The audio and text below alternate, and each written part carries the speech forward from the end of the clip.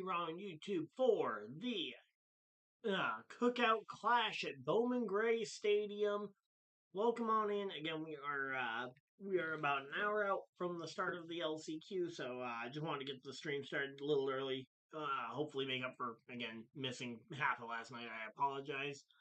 But we are here and ready. Hopefully you guys are too, as we are getting ready for this one. Welcome on in, and let's get this one underway. Alright, so yeah, we are just going to chill out here for a little bit, let some people pop in here, and then we will figure out what we're going to do for some filler as we wait for the start of the race. I do have up over on the starting order over here, the starting order for the LCQ. I looked it up afterwards, after last night's stream, and was corrected that it is, that, I don't know why I forgot this, but, because they used to do 2 LCQs, but then when during one of the format changes over in LA, they changed it to only 1 LCQ. So all the remaining drivers who missed the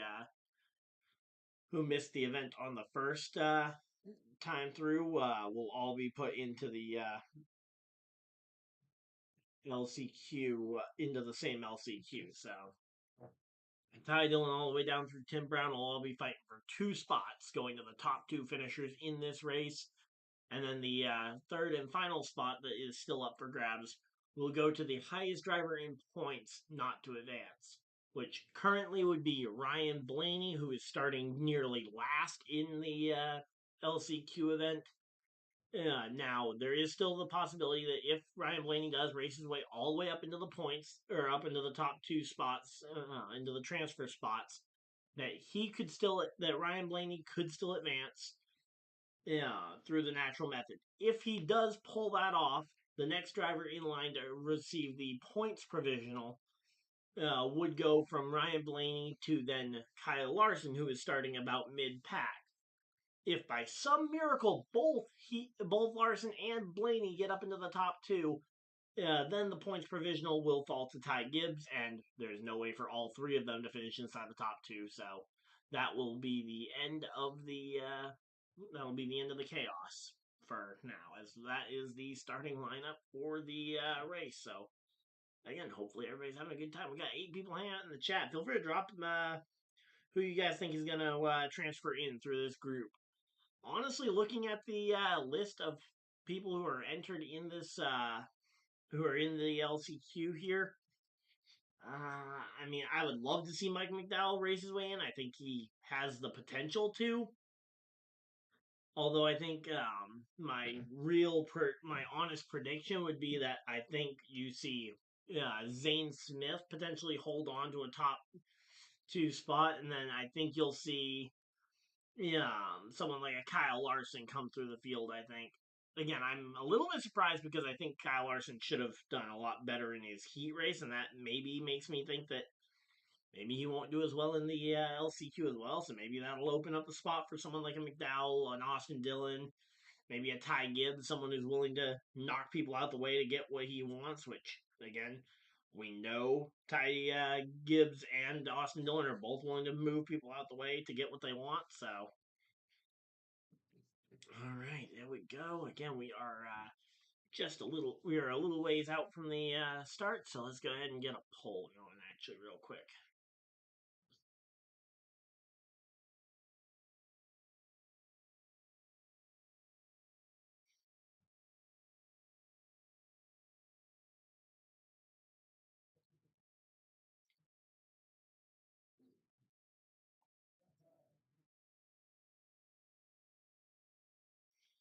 But yeah, Zane Smith is my early pick for the LCQ. So I'm going to go ahead and throw in some names. Zane Smith.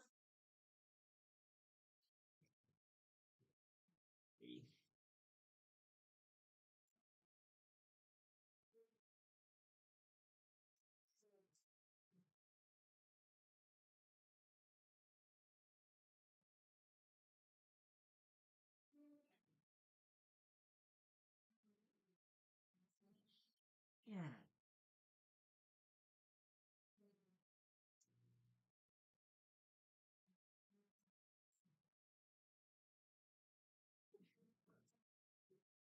All right, we got 17 people hanging out in chat. Thank you guys for all 17 of you guys who have tuned in so far. Again, we are just a little bit out from the start of the LCQ, so we will be getting this all going here in a few. But until then, we will be hanging out and just talking some NASCAR, getting ready for the new NASCAR season, which is just around the corner. Daytona 500 coming up.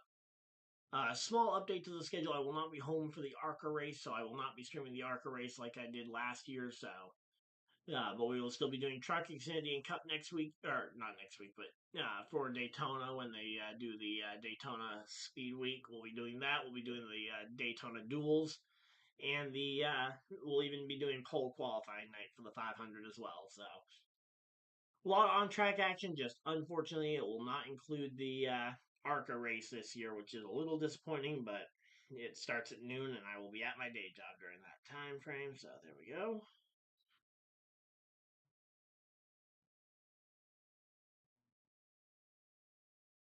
Here, man. Oh, 1 second, guys.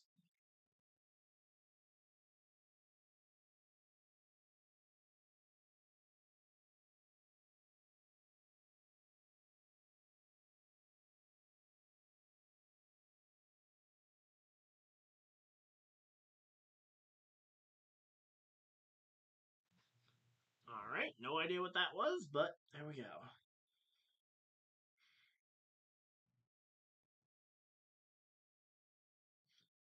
All right, so yeah, we are chilling out here. Hopefully, everybody's having a good time. We are getting ready for this one. All right, we are settling in. Again, we are a little ways out from the start of the race, so we are just chilling out here for the time being. Again, the race will be the start of the event should be at about 6 o'clock Eastern. We are about 50 minutes out from it, but figure we can go ahead and talk some of the NASCAR season. We put the poll in. All right, but yeah, so when it comes to the overall NASCAR season, it really does feel like not much has really changed from last year to this year. So yeah, that's ultimately one of the things that has me a little bit nervous is that we might just see a repeat of what we saw last year, which was a lot of Penske kind of taking coming in the clutch. We saw a lot of Hendrick Motorsports versus Joe Gibbs early on last year, especially while Ford struggled in the first 3 months. Yeah, definitely curious to see if the back-to-back super speedways can perform the way they did in the first half of last year. Obviously, turned on a little bit more. And actually, you know what? Hey, Pro Bowl games are on. Let's go ahead and take a look and see how the Pro Bowl's doing. We'll go ahead and check out some of the Pro Bowl.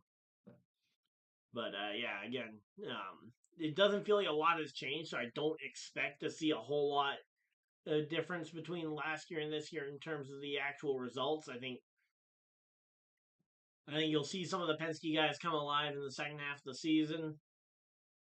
I think you see Hendrick Motorsports come out of the gate swinging, and ultimately, I think Joe Gibbs will be the most consistent team. I just don't know if that consistency will lead to them being good enough to advance through the rounds, or if that consistency will just mean that they'll end up somewhere in the middle. Yeah, come the start of the come the start of the playoffs. Certainly hoping to see Ty Gibbs break through to win his first race. Again, I've said that I think Richmond would be a good spot for that. Some of the other tracks I think that he could get his first win at. Let's go ahead and see. So Ty Gibbs. I think Ty Gibbs could say again, it's year 3. It's the kind of the traditional breakout year for Ty Gibbs. I don't think Phoenix. I don't think Vegas. Homestead maybe. Martinsville, if he qualifies well, he could get it. Darlington could be a shot. Darlington or Bristol, 2 races in a row there. I think he could break out and potentially win at. Talladega, probably not. I mean, it's kind of a luck thing, and he could get it, but I wouldn't say he's a favorite for it. I think Hendrick will be favored at Texas, and Kansas. Some of the mile and a halfs, I feel like that's going to be the forte of the Hendrick Motorsports group. I wouldn't be shocked to see Ty Gibbs perform well at Nashville Super Speedway. Michigan, I see that one going right back to Chase Elliott versus Kyle Larson. I think that combo will definitely be the best there. Mexico City, that's another road course. I think the road courses are pretty much spoken for at this point. So again, there's definitely some options. Dover, I could definitely see him potentially breaking through at Dover for that one. Iowa's another spot that he or fellow Joe Gibbs racing teammate Christopher Bell could go ahead and pick up the win there. Richmond on hey, there's a Richmond race on my birthday this year. That's cool. All right, so Richmond again. That's another one that he or Bell could be fighting it out for. Problem is that's also the same track type that what's his name Denny Hamlin also excels at. So again, trying to separate yourself from the other Toyotas, considering all the Toyotas tend to a lot of their skill sets tend to overlap at both type of track and in terms of the actual thing. So it's definitely one of those that they could break through, and we could see a shift. I wouldn't be shocked to see someone like a Bell winning at Phoenix. I wouldn't be stunned to see, say, another Denny Hamlin win at Kansas, or even some of the other super speedway or some of the other mile and a halfs like Texas or even Charlotte. Charlotte with the Coke 600, that one's always kind of a wild card because of just how long that race is. Yeah, typically in recent years it's been a Hendrick Motorsports playground, but who knows? Again, things could be different this year. Again, we've seen drivers, and that's where the Clash doesn't feel like a really good kind of metric to start the season on, as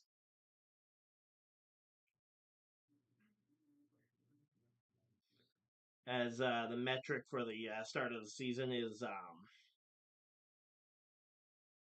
I like to have the metric for the start of the season being something that you can actually take some level of info. Like the last couple of years at the LA Memorial Coliseum, and I will extend that to this, is that I don't think any of the stuff like the struggles of the Ryan Blaney machine or the struggles of the Kyle Larson team, I don't foresee any of that really following into the.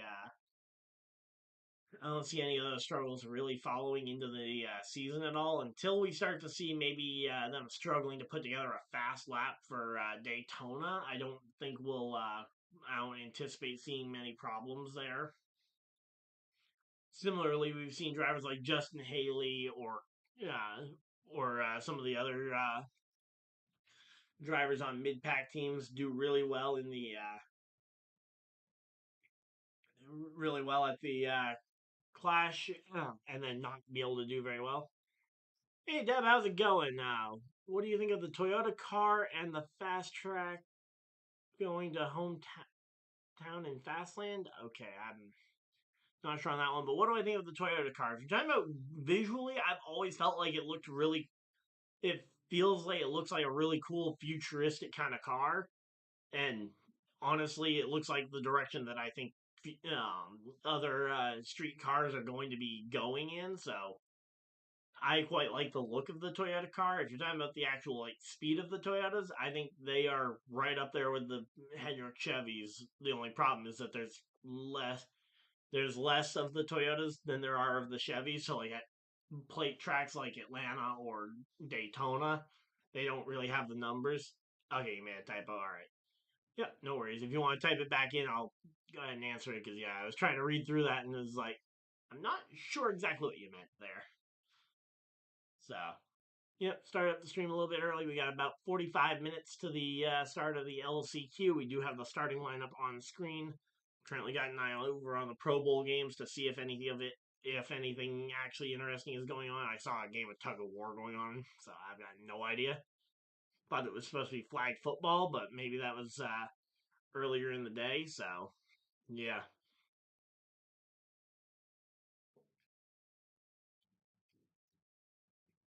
All right, so there we go. But yeah, again, I think Toyota's best shot to get wins though will be to stack them up at the mile and a half. Again, Christopher Bell looked lightning fast at Homestead, Miami. So the fact that Homestead's an early track in the year, that would be a good chance for him to potentially. In fact, there's actually a really good chance for Christopher Bell to sneak momentum early in the season because if he can pick up a win at if he can pick up a win or be competitive at Phoenix, between him and Chase Briscoe, I think the Toyotas have a chance to be competitive at Phoenix, especially in that spring race. Then 2 weeks later at Homestead, be able to keep that momentum up along with a solid finish at Vegas, you could realistically see someone like a Christopher Bell really pick up some momentum in the early part of that season. And then if he can carry some of that into Martinsville, which Martinsville is a flat version of New Hampshire, obviously Bell hasn't had quite the track record at Martinsville the same way he has at New Hampshire, where I don't think he's ever. The only race I think he hasn't won at New Hampshire, or the only races he hasn't won at New Hampshire was rain shortened Cup race and the Cup race that he was in the '95 for Levine Family Racing. So again, short flat tracks tend to be good ones for him. So Martinsville definitely could be an interesting one. Darlington, another track I think that he can compete at. So again, Christopher Bell, I have a lot of high hopes for.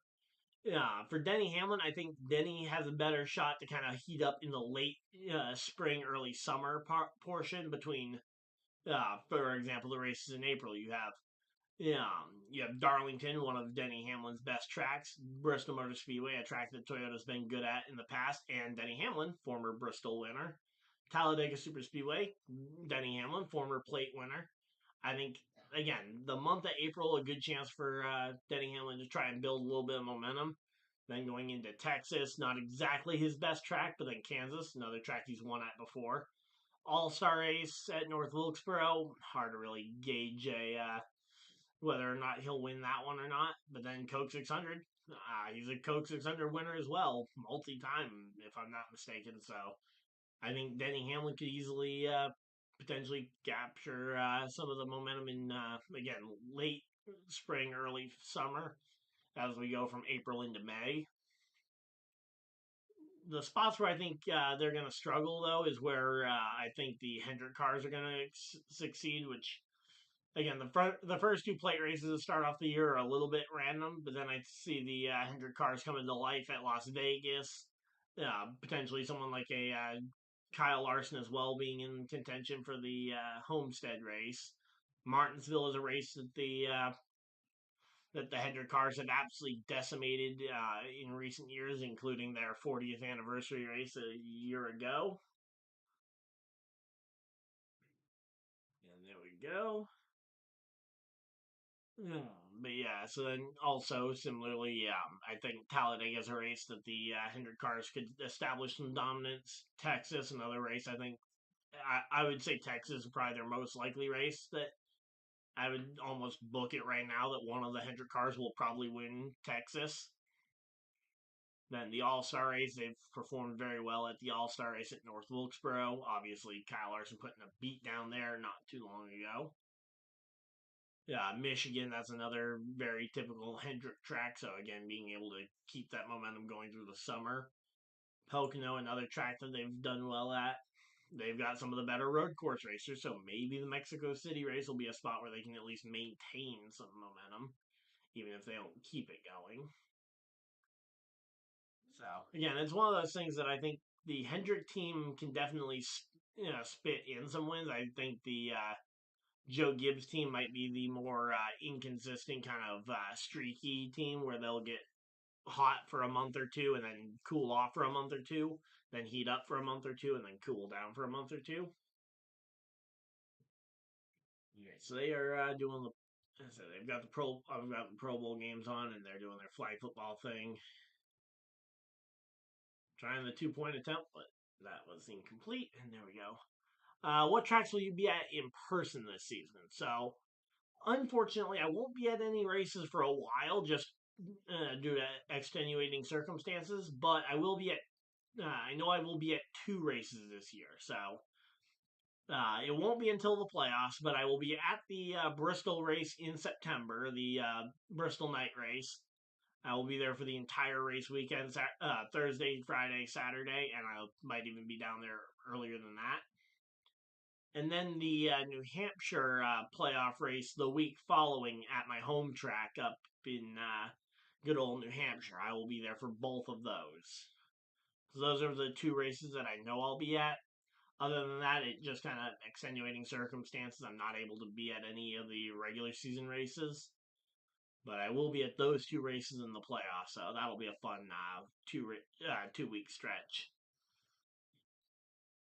So there we go. And again, Penske, I think Penske turns it on late in the season. Potentially, again, Gateway, they were pretty solid at this past year.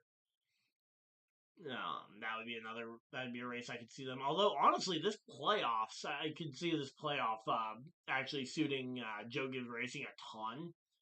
Because, like, that first round, aside from Gateway, which is kind of a up in the air track, I'd say that one favors the Penske team. But like Darlington, Bristol, both of those races tend to favor the Toyotas.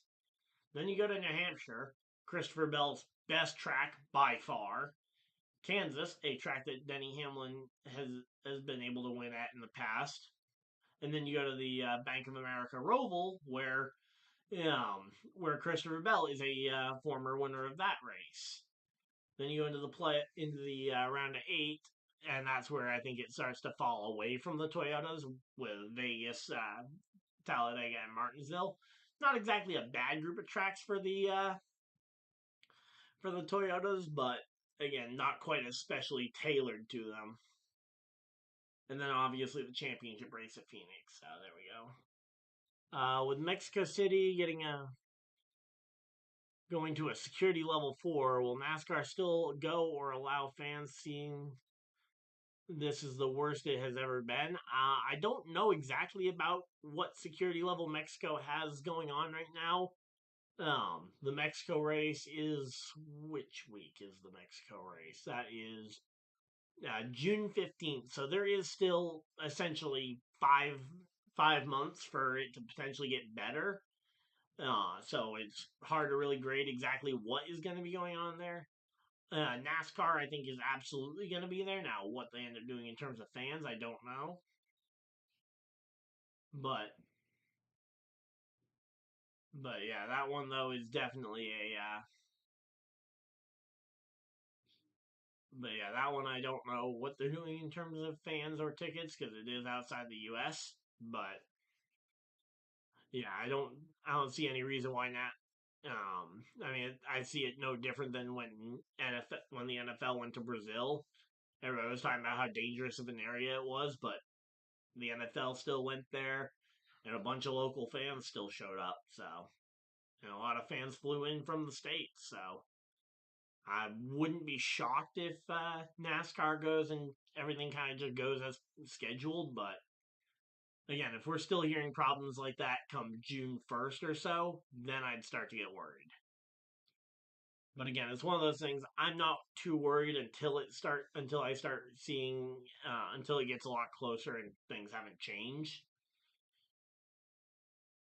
So there we go. All right, looks like we're pretty well split between Zane Smith, Ty Gibbs, and someone else being the driver to win the LCQ.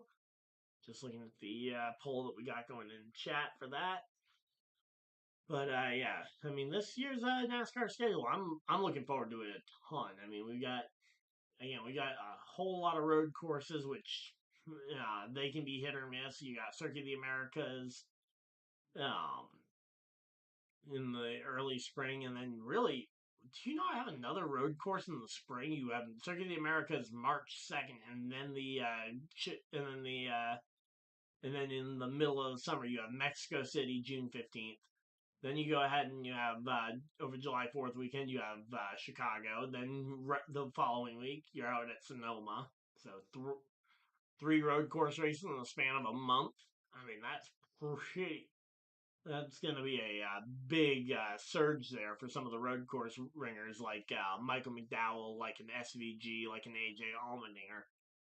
Now that's a lot of road course ringers, and obviously I'm not personally expecting them all to win. I'm hoping that Mike McDowell will be able to sneak a win away. I'm expecting SVG will win one or two of those races. Then you got the Go Bowling at the Glen on August 10th. heading into the playoffs. So that's what, four? Is that only four playoff regular season road course races? Let me see. One, two, three, four. Oh wait, no, five. Sorry, five of them. So five regular season road course races definitely lends itself to potentially a good split of, say, Kyle Larson, Chase Elliott type winners. But also, I think again, SVG winning one or two. Honestly, I think if SVG doesn't, if SVG goes winless this season, it will really be a big surprise, honestly, for a lot of the fan base. I think a lot of us are expecting SVG to come in and win at least one race, especially with the road courses. But if he goes winless, I think there will be some real conversation being had about him.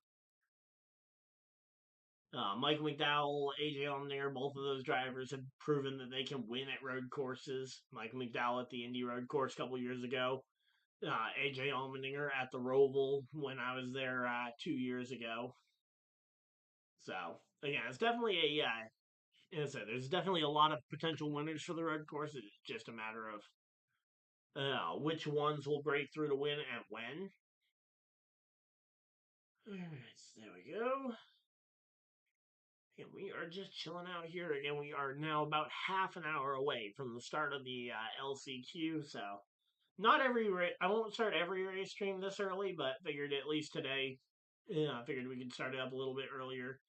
Again, make up for the fact that I set my alarm last night to wake me up before the race. So I ended up missing the first two heats. But there we go. We got the flag football game going on over there. The in-season tournament's another interesting one. So you got the in-season tournament over on the HBO Max portion of the season, starting off with Atlanta Motor Speedway to set the kind of setting the grid in the first round. I mean, having a first round be a plate race for the in-season tournament, that's gonna be a weird one. Then you go to Chicago for the street race, another weird track, and actually two road courses in a row for Chicago and then Sonoma on the thing. You don't really get to a traditional oval until Dover and Indy for the last two rounds for the semifinals and finals of the in-season tournament, because it'll go 32, down to 16, down to 8, down to 4 at Indianapolis. So it'll be basically a championship 4 style thing. I'm guessing it for Indianapolis, or maybe it'll be less than that. Maybe it'll be 16. Yeah, it'll be 16 down to 8, down to 4, down to 2. I don't know exactly how I haven't looked into how they're doing the in-season tournament thing with too much detail at least. So there we go. We are chilling out here. Hopefully everybody's having a good time. If you guys are, of course, hit the like button and subscribe if you guys are new. We've been doing these streams for a couple years now, and I say no plans of stopping anytime soon. I'm planning on being here for every single Cup race this year, and as many of the NASCAR Xfinity and Truck Series races as possible. So should be a good one. Hopefully you guys will be excited as well. All right, so there we go.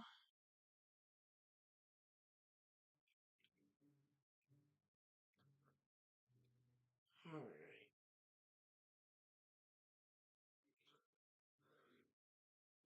So again, we are chilling out here. Hopefully everybody's having a good time.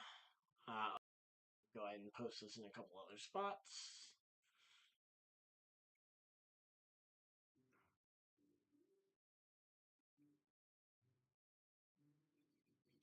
222. But yeah, so yeah, if you guys have any questions about the upcoming NASCAR season, or any questions at all you guys got for me, feel free to drop them in the comments and I will get to them. So there we go.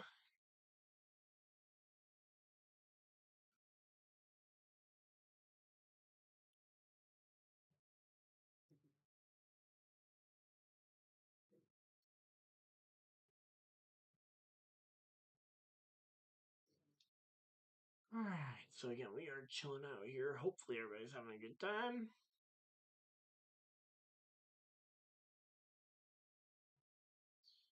Alright, so there we go. Just checking that out. Alright, so again, it's starting to seem like Ty Gibbs might be taking the slight lead over Zane Smith and the other option. Again, if you guys voted for other, I'd love to hear who you guys think's going to win the LCQ race. Again, over here we've got the list of drivers, and again, I think Eric Jones could be a potential dark horse to go up here and spoil the party.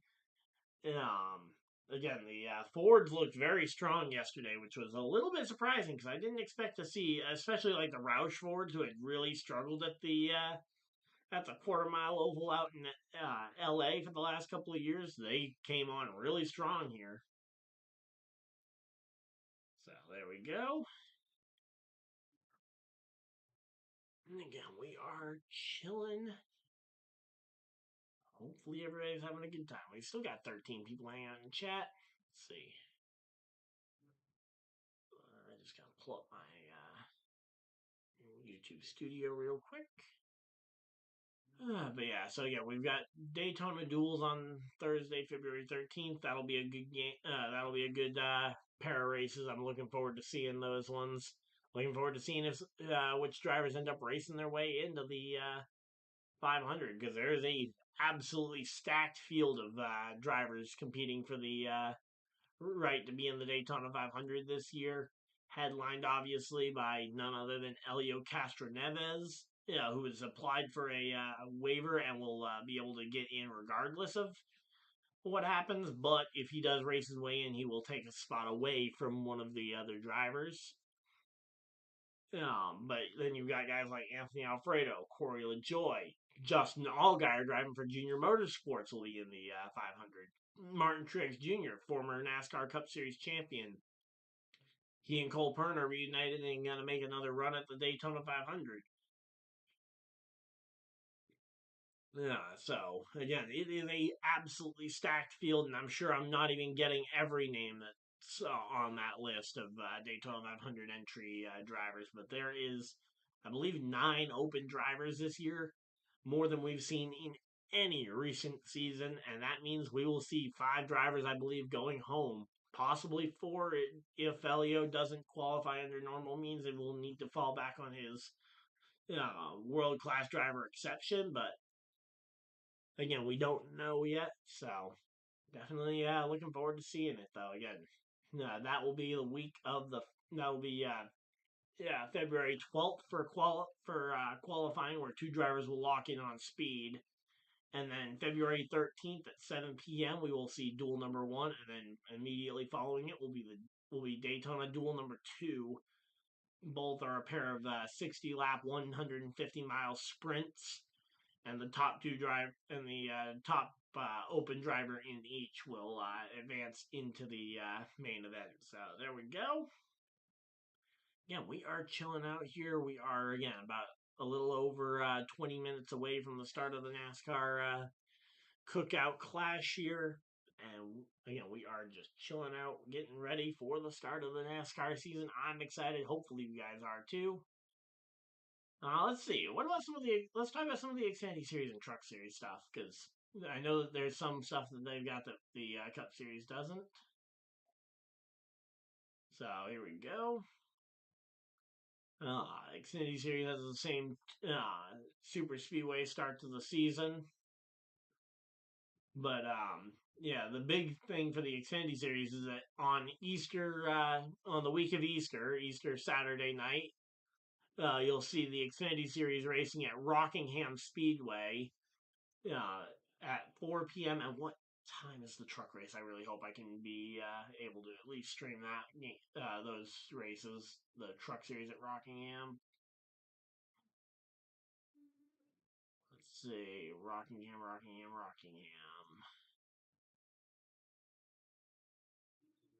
Where's the Rockingham race? It's on Easter weekend. Is it just I thought for sure. I thought it was Xfinity and trucks. Oh yeah, there it is. Blackstar. There we go. Okay, so it's the night before. Okay, I was worried that it was a Saturday doubleheader. and that one was going to be at noon and the other one was going to be at that. No, it's going to be at 5 p.m. on Friday and then the following Saturday. So 2 days of Rockingham Speedway racing there in April. I'm looking forward to it. Casey Kane coming out of retirement to run that race for the NASCAR Xfinity Series, driving an RCR Chevy. I certainly hope to see him potentially put up a real contending performance there. No truck series at Circuit of the Americas this year. I remember watching that race a couple of times. The trucks at Coda being a weird one. In fact, last year, Marco Andretti's entire rear end housing came out of his truck there. Let's see. Lime Rock Park for the um, trucks will be in June June 28th for the Camping World or not Camping World, the Craftsman Truck Series.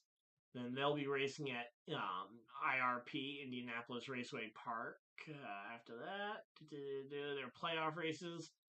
They will be racing at both races I'll be going to have Truck Series as a part of there. So, yep, the Bristol Motor Speedway and New Hampshire truck races. Those are both part of the same round of the playoffs for the Truck Series. I'm looking forward to being there. And again, I think that is most of the biggest differences in the Truck Series schedule. Are you kidding me? The truck race for at Lime Rock Park actually got big Fox coverage. That's insane. All right, well, there we go. Again, we are chilling out about 20 minutes out from the start of the NASCAR for the NASCAR clash at the at Bowman Gray Stadium. All right, Xfinity Series. Do they have anything else I forgot about other than Rockingham? Because I know I was looking forward to Rockingham. They'll be joining the NASCAR Cup Series down in Mexico for that race. And then they'll be running, Xfinity Series at Sonoma. Nice to see the Xfinity Series finally getting some starts at Sonoma. For the longest time, it was always just NASCAR out at Sonoma. And then, like, the ARCA West Series would be the other series to go out there with them. So if any of the drivers wanted to do double duty, they had to drop all the way to ARCA West. So then you have, all right, Portland, Oregon. I say they're racing in Portland, Oregon on August 30th. Okay, that's weird. They're not racing. The Xfinity Series isn't racing Darlington in the fall. That's a weird one. And then they'll be racing Gateway as their playoff cutoff race, and then the first race of the playoffs will be that Bristol Motor Speedway playoff race. All right, well there we go. Again, I didn't remember that Bristol actually was in the playoffs. I thought Bristol was like that last cutoff race before the playoffs. Once again. But no, I guess they moved around the schedule a little bit, and now it will not be part of the. Now it'll be part of the playoffs, the first race actually of it. So there we go. Hmm. There we go. Again, we are chilling out here. Hopefully, everybody's having a good time. We have got 10 people still hanging out in chat. I know it's a little bit before the start of the race. We will be going we staying live right through the LCQ and straight on to the main event. So you won't have to flip your channel here. We will be here for the entire thing. Hopefully you guys are excited. If you guys are, again, hit the subscribe button and we will be getting ready for this one.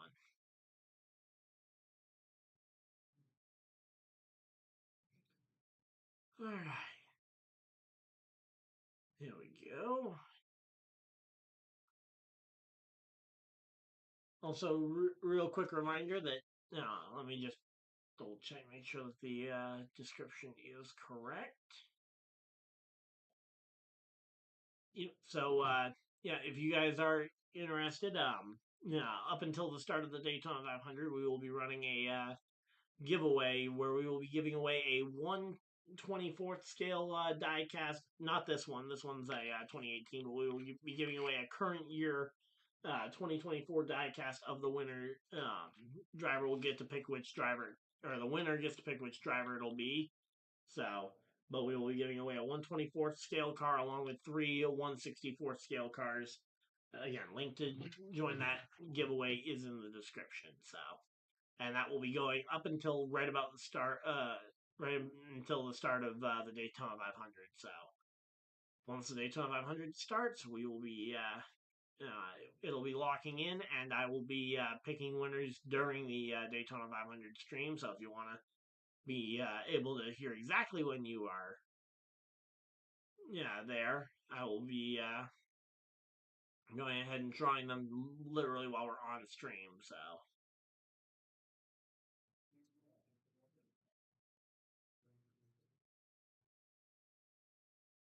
there we go. Let's see.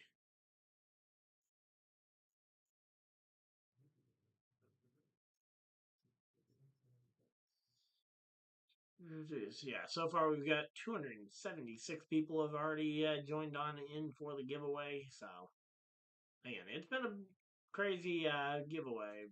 And again, I'm looking forward to it. Hopefully, you guys are too.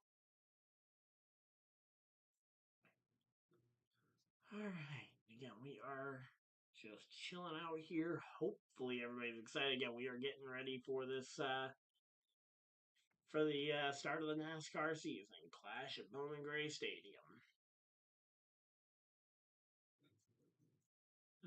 Also, once again, we will be doing the the NASCAR fantasy game. So, I'll be doing Fantasy Friday with you guys, and all right. So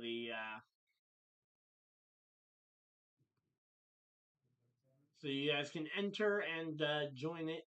February 11th will be the start of fantasy, where you'll be able to start setting your fantasy roster. But there is the link in the chat if you guys want to go ahead and join on into the to our one. And there we go. All right, give me a second, and we will have the.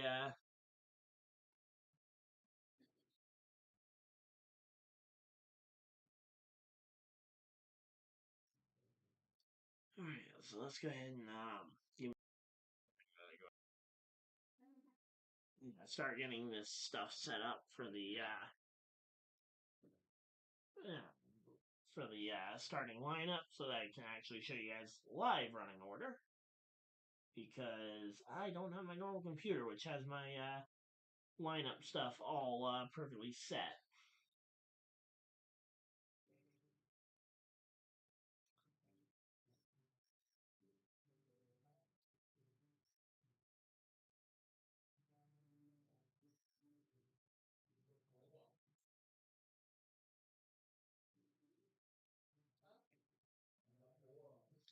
All right, so it's a 75 lap LCQ and a 200 lap main event, and again there is a pause after the there is a pause at halfway in the main event. So there we go. I just need to go ahead and copy and paste. Oh.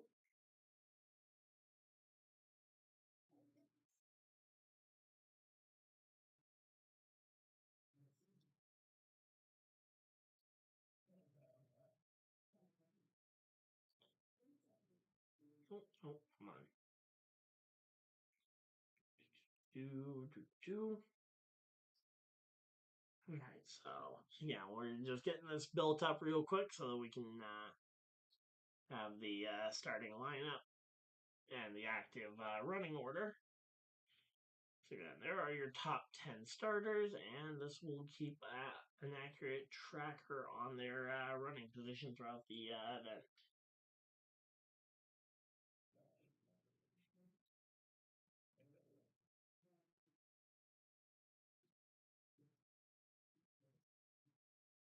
Alright, so there we go. We have got that all built. We are ready to go. So again, we are we're getting excited here. It is nearing the start of the NASCAR season. The NFL Pro Bowl game just finished up. The NFC is your Pro Bowl winners.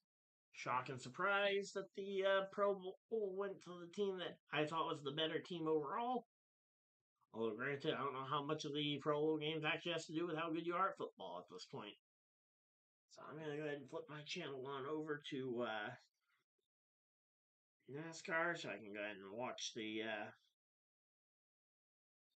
so I can watch pre-race coverage and we can see what's going on the actual game. Let's see.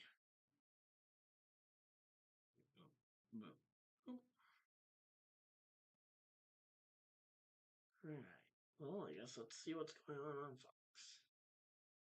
I have absolutely no idea what's going on Fox right now. Okay, it's the bowling finals it looks like. Okay. So I guess we'll have bowling finals on the sideline because again that's what's on right before the NASCAR race. So here we go, rolling it down, and oh wow, that was a nice curve. I'm gonna say great curve and gets a strike for whoever that was. Good job for I believe that was Tackett. So again, looks like yeah, it definitely looks like Ty Gibbs the favorite in the poll for who's going to win the Open. And again, there we go. We got our top 10. We'll go ahead and throw the full starting grid up here while we wait. Also, I want to go ahead and group those two into a folder so I can adjust them together. Boop.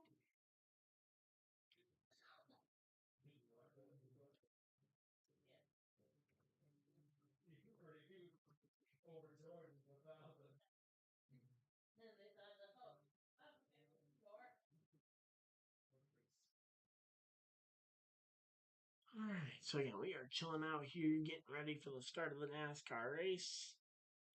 Only about 15 minutes, let's say less than 15 minutes away as they get ready to go ahead and roll, as they get ready to roll here. See, rolling, yeah, watching some more bowling and another strike. There we go. How long was Anderson with the strike there? Again, they're going strike for strike here pretty well. And they're already in frame 10, so there we go.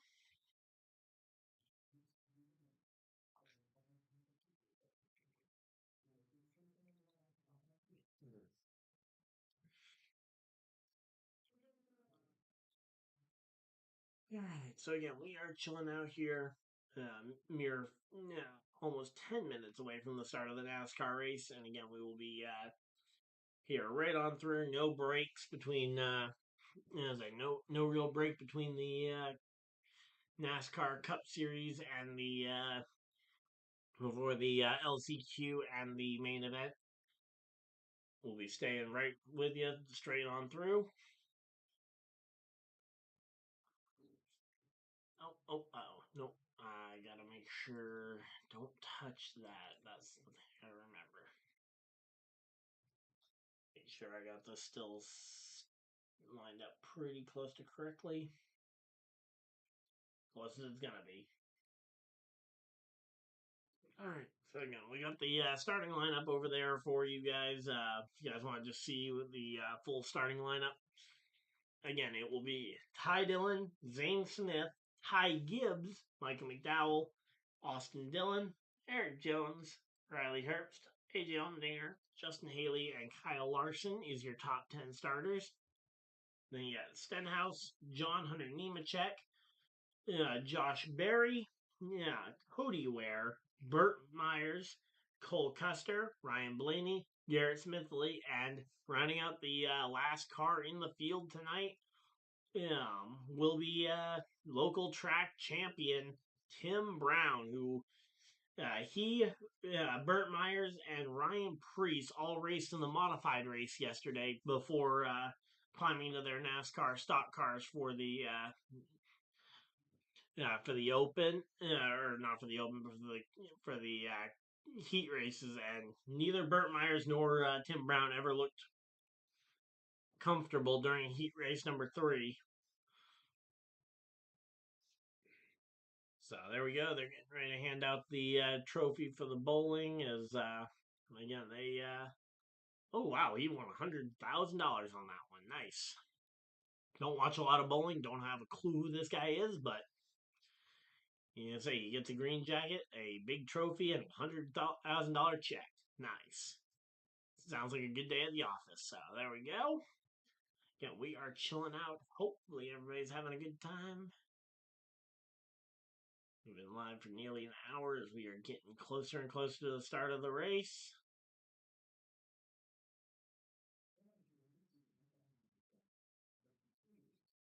All right, here we go.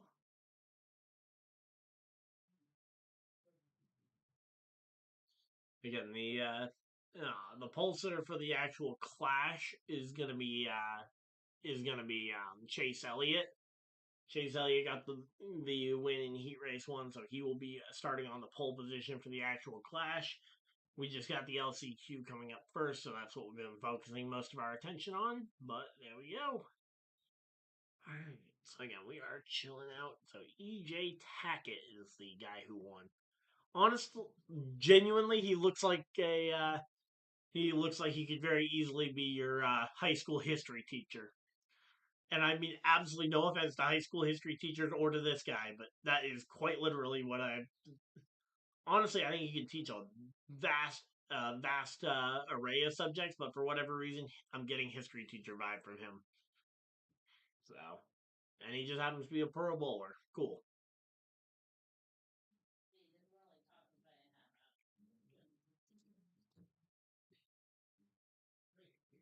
So yeah, we are chilling out though. Again, hopefully everybody's having a good time and enjoying the event. Again, we will be getting ready for the start here. Yeah, if you guys have any questions you want to ask, feel free to ask them. Chat is open. But yeah, we are here and ready for this one. Let's see.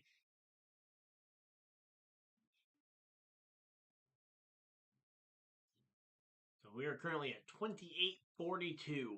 Yeah, we are currently, what would that be? 60, is a 58 subscribers away from hitting 2,900. If we did 2,900 before the Daytona 500 started, that would be insane. But yeah, absolutely been having a blast making some content. Hey Thomas, how's it going? Easy, just don't race in Mexico. I don't mind them trying it. I'd always said I would much rather see them expand to Canadian Tire up in Canada first, and then maybe Mexico. That was always kind of my preferred one, was to go either to maybe the Canadian Grand Prix track, but I've always said I think Canadian Tire is completely underutilized, assuming that it's still operational. I think Canadian Tire should absolutely have been where NASCAR looked first, but I don't hate the idea of racing in Mexico. And again, F1 does it every single year without issue, so I don't see how. I don't, again, I'm not too worried about it until there's an actual statement about NASCAR either talking about possibly taking it off the schedule early.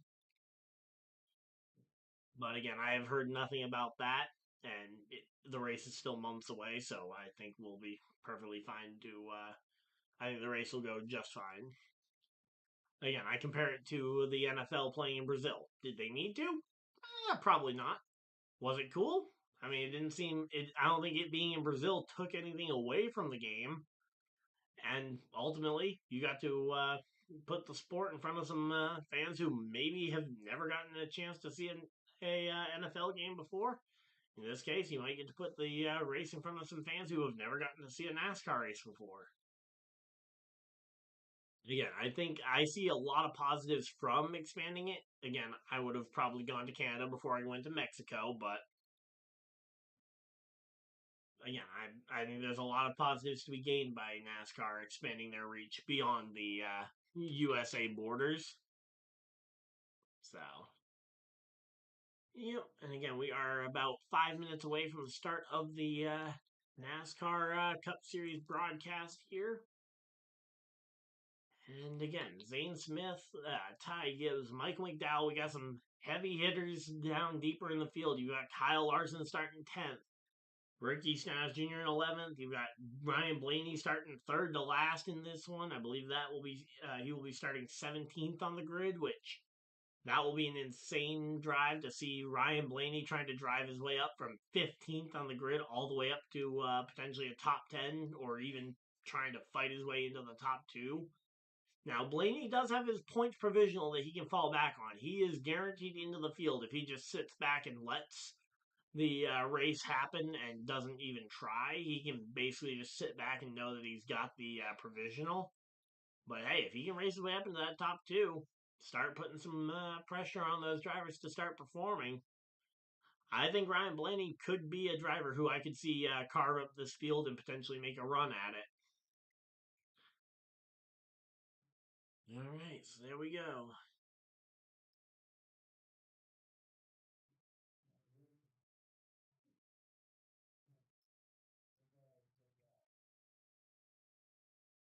So again, they've got the NASCAR Cup Series Last Chance Qualifier getting ready to go over on Big Fox. So if anyone is watching on your own on your TVs separately, again the Pro Bowling is just wrapping up, and we will be getting trackside coverage here momentarily. But yeah, we are chilling out though. We got 12 people hanging out in chat. Thank you guys for everybody that has decided to spend a portion of your very valuable Sunday here with us as we are getting ready for the start of the NASCAR season. And here we go.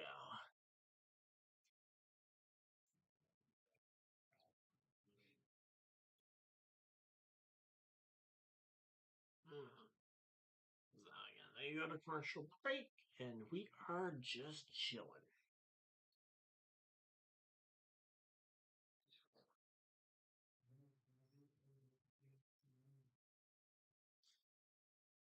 I'm gonna go ahead and repost the tweet as well, real quick, so that hopefully it'll be pushed up to the top of everybody's feeds. Let's see. Are there any trending topics on Twitter to keep an eye on? Yeah, big a big NBA trade. Luka Doncic going from the Mavericks all the way to the Lakers. Who's NBA fan? Feel like I should probably mention that one.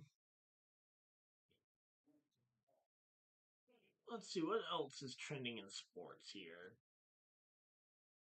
Okay, Chase Elliott, the most trending motorsports driver right now, which surprise. It would be Chase Elliott trending.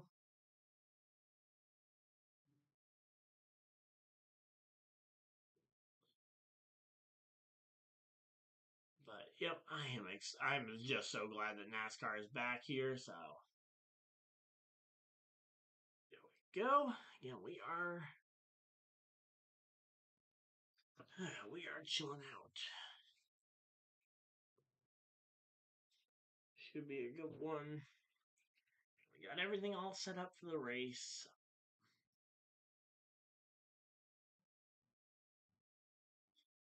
All right. Do you guys want a caution counter up in the other corner to keep a count of how many cautions we have? I feel like that could be fun. You guys want to see a caution counter? Let's do a caution counter. If you guys don't want to see a caution counter, cool. All right. And all right. So let's go ahead and get a caution counter going. I could do it manually the same way I do it with the NFL scores, but I feel like we can do it this way. It will be updated automatically, and no one will have to tell me that I got it wrong or that I forgot to count one.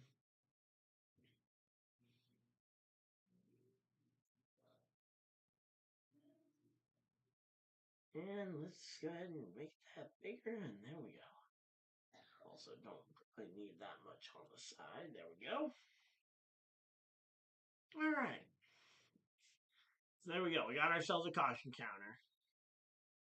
So there we go. That counter will go ahead and count up the caution flags until eventually we end up getting to the end of the race.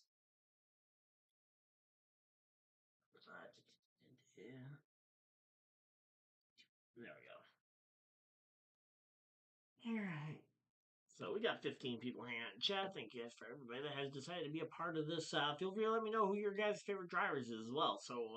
And so I can keep track of your guys' favorite drivers throughout the field as we go on throughout the night and throughout the year.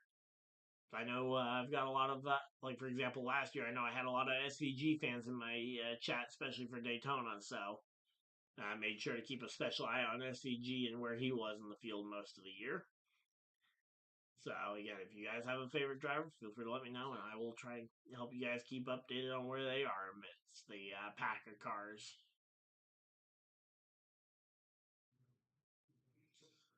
But yeah, there is gonna say they're just coming back from commercial break, getting ready for the clash at Bowman Gray Stadium, showing off some of the highlights from the last couple of years at the LA Coliseum. Haven't seen a highlight yet from yesterday's race, which is a little weird.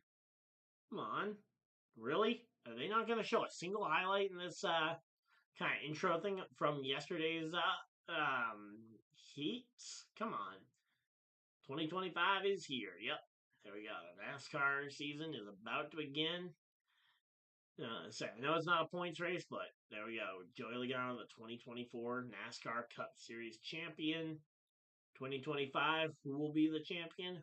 It's anybody's guess at this point. And there's the small quarter mile bull ring here at Bowman Gray Stadium. Again, I think that curved wall definitely plays a couple of issues, and I would rather see them smooth it out, but they opted not to, so I guess that'll just be a quirk of this track, similar to road courses having quirks of different corners and stuff. And there we go. Kevin Harvick, Jamie McMurray, Clint Boyer up in the booth. So there we go. Again, I will say the fact that there's no inside wall for drivers to kind of ping off of and then ping right back up into traffic, that I think is a big plus of this track versus the track that they built in LA, because the track in LA had an interior wall right there at the curbing, so it was very easy that if you got a car spinning, that they would ricochet back up into the field and end up clogging up tracks very easily. At this track, at least there's a big infield area for them to spin to if they spin out, and then a caution can be thrown to either get them back in the pack or back to the pit area. But here we go again, the Cookout Clash at Bowman Gray Stadium, getting ready for this one. I'm so excited.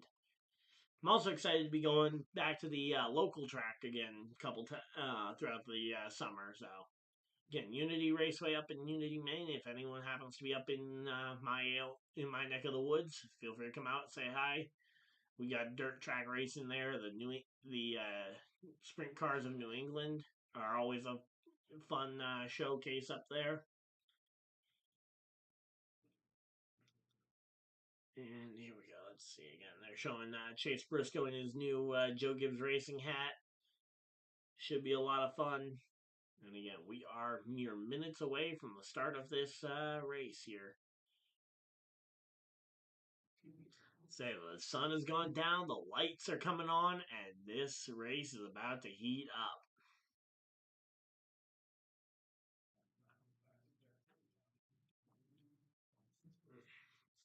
All right, there we go. Welcome on in. Hopefully everybody's having a good time. So again, we are just past 6 o'clock here on the East Coast. We will be going live. We'll be live until late into the night.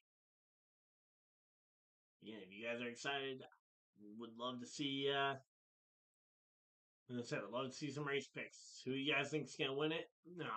Again, I've got Zane Smith as my provisional favorite for the LCQ. My pick for the Clash of the Whole, I've got Kyle Busch as my pick over on the Lap Down podcast.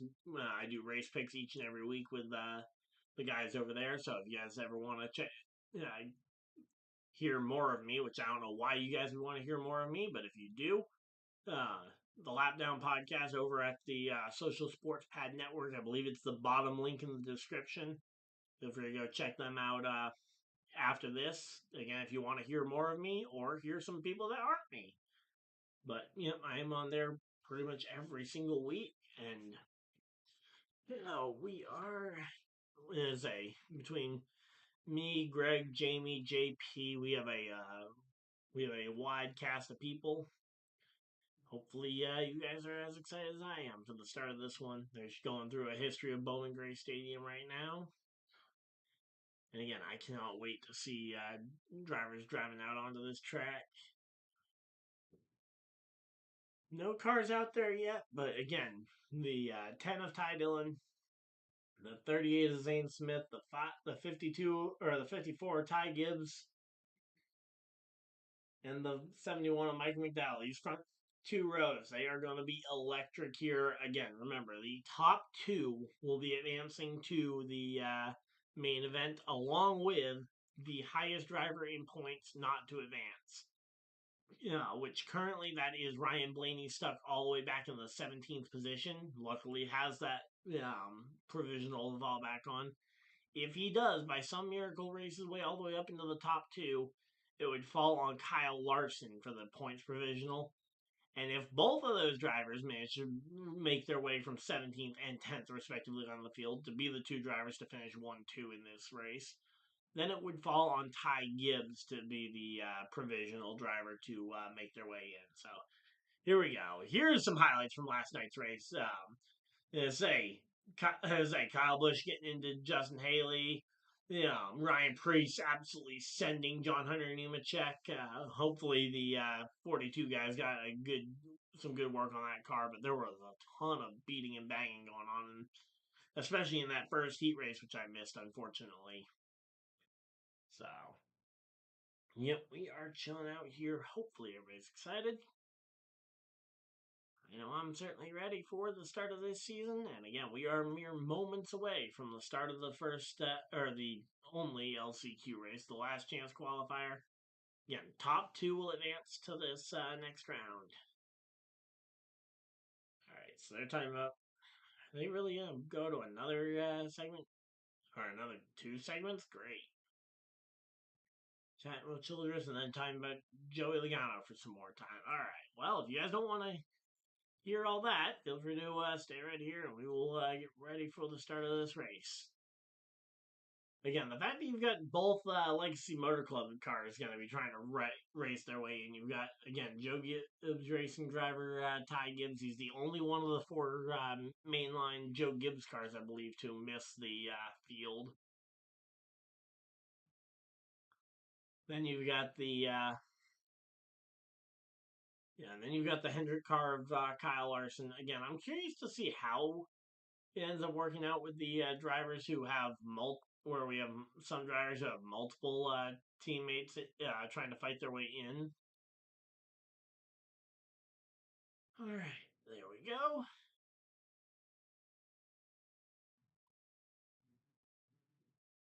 Yeah, it's a 75 lap event. We saw 25 laps in each of the heats earlier on tonight.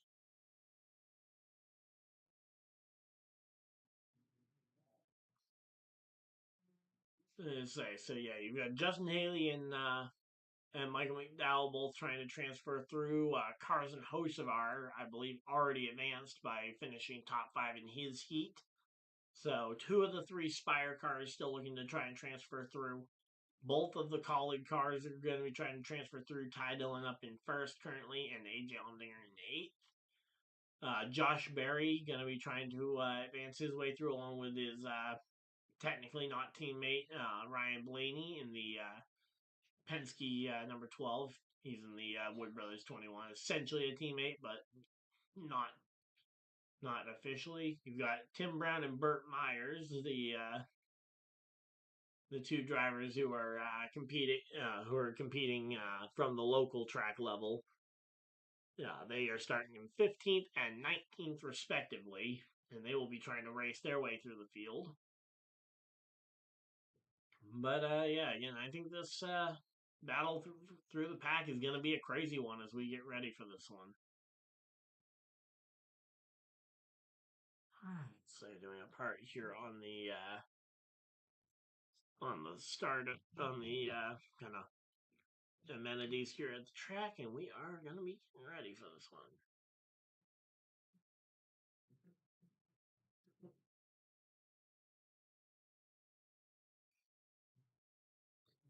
All right, so again, we are chilling out here. They got oh, sorry, a couple of the drivers got some popcorn there, and there we go. We are set and ready for this one. Welcome on in. Hopefully, everybody's having a good time. Again, we are mere moments away from the start of this race.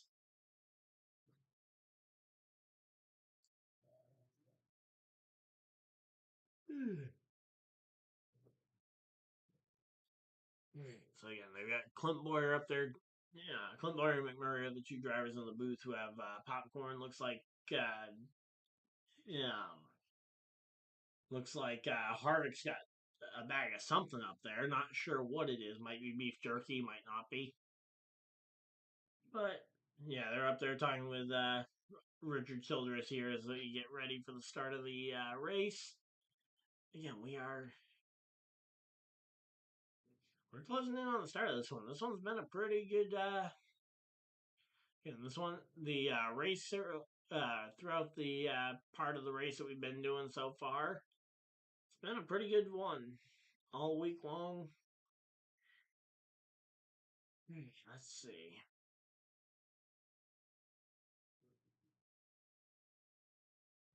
There we go.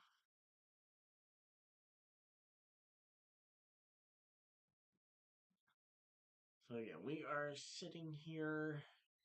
Just gonna refresh the giveaway page. We are currently still at 276 different people who have entered in the giveaway here on the channel. As again, we are chilling out here, getting ready for the start of the season. Also, feel free to let me know what your guys' favorite track on the schedule is. I feel like I know. I feel like I know some of the most popular ones, and you know what? We'll go ahead and skip an ad break here real quick because we'll skip this round of ads, delay them, and yeah, we'll get ready for the cars should be on track shortly. Didn't expect there to be this much pre-race going on, but we are mere minutes away from the start of the Clash at the Coliseum, or Clash at the Coliseum, Clash at Bowman Gray. Yeah, last chance qualifier race here.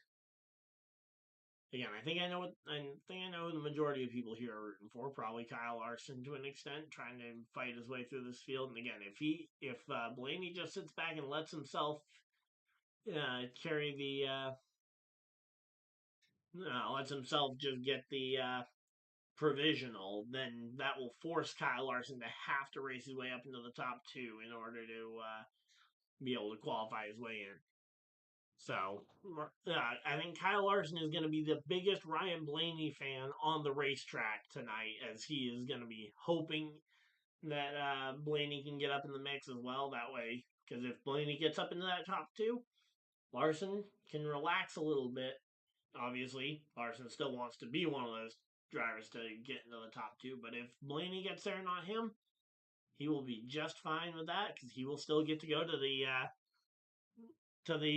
main event. And again, the main event will be 23 drivers.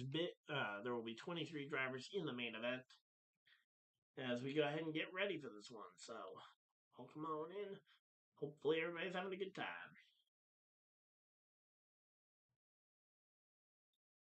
I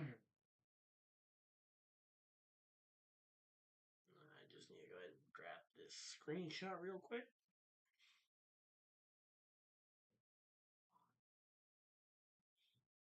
That way I can work with that for potential multi-streams when I'm streaming with other people later on. Alright, and again, they're going to be doing a Joey Logano segment, so we are still a little ways away from the start of this race. Alright, let's see.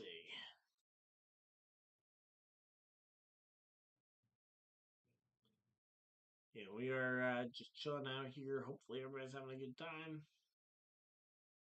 If you guys got any... Okay, there we go. Mike McDowell already in his fire suit, getting ready to climb in the car. Hopefully, again, I'm hoping that we're not too far away from the start of this race. Again, I didn't anticipate quite this much pre-race from the NASCAR race.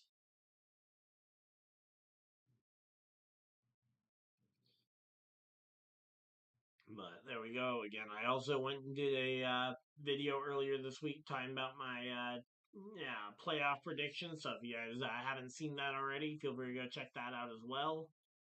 I'm gonna say I did a full video talking about it. Who I think the 16 playoff drivers are gonna be.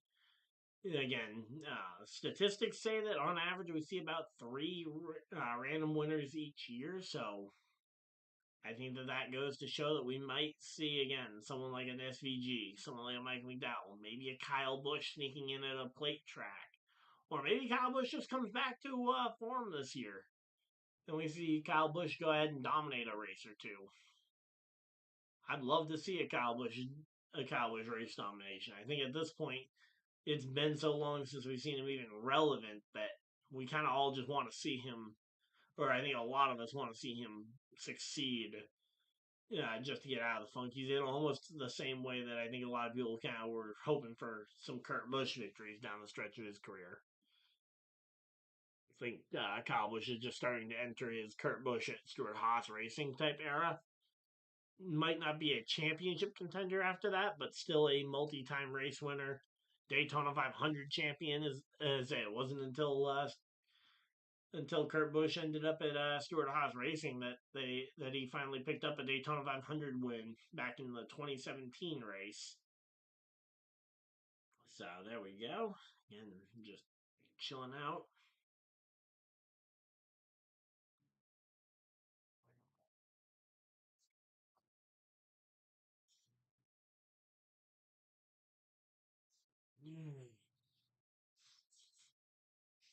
So Ty Dillon's starting to get a couple of votes. All right, so we got some people that think Ty Dillon will be able to defend from the pole position.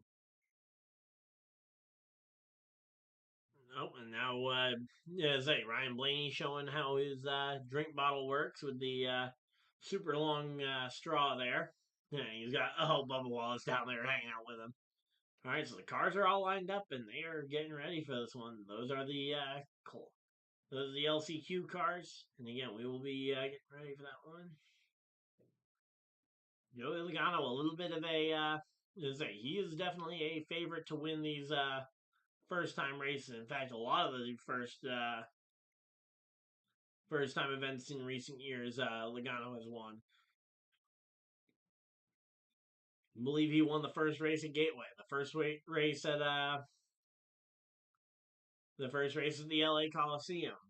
Yeah, I say Joey Logano has definitely been a king of firsts, and now we have a first time visiting Bowman Gray Stadium. Could this be a potential chance for Joey Logano to go ahead and score himself his first win at Bowman Gray? So again, I'm looking forward to it. Hopefully you guys are too. Again, we are chilling out here. Super excited here for the start of this race. All right, there we go.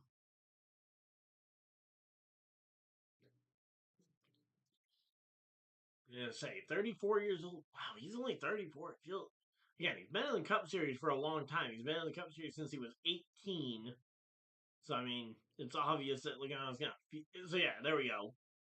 So Bristol, the first ever Bristol dirt race, first Clash of the Coliseum, and the first Gateway race. He won all three of those first time experiences. So winning all three of those, I mean, the only new races that he hasn't won in their first start was he didn't win the first Chicago Street Course because that one went to the Dominator SVG of the day, and then he didn't win the first of the what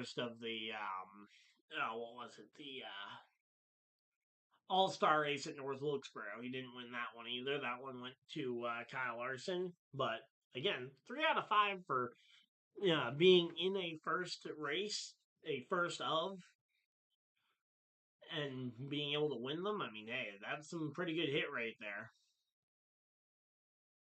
We should be getting ready for the start of this race shortly. Again, I think this is the last segment they have on their schedule before we go green. So again, we should be seeing cars on track here very soon, showing off some of the heat races from last night where Yeah, there we go. Byron and Logano got into each other there, roughing each other up. And Logano ends up shutting the door on Byron with Car's nose bar right in behind. That is not a driver you want to be getting your nose chopped off with him on your tail, because Hocevar will not hesitate to run into the back of you, potentially send you around. And it won't be because he doesn't like you. It'll just be because you were in his way and he was trying to get to the top of the grid.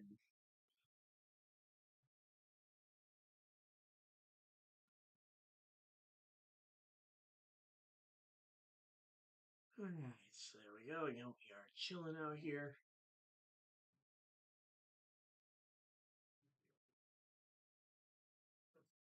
But we are having a good time. Hopefully you guys are too. We have 14 people hanging out in chat. Hopefully everybody's having a good time. If you're enjoying the content, feel free to hit the like button and subscribe if you guys are new so you guys don't miss any future videos or live streams. We are charging our way towards that 2,900 subscriber mark, closing in on it day by day, and hopefully having some fun along the way.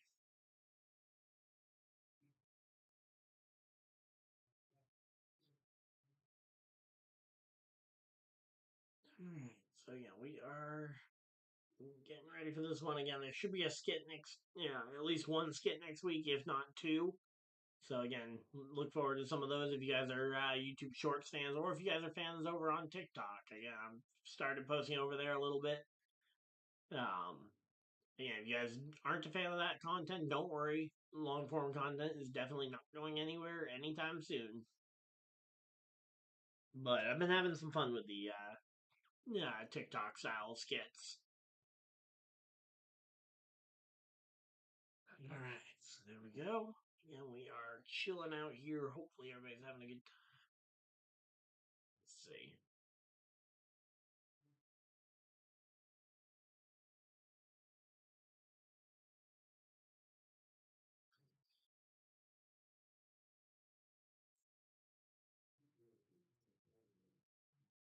There we go.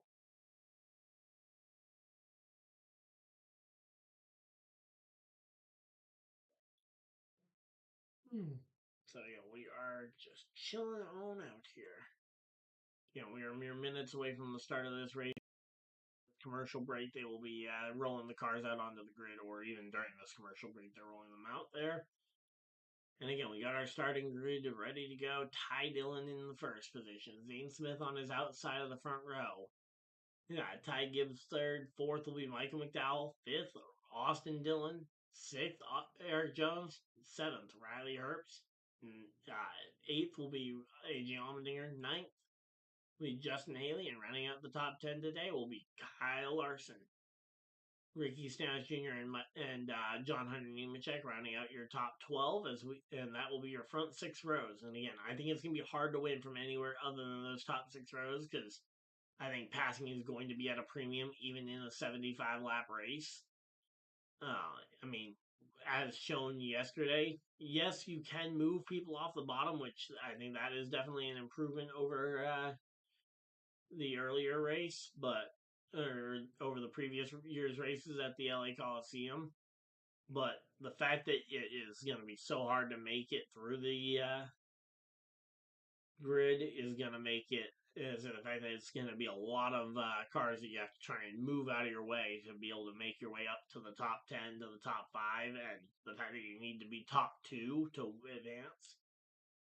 There we go. There they are, Burt Myers and Tim Brown, getting ready for this one. Again, two local track heroes here at Bowman Gray Stadium. Very well known in the Bowman Gray community. I had barely ever heard of them before they got announced as drivers for this one. Just because I'm not the biggest Bowman Gray fan in the world. But yeah, Tim Brown out of Cana, Virginia. He's a 12-time Bowman Gray modified champion.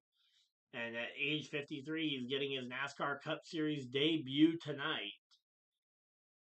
So there we go. And then we got Burt Myers over in the Amerivet number 50 car. And again, both of these drivers took part in the modified race earlier on in the weekend to get themselves warmed up and ready for this race. So yeah, there we go. Burt Myers, he's an 11-time Bowman Gray Modified champion out of Walnut Cove, North Carolina. At age 50, he is getting his NASCAR Cup Series debut tonight at Bowman Gray Stadium. So again, nice to see some of these local track legends. Again, combined between the two of them, 23 NASCAR, local track modified championships. I mean, those are legendary numbers right there. And speaking of legends, there's Kyle Larson, one of the new young star. Oh, I say young stars. He's been in the series for over a decade now. So, but Kyle Larson, a NASCAR Cup Series championship, is a NASCAR champion now. You know, his best finish in the Clash is only a fourth place finish. Wow. I mean, I guess that goes to show because he's not very good. He hadn't been very good at Daytona, so makes sense that he had struggled at the Clash. Again, the Clash has only been out at Daytona for about 4 years now. And we are chilling out here. Hopefully, everybody's having a good time. And the race is getting ready to go. We should be seeing these cars rolling out to the track shortly. Again, say Larson and the rest of them all in their fire suits already. Larson with a jacket over his fire suit, just on the off chance of rain, trying to avoid getting any additional water or anything added into his fire suit because you don't want to get that thing, give that thing any more ammunition to try and boil. Because the car already gets fairly hot. You don't need it to be getting any hotter. Alright, so again, we are mere moments away, hopefully, from the start of this one.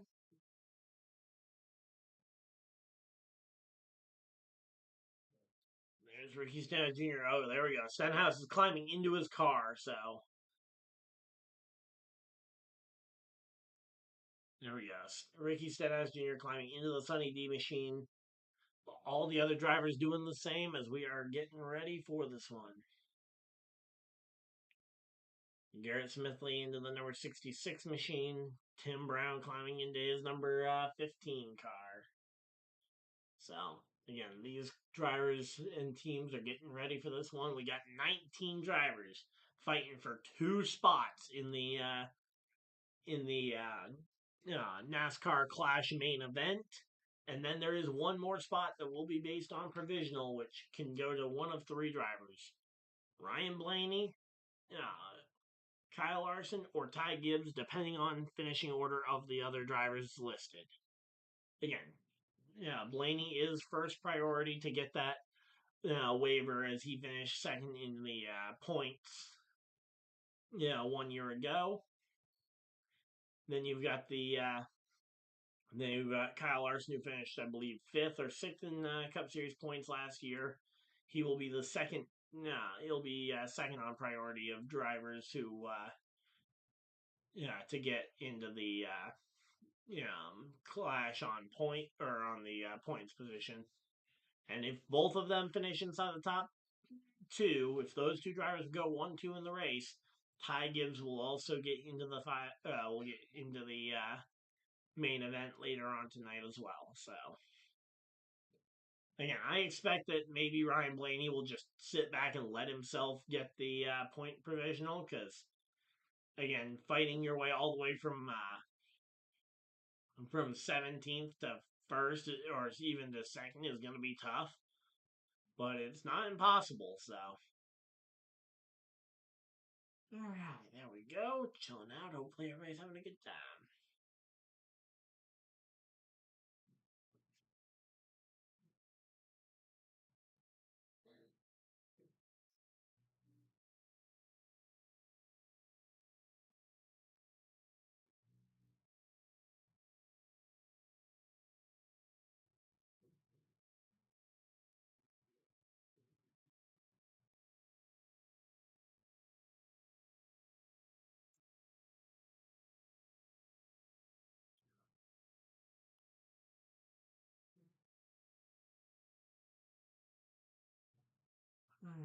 So yeah, we are chilling out here. Hopefully everybody's having a good time.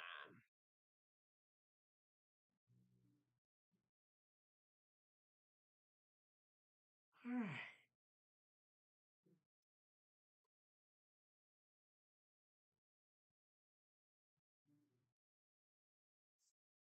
Alright, we got a few different people streaming this thing as well, so there we go.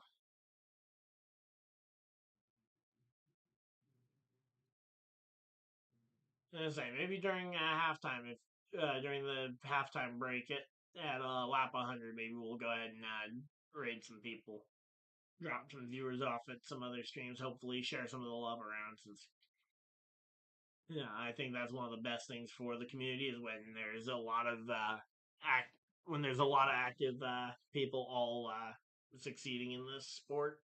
I think that is when the NASCAR community is at their best. And especially when there's a lot of different opinions out there, it's nice to see that a lot of different people can go ahead and get some exposure. So here we go. Again, they've gone up to the booth. Mike Joy, Kevin Harvick, and Clint Boyer up in the booth getting ready for the LCQ event here. 19 drivers going for 2 spots. Again, the top 2 are the only spots that just anybody can grab. Yeah, I'm going to just assume that Blaney is going to be locked in via the. Well, we know he's locked into the Clash one way or the other. Because worst case scenario, he is the first alternate, or he is the first person up for the points provisional. There we go. Again, we got 12 people hanging out in chat. Thank you guys for everybody that's tuned in. Again, we are getting ready for this one. And we'll be going straight with you, straight from here all the way to the end of the main event here. And there we go, right?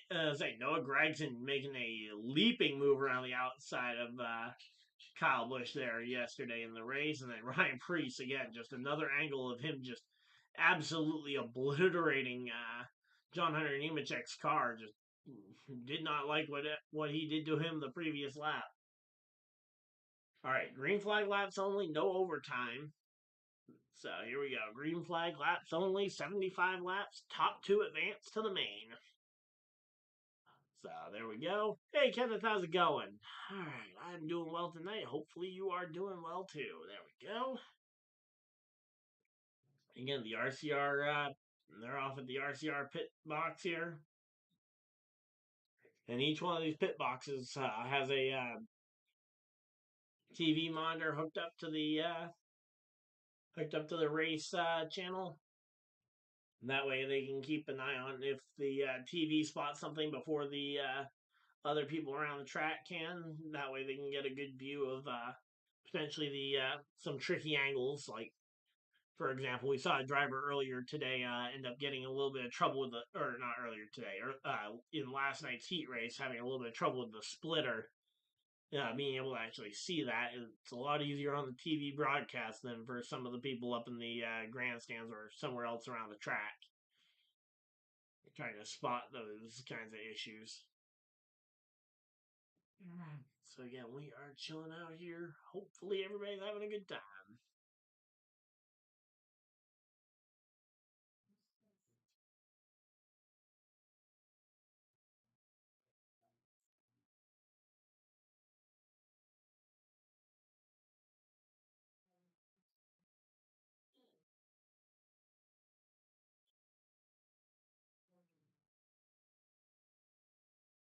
Alright.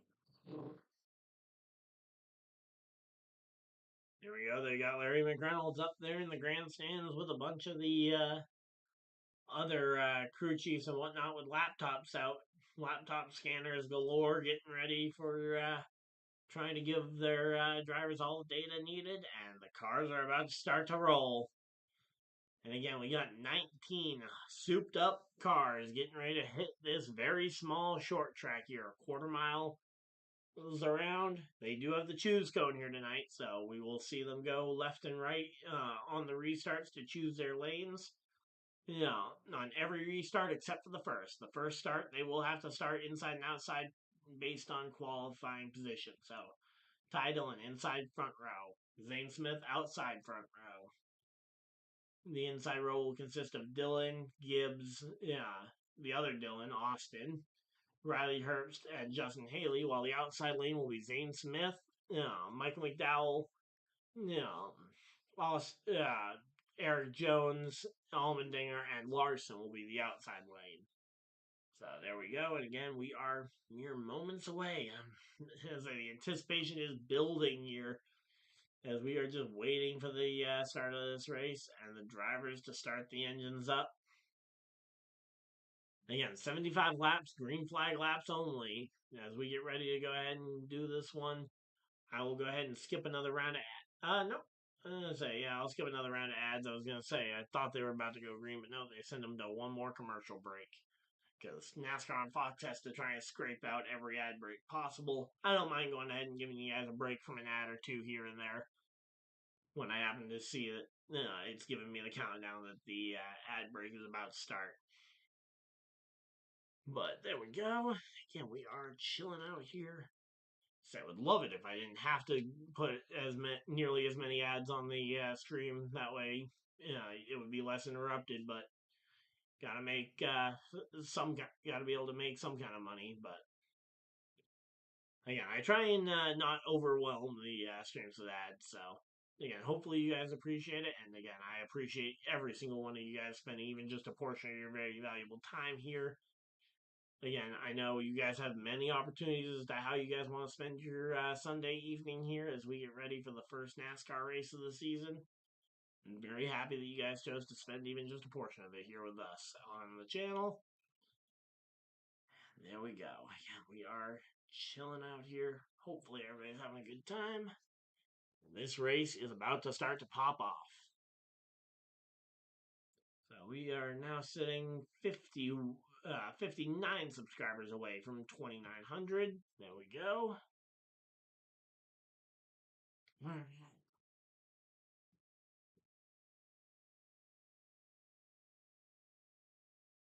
So there we go. Again, we are chilling out here. Hopefully everybody's having a good time. We got 13 people hanging out in chat. Again, feel free to drop me your guys' race prediction. I'd love to hear who you guys think is going to win either the LCQ or even the main event tonight. Again, would love to see your guys' predictions. Again, I think Logano is going to be a threat to win this one. Obviously, you got Chase Elliott, who's up on the pole position. I believe Buescher is going to be starting up near the front as well. That's another one. Hey, Eli, how's it going? Okay, you took Ty Gibbs for better than 2.5. So you've got Ty Gibbs transferring for sure then, Eli. So, all right, well, I say, hopefully for your case, he will. Was that you putting $100 on the line, or that you're going to win 100 if he gets better than 2.5? Just curious to know, so I know how much of a bet you put on it, but yeah, definitely looking forward to this one. Glad to see you hanging out in here, Eli. Again, we are getting ready for a fun NASCAR season. Bowman Gray Stadium. They're coming back from commercial break, and again, the cars will be rolling onto the track as we get back from this one. And we should be seeing some action on the track shortly. Yep, there we go. The cars are rolling around this quarter-mile short track as they go ahead and get them all situated into the starting lineup. Again, right now they are all single file, so it will be, again, Ty Dillon and Zane Smith on row 1, Gibbs and McDowell on row 2, Austin Dillon and Eric Jones row 3, row 4, Riley Herbst and AJ Allmendinger. Okay, nice. All right. So, yeah, and again, I think the back half of this field is where it's going to be exciting. You got Burt Myers, Ryan Blaney, and Tim Brown all starting in the back 3 rows of this race, and all 3 of them, one of them may, I'll have the flu currently and on a different planet with this medicine, so this is a vibe. Well, hey, hopefully you feel better soon there, Eli. But, yep, there we go. Austin Dillon and Joey Logano are the same age. That is weird. I mean, I'm sure I've seen the statistic before, but to see them both at 34 years old just feels weird to see. Especially with the difference in career statistics. But yeah, so again, but with a NASCAR champion like Ryan Blaney starting that far in the field, along with two of the most experienced Bowman Gray drivers. Again, 23 modified championships between them at this racetrack. I find that hard to believe that those guys are going to be one up there. Yeah, again, if you're going to gamble, gamble responsibly. I do it very sparingly. Granted, it's also not available for the most part in my state either, so I can't do it most of the time unless I'm out of town. But yeah, again, if you're going to do it, gamble responsibly. So, yep, here we go. All right, they're doubled up. Pace car has gone off the track, and we're going to be seeing the green flag here shortly in the cookout clash at Bowman Gray as they come off turn 4, and it is green, green, green. Green flag is out. We are racing. 75 laps to the checkers here. And Ty Dillon and Zane Smith lined up bumper to bumper, door to door here through turns 3 and 4 as they go around to complete lap 1 here. Ty Gibbs looking to the inside, looking to try and find a way around. Michael McDowell on the outside here. He is kind of just pinned in a really tough spot because that top line, not exactly the preferred spot to be in, although the top line is starting to get a little bit of momentum there as Zane Smith from the top side is able to clear Ty Dillon, and he is going to get down to the bottom. No, not able to get down in front of him. Ty Dillon manages to keep the door open, and he fights his way right back to door with those two for the lead of the race here. Again, Ty Dillon versus Ty Dillon in the 10. Zane Smith in the 38. Dueling it out for first, while Ty Gibbs riding right behind Ty Dillon here. Battle of the Ties.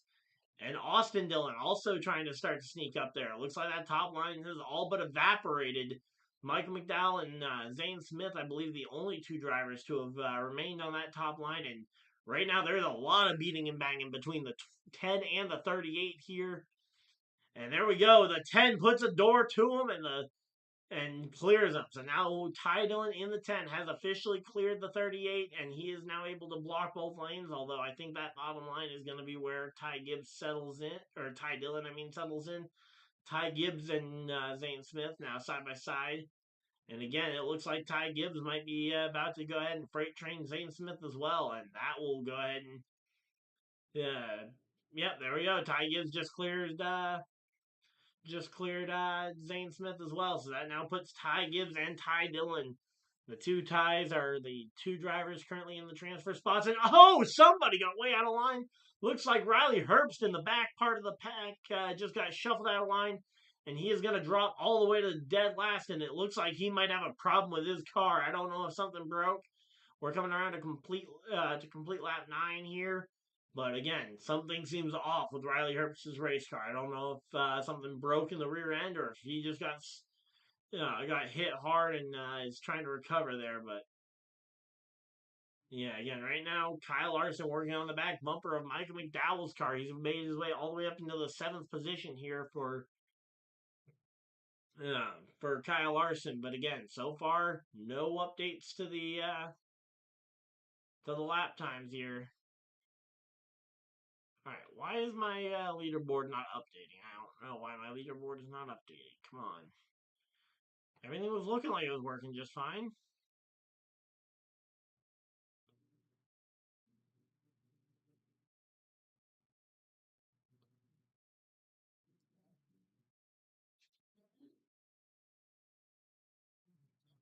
All right, there we go. Again, still not updating for whatever reason, but we'll keep you guys updated on the on everything as we go. I don't know why NASCAR's app isn't loaded or isn't updating the leaderboard.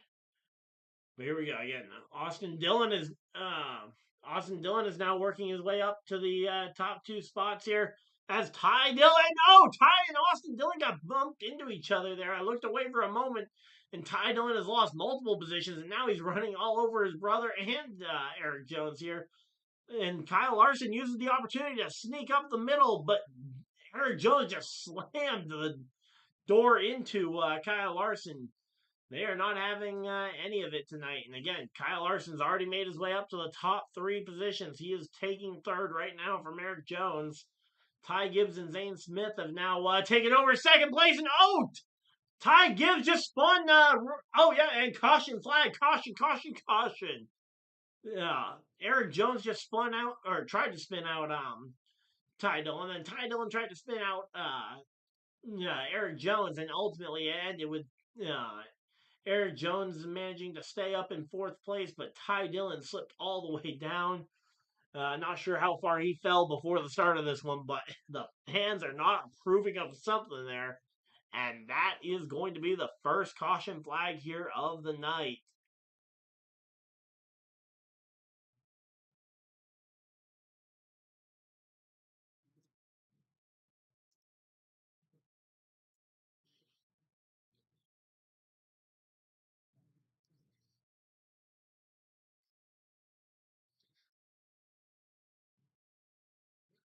So again, caution laps are not going to count. So again, these laps under the caution, while they get everything suited out here, are not going to be there. But man, Justin Haley and Michael McDowell both narrowly avoiding disaster there as they sneak through. Again, I'm not sure exactly where they snuck through. Oh yeah, no contact for McDowell. There we go. Stenhouse may have gotten a piece of Ty Dillon as he went by, but there we go. Again, settling in here. Ty Dillon all the way back in 17th. But yeah, Ryan Blaney has made no progress though. He is back in 18th position here. Yeah, no progress at all for the driver of the number 12. Again, he may be just settling back, knowing that he's got the provisional in his pocket regardless. So, again, we are currently 16 laps into this 75 lap event. Again, only green flag laps count. So, currently under the caution flag, well, under the red flag, no laps will be turned. No laps will be logged at least while they roll around here, and we will be gearing up for race number 2. Or not race number 2, but restart number 2 here. Again, Larson up into the third position. All Larson needs to do is find a way to pass one driver here. And showing the differences here between the Memorial Coliseum and the Bowman Gray. Bowman Gray a little bit wider actually than the than the LA Coliseum track. And here we go. Ty Gibbs to the bottom. Zane Smith to the bottom. To the top of the track goes Larson. Haley and McDowell also joining Larson on the top line here. Meanwhile, Austin Dillon opts to go to the bottom line. So does Eric Jones. So here we go. Again, both the Spire cars trying on that outside line, along with Kyle Larson, going to try and see if one or both of them can bump in there. Oh, okay. Let's see. If Gibbs wins this, I'm taking the 300 and putting it on Joey. Better than 5.5. Okay. Well, hey, again, best of luck to you. As you and I, we know each other, and I've mentioned I don't necessarily know if gambling's the smartest thing, but again, it can definitely be fun from time to time. So again, they'll be getting ready to start lap 17 when they go green here. Lights, I believe, are off on the pace car, so we will be going green next time by. And we will be getting ready for the start of lap 17. Hopefully you guys are excited. I know I certainly am. As we will be seeing green flag racing here. Pace car is off. Field in the hands of Ty Gibbs. Green, green, green. Green flag is out, and we are back to racing here. Ty Gibbs to the inside. Kyle Larson on the outside. Larson trying to lock his way into the main event to avoid being embarrassed here by not making it to the main event.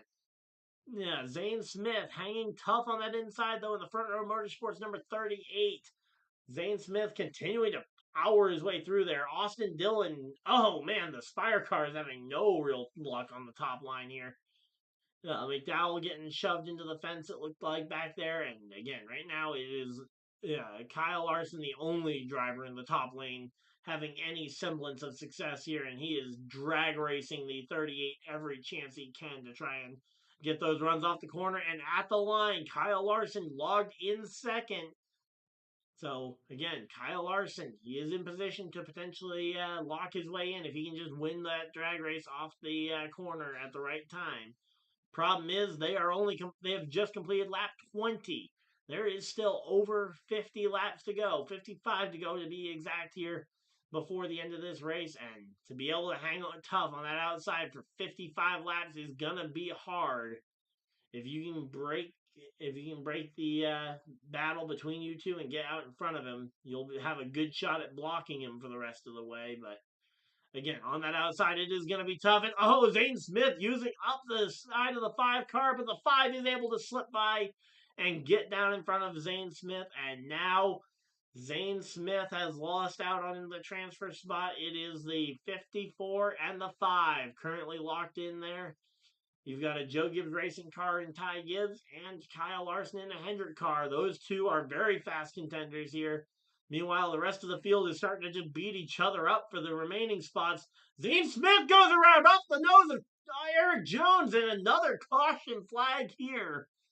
Another caution flag is again Eric Jones involved in a caution here as he spins out the number 38. Let's see a replay of this one, but man, Eric Jones not having a great night tonight.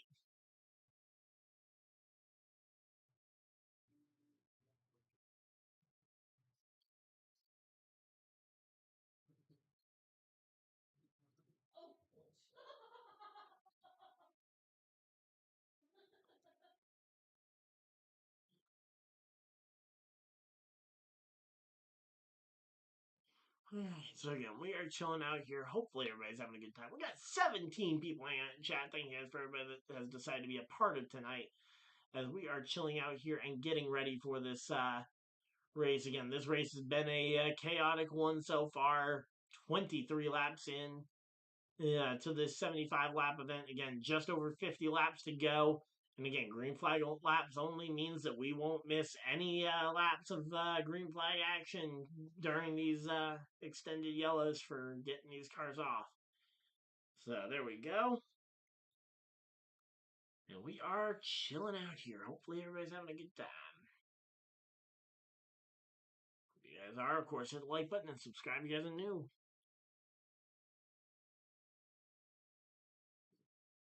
We got 14 people hanging out in chat. Thank you guys for everybody that has decided to be a part of tonight. Again, I know you guys have plenty of different ways that you guys can be spending your Sunday evening.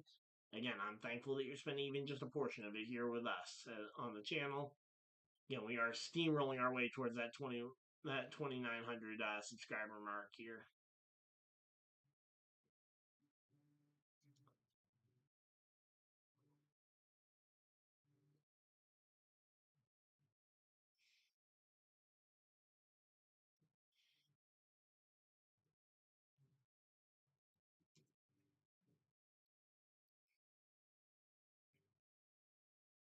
Alright, so there we go. Yeah, we are chilling out here. Hopefully everybody's having a good time. Let's see. Again, they should be getting ready to come back from commercial break. And we should be seeing the return of this game. Again, the NFL honor ceremony coming up this week. Again, the Super Bowl. We will be live on this channel for the Super Bowl in addition to the Daytona 500 content.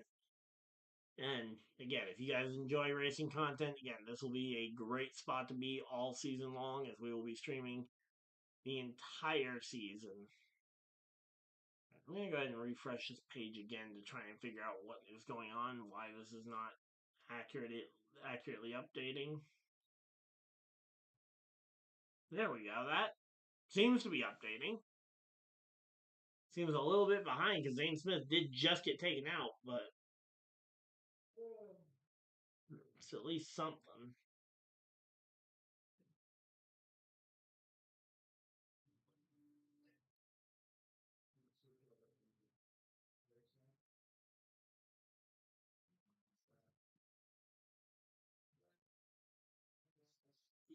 It's on YouTube TV.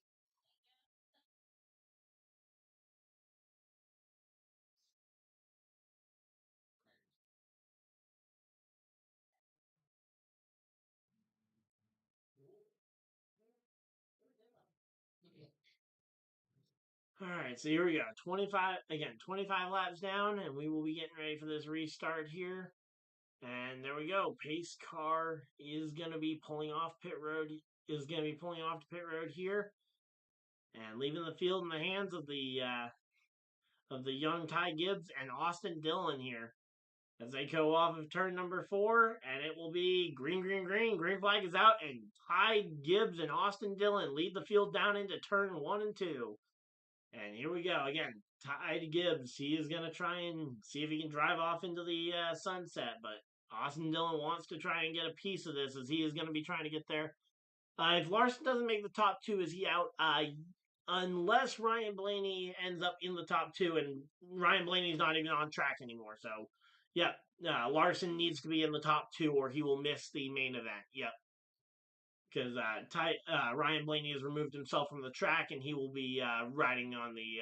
He'll be going into the main event as the with the provisional 23rd starting spot. So there we go. Larson, though, is able to get ahead of Austin Dillon here and once again take over the top 2 spots with Ty Gibbs and Kyle Larson, 2 very fast, very strong cars here. You've got a Joe Gibbs Toyota and a Hendrick Chevy. Those are 2 of the strongest cars on the field. It will be hard to pass either one of them. So there we go. And again, right now, Kyle Larson all over the rear bumper of Ty Gibbs. Yeah, updating.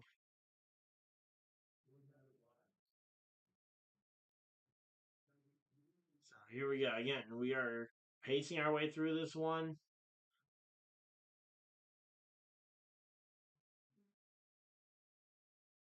But yeah, so right now though, Kyle Larson all over the back bumper of Ty Gibbs, potentially going to try and see if he can move Ty Gibbs out the way for the lead of the race. And yep, there we go. Ty Gibbs to the top line, Kyle Larson to the bottom, and Larson's going to try and take this spot. Austin Dillon's going to try and see if he can take second away from Ty Gibbs, and if that happens, Ty Gibbs will end up missing the. Ty Gibbs will end up missing this top event, and almost off of the nose of Eric Jones. Jones just nearly wrecked his 3rd driver of the night.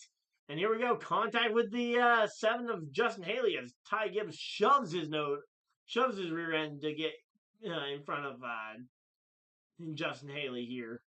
Working their way through this one. This is going pretty good, though. Again, so far, I'm sure Eli is absolutely cursing out Larson for moving Ty Gibbs out the way because I know he needed Ty Gibbs to finish top 2. And right now it's Austin Dillon and Eric Jones going to be fighting it out for that second spot here. Ty Gibbs is going to have to hope for a mistake from one of them as they have started to fall further and further back here.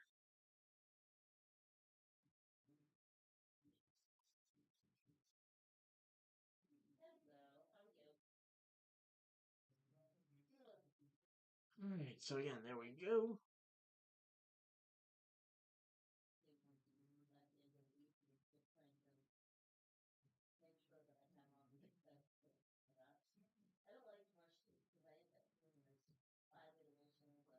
All right. So here we go. All right. 37 laps down. Again, Austin Dillon and Eric Jones currently fighting for this final spot available. Ty Gibbs hanging close, but right now Larson is off and running here in the lead. So again, Kyle Larson has absolutely flying to the lead here.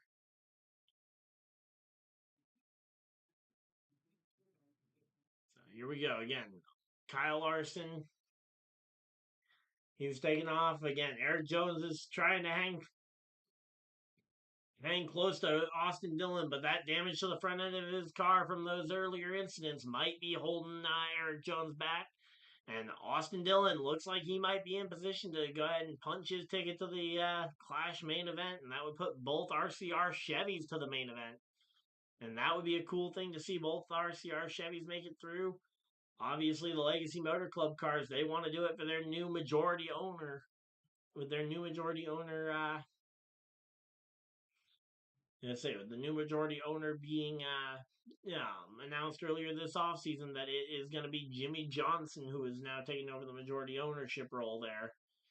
Definitely will be an interesting one. And here we go. Burt Myers making his way up into the top 10 here. You've got the 15 of not up into the top 10. I don't know why they were saying top 10. He's say up to 14th there for Burt Myers. Still trying to make some leeway, but they are a long way off here, and we are closing in on 25 to go here. 44 laps is what we are working here. As we got a spin at the back of the field. Not sure who it is, but somebody has gone around. It is the 66 of Garrett Smithley, and the caution flag flies. And we are not out of the woods yet here as we head to the caution flag, and we've got ourselves yet another spin. This one I didn't get a chance to see what happened to Garrett Smithley. We'll have to wait until a replay shows it, but just another driver in a really unfortunate spot there.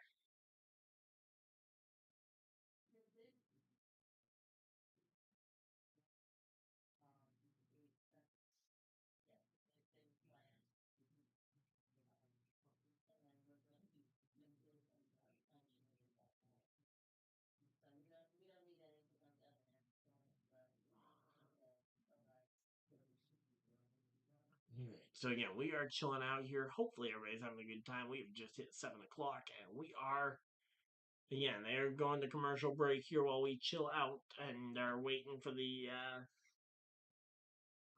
this race to continue. And again, this caution flag, it provides an interesting opportunity here where we are going to see the I'm going ahead and updating the leaderboard here. We'll see. I'll go ahead and just work on this leaderboard, try and make it fit a little bit better here.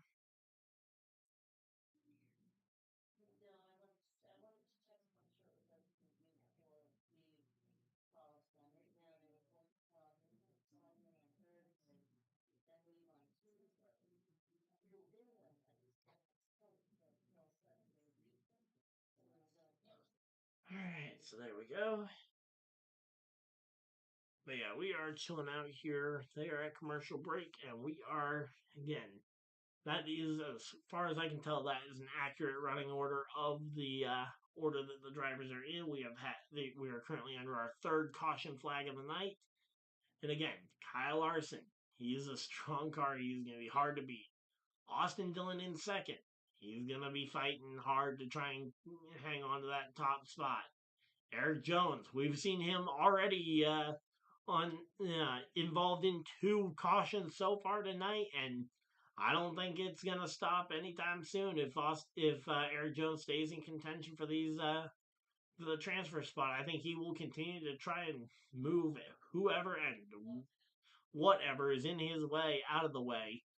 Ty Gibbs, he was just in position for a transfer spot until a moment ago when Kyle Larson decided to try and make a move on him to take the lead of the race. And ultimately, Austin Dillon followed on through along with almost everybody else and dropped Ty Gibbs all the way back to 4th. Almost got him all the way back to 5th as Justin Haley tried diving it up the inside there, too. So, all right, there we go. Yeah, we are chilling out here. So, hopefully, everybody's having a good time.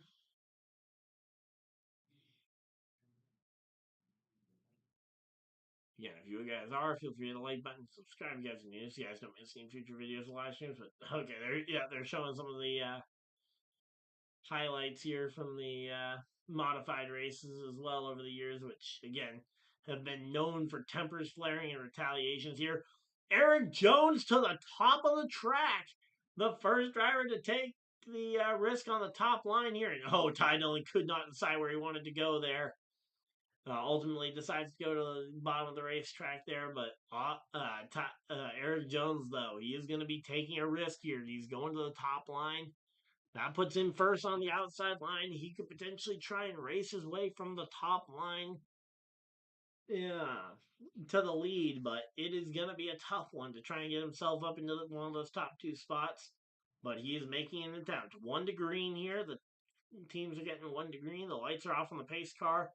And we will be seeing this race go green here momentarily. So again, fans in the stands getting on their feet, getting ready for this one. Again, top 2 drivers in this race will advance to the main event to join Ryan Blaney, who is already advanced as the points provisional. And again, he is off track. He is already basically phoned it in. He will be he is going to take the points provisional. So again, Larson, Austin Dillon. Take the green flag is out, and Eric Jones on that outside. He is going to try and do what he can here. Yeah, Justin Haley as well on that top line. Going to see if he can shove his way in front of Ty Gibbs. Ty Gibbs going to hang it tough on the inside here. Eric Jones down and into the spot here, just ahead of Austin Dillon. So Eric Jones now into the transfer spot. Yeah, and man, Ty Gibbs just let Haley get by and almost just get left room for AJ Allmendinger to find a way into the line ahead of him. But here we go again. Eric Jones to the top, to the second place on the board here, and that is going to be good enough to get him to the main event if he can stay there. Again, right now he's got Austin Dillon all over his rear bumper, and again, if Dillon starts getting impatient, he is not for to go.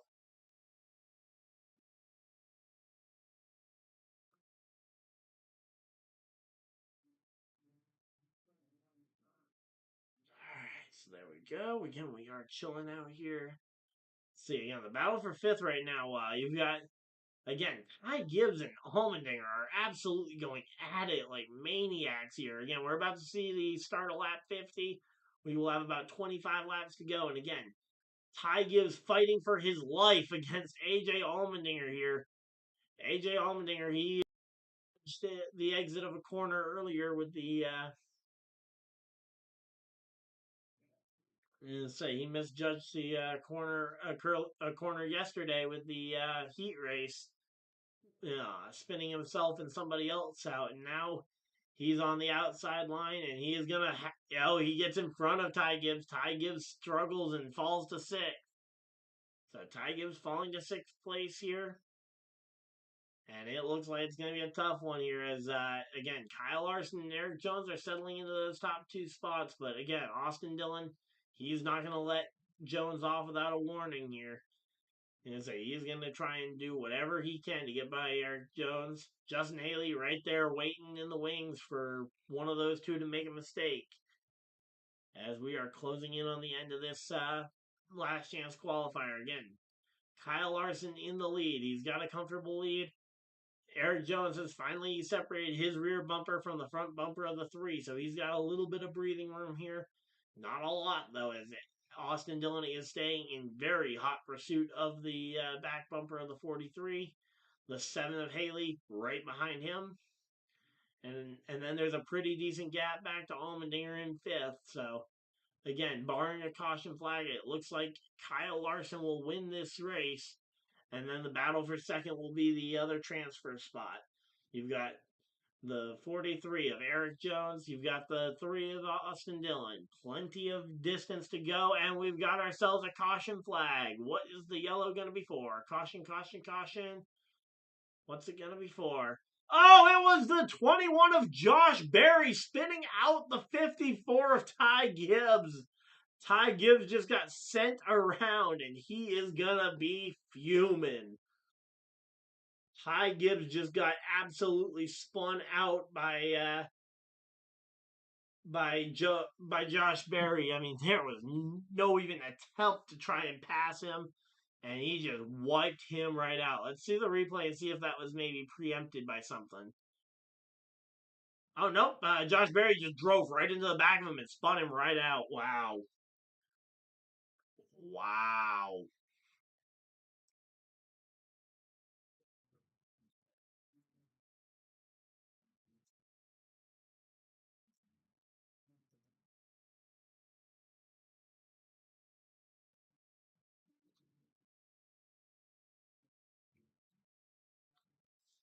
All right. So, again, there we go. Again, man, I can't believe that he just went and spun him out like that. Come on, man. I mean, I get it. You got to make moves happen, but now this is going to reset the field. Again, Larson, he had gotten away from the pack, but now it's going to be right back on top of him. The 5 of Larson, the 3 of Austin Dillon, the 43 of Eric Jones. All going to be lined up right there. Yeah, it's going to be the 43 of Eric Jones. Sorry, Eric Jones is up to second. It'll be the 3 of Austin Dillon in third. Justin Haley in fourth.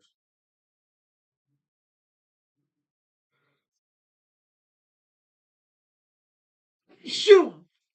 Oh, man. So again, we have under 25 laps to go, under 20 laps to go actually, and again, this caution flag is going to be a full-on restart and a battle to the checkers. So here we go. They're doing the choose cone here, and again, Ty Gibbs back there with his fellow Monster Energy driver. The first two choosing the bottom. Austin Dillon and AJ Allmendinger taking the outside lane here. We've got ourselves a real battle for the spot here. Again, AJ Allmendinger, he is not going to let up without a fight here. You know, Austin Dillon, we've already seen it that he is willing to move people out the way for a race win. And there we go. Denny Hamlin starting third in the Clash tonight. He's a four-time Clash winner. All of those, I believe, coming at Daytona. He's watching from the grandstands here with his little knit hat. Again, they will be getting ready for their race in a little bit. But here we go. Lights are off on the pace car. Pace car will be pulling off, leaving the field in the hands of Kyle Larson and Austin Dillon. Eric Jones and AJ Allmendinger in row 2. Row 3, Haley and Barry as the crowd gets on their feet one more time here.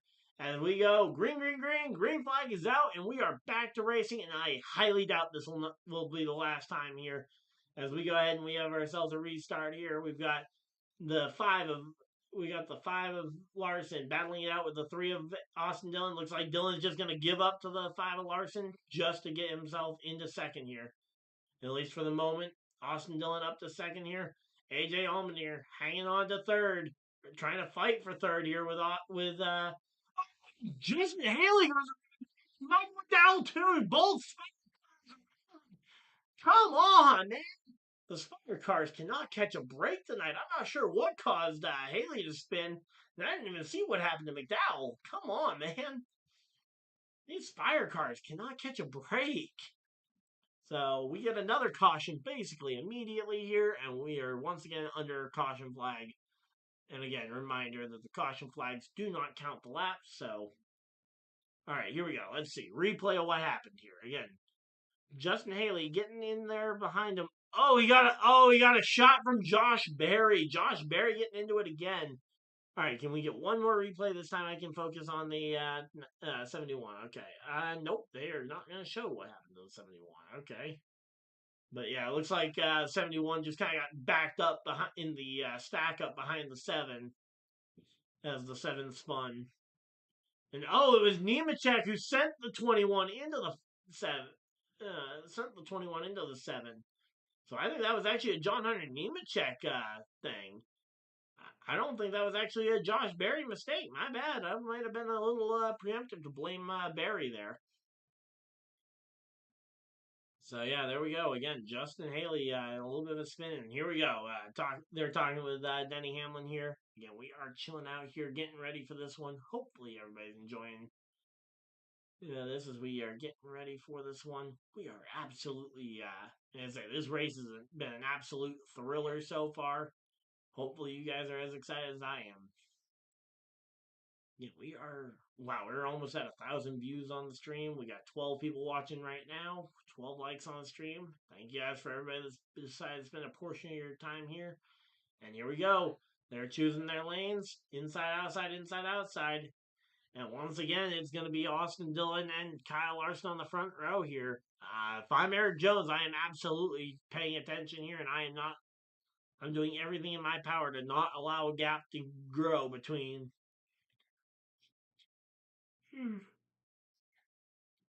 myself and Larson. If I am Eric Jones, I want to try and fill any spot between me and Kyle Larson to try and avoid Dillon being able to just give up on the battle for first and slide into second. Because if he slides in line to second, that is going to make that one very costly here. And here we go, Josh Berry in the 21 here.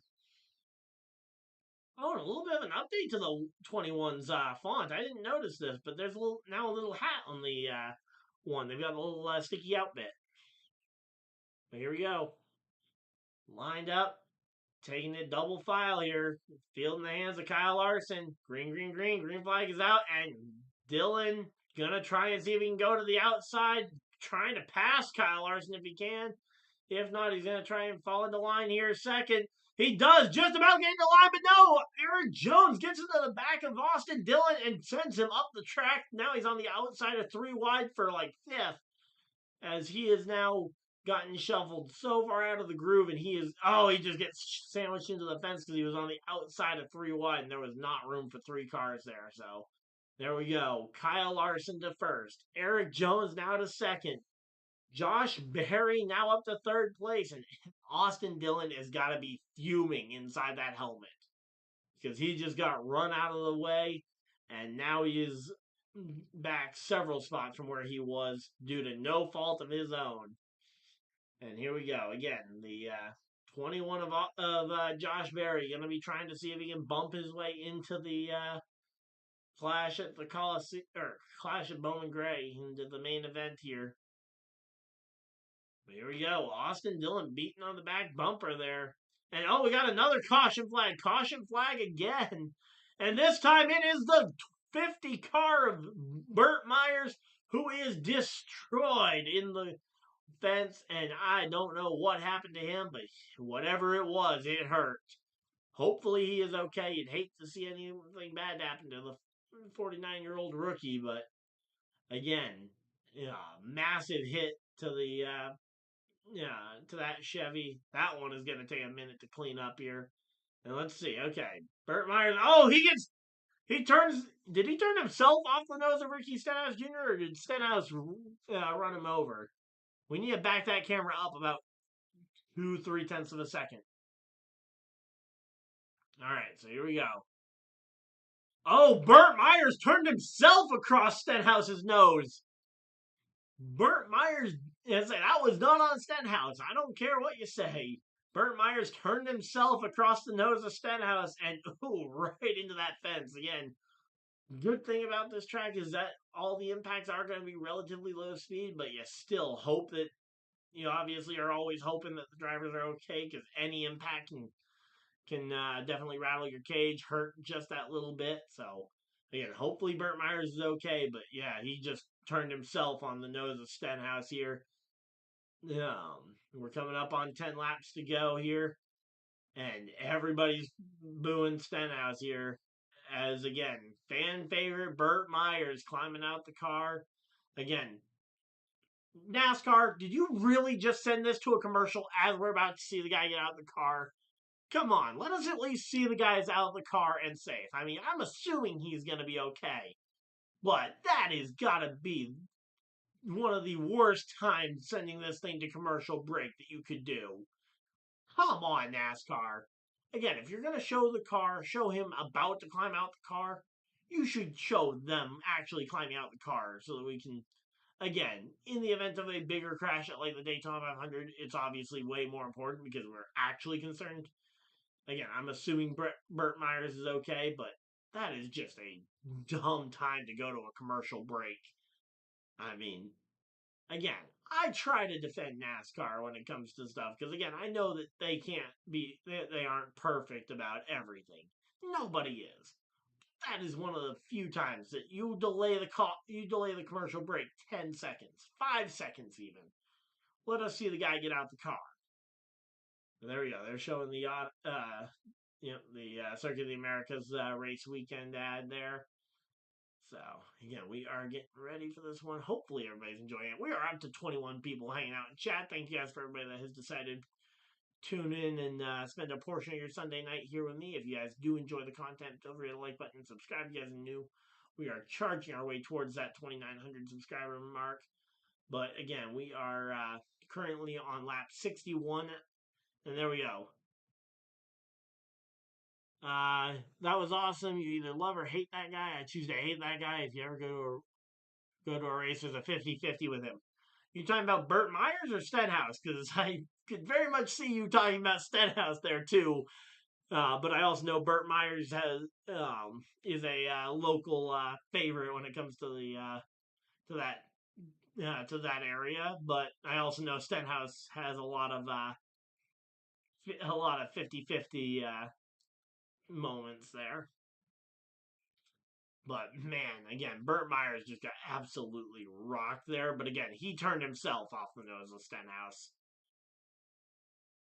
But again, come on, NASCAR. At least, again, I'm assuming that he is climbing out of the car and he is okay. But man, that was a bad situation. Okay, you were talking about Myers. Okay, again, it's one of those situations where again that exact sentence could very easily apply to Ricky Stenhouse Jr. You could love him, you could hate him, and uh, and it is very much a 50-50 there. Because again, I'm Kyle Larson, or not Kyle Larson, Ricky Stenhouse Jr. is by no means perfect, and they have put out the actual red flag as they go ahead and drop down the speedy dry and are towing the Burt Myers car away.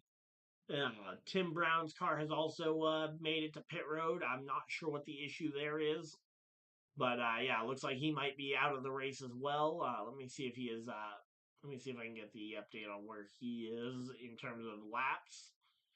If he's on the lead lap at least, because if he is, okay, it looks like Tim Brown, at least at the time of that caution, was still on the lead lap, but he's in the pits now. So again, he will have to get that pit stop done quick, as again, time is short here.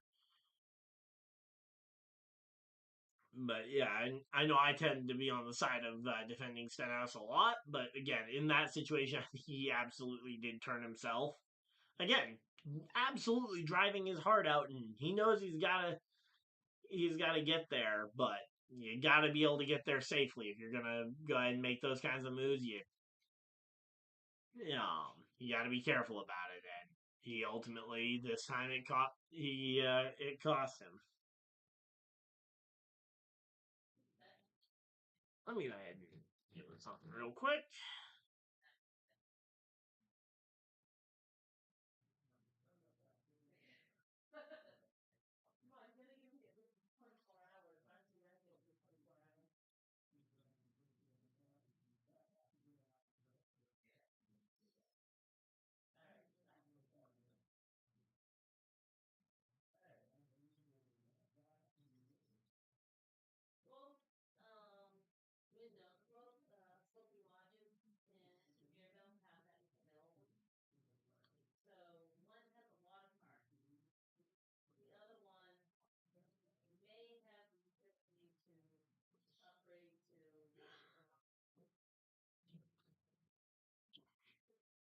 Alright, so there we go. Again, we are chilling out here. Hopefully, everybody's having a good time. If you guys are, of course, hit the like button and subscribe. Again, they are just coming back from commercial break.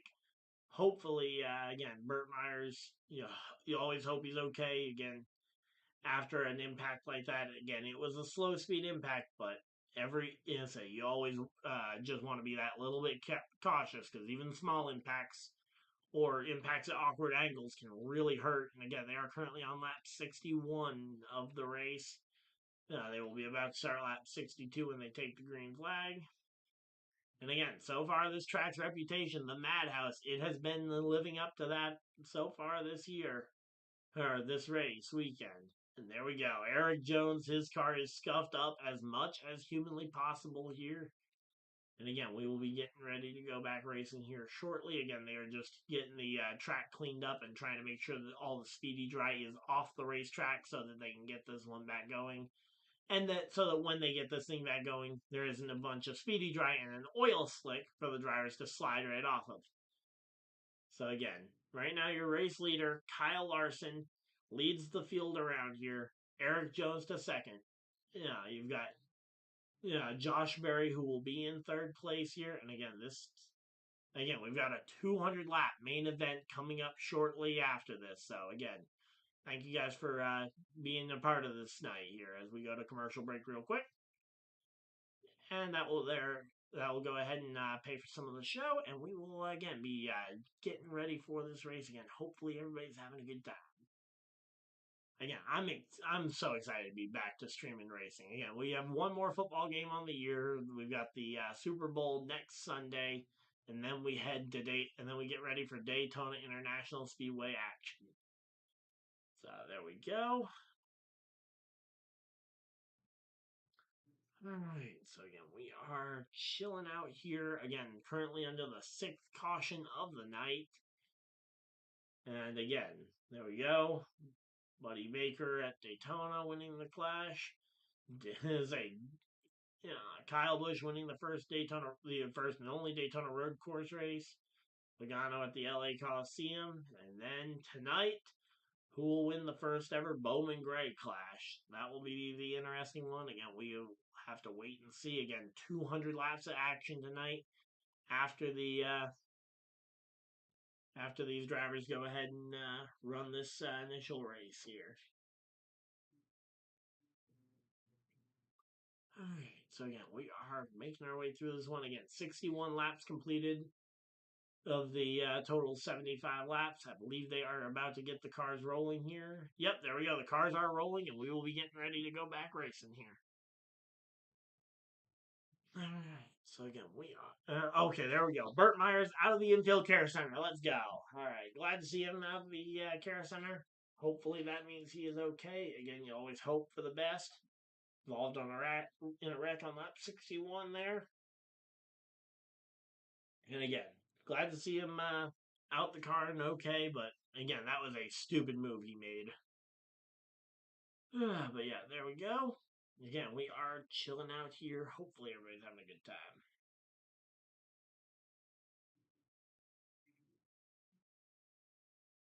Alright, so again, he got spun right through the grass or he spun himself off the nose of Stenhouse, but yeah.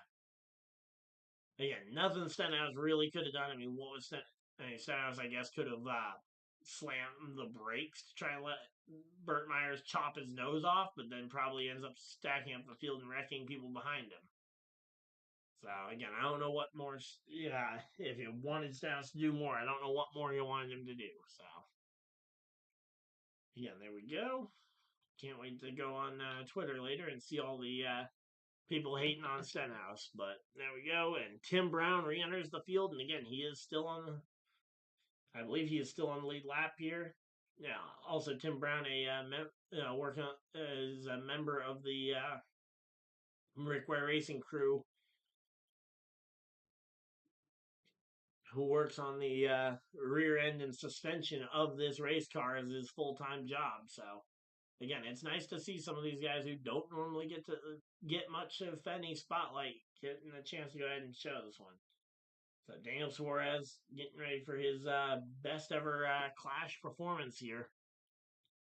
And let's see. Again, we are getting lined up and ready for this one. Again, Eric Jones and Kyle Larson have held the spot so far. Larson to the oh no! I guess they waved off the choose cone because yeah, everybody just ran right over the yellow cone or the orange choose arrow. So yep, they must have waved off the choose. So they'll be choosing next time by, I believe. Again, delaying the choose a little bit, going ahead and making sure this one gets ready to go. And again, we will be. I'm excited. I'm getting ready for the main event. Again, we've got about an hour till the main event starts, I believe. Again, we still got 10 laps to go here, a little over 10 laps to go. All right, so here we go again. Josh Berry, AJ Allmendinger, John Hunter Nemechek. Those first couple of drivers trying to bump their way in. Once again, the driver's driving right over the cone, so they must have waved it off again. Must have once again thought that they were going to get the all clear from the track crew, and they must still be cleaning up Speedy Dry or something or rechecking the safety barriers to make sure the safety barriers are still capable of keeping the driver safe in the event of another. So there we go. Again, we are chilling out here. Hopefully everybody's having a good time.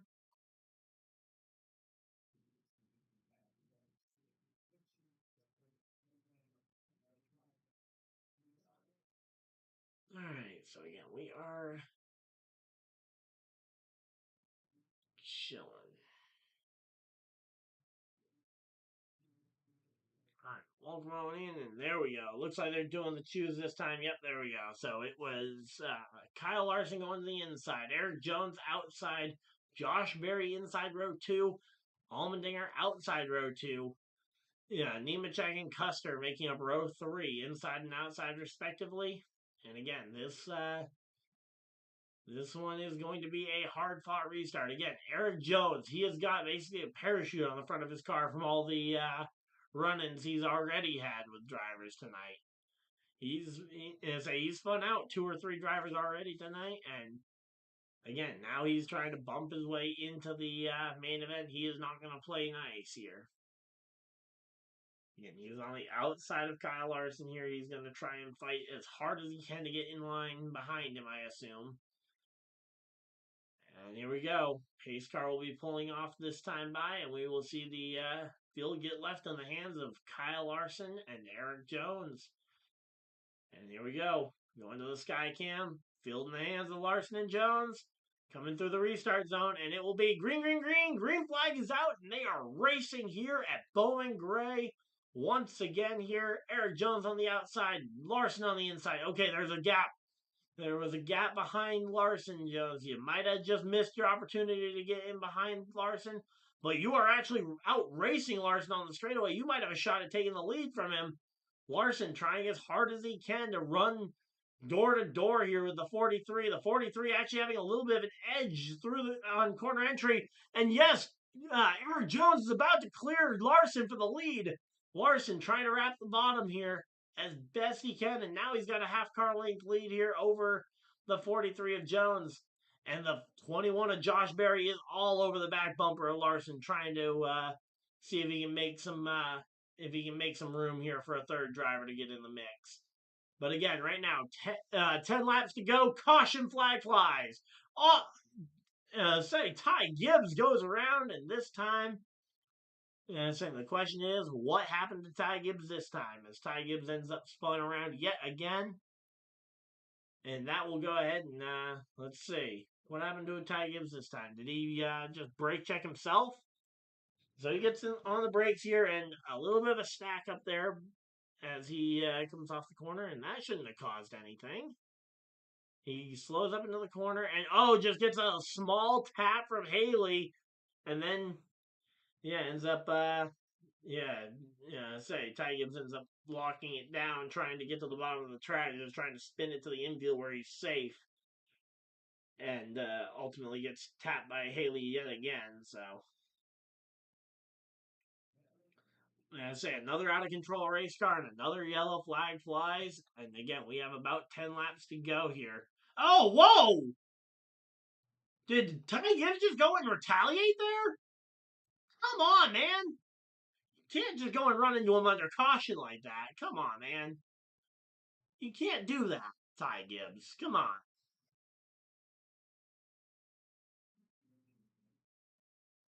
That's it. Ty Gibbs, you cannot retaliate like that if you want to be taken seriously at the Cup Series level. Under caution, just runs right up on him and just completely jumps his car. No reason to be doing that. I mean, that is a joke of a move there from Ty Gibbs, especially under the caution flag. Yeah, especially when you know that contact under a caution flag like that can very easily lead to a multi-race suspension, and you'll miss out on points races. Obviously this one not quite as severe as say the whatchamacallit, what was the incident? It was Kyle Busch and Hornaday at Texas 2011. It's nowhere near as severe as that one, but again, that one was a truck race and led to a 2 cup race suspension. You had Matt Kenseth's antics under green flag at Martinsville that led to a 1 or 2 race cup suspension. And that obviously that was a cup race, but again, I would not be shocked if NASCAR might look at a penalty on Ty Gibbs, maybe even a Daytona 500 suspension, which, if so, that might open up another spot in the field. I'd be curious to figure out how that's going to work with the field, but there we go. They're doing the choose cone. A lot of drivers choosing the top here. I'm curious because, again, obviously, Eric Jones did just take the lead on the top. But I'm curious here. Again, Josh Berry, the first driver on the top side. So both the front two, Larson and Jones and Larson both taking the inside line. Josh Berry going to try and take the top side again, see if he can make this one work. Again, the two drivers who have had the most contact running first and second here. Again, I think Jones and Berry have had two of the most amount of contact so far. Here we go. Again, 10 laps to go. It'll be 10 laps to go and they go green. And it is going to be a fight to the checkers here. They have fought all night long. Hopefully, we'll get to see a nice clean one to the checkers. I can't. Are they really allowing Ty Gibbs back onto the track after he ran into him like that? I mean, again, I try to support Ty Gibbs because I like the kid, but you cannot do that and still be allowed to finish this race. Come on, man. Here we go. Green, green, green. Green flag's out. We are back to racing. And again, Jones and Berry on the front row. Larson in third here. He's gonna try and get into line, and Berry gets right in line behind Jones, and it's three wide contact all over Jones, right across the front of the field and it's caution flag, and there we go. Eric Jones's car is gonna be destroyed.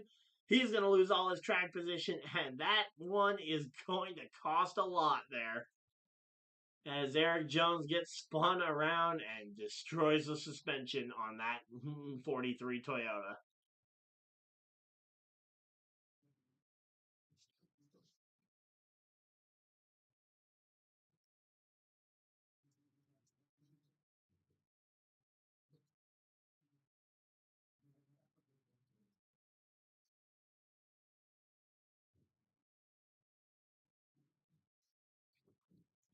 All right, so again, yeah, those two race side by side.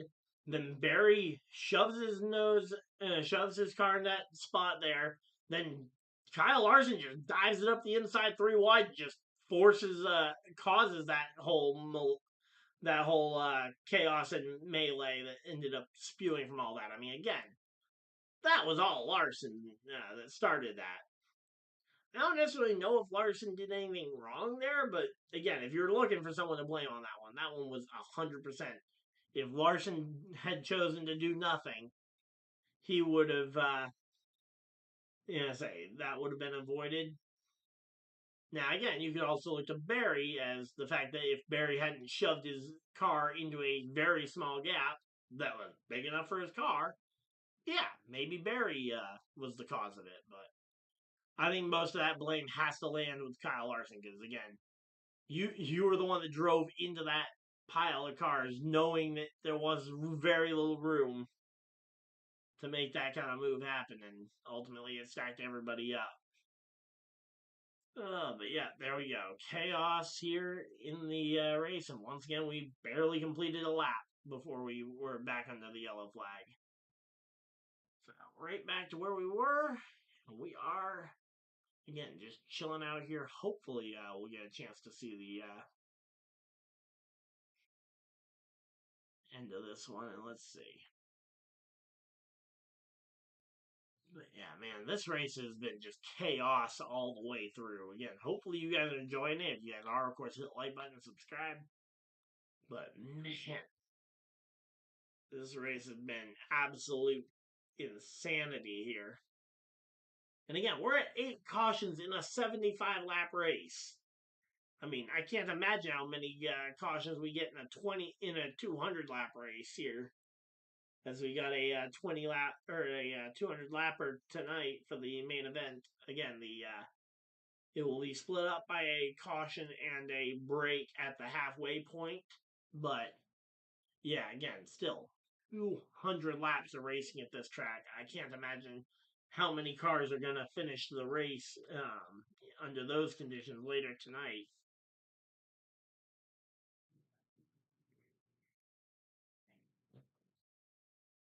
All right, so there we go. Let's see.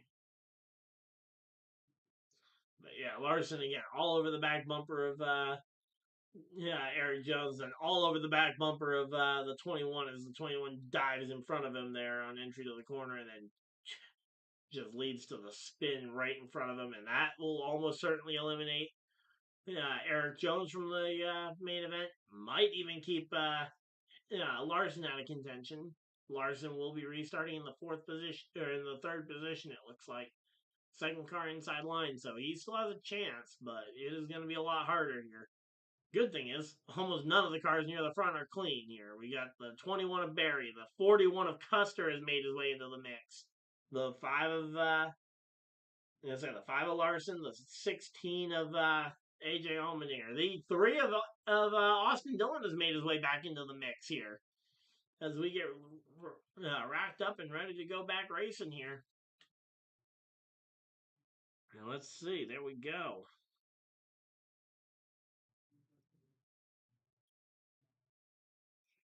All right, so again, 10 laps to go here when they go green. Pace car is off. Field will be left in the hands of the 21 and the 41 here. Barry and Custer in front of the field here at Bowman Gray Stadium as they go ahead, and we'll see the green flag this time. Green, green, green. Green flag is out. 10 laps to go here at the Madhouse as they go back to racing, and this time we've got ourselves, again, the 21 and the 41 dueling it out for the top spot.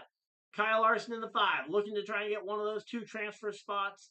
He knows it's all or nothing here. He needs a second place at best to advance, or at worst to advance. He needs to finish no worse than second here. Cole Custer hanging it tough on the top line. He's got AJ Allmendinger right behind him, and that is going to allow Kyle Larson to break free into second here. It is Barry and it is Larson, and then the rest of the field behind him.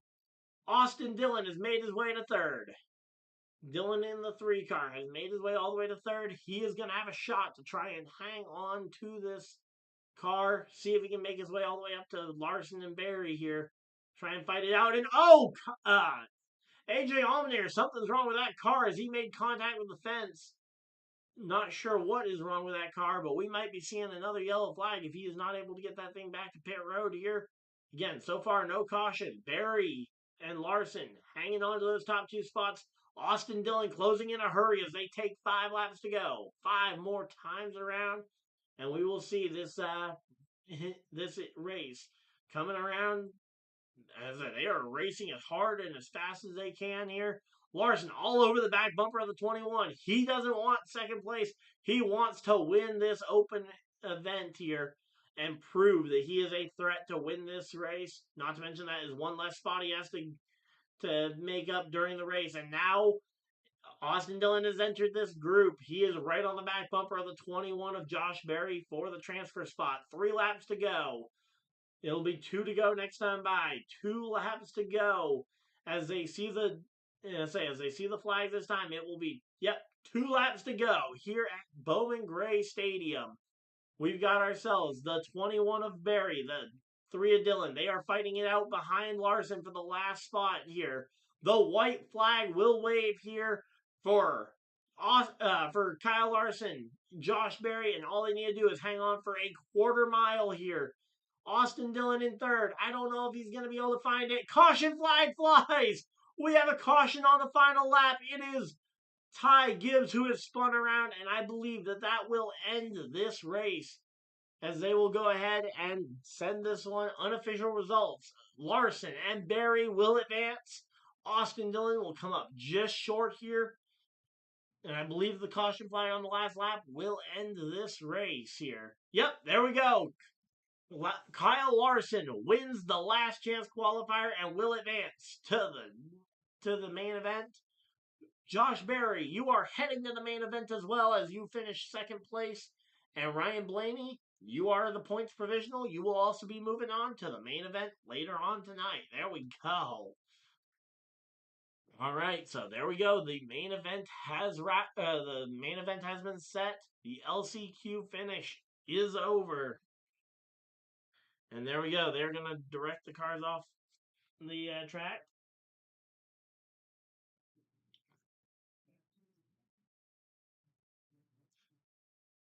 All right, so there we go. So again, the Clash of Bowman Gray. We have seen the checker here for the LCQ. We now know all 23 drivers who will be taking part in the main event. So it will be a battle here as we get ready for the start of the for the main event here. Hopefully, you guys are enjoying this one. Again, we will not be stopping. We'll go straight on through to the main event.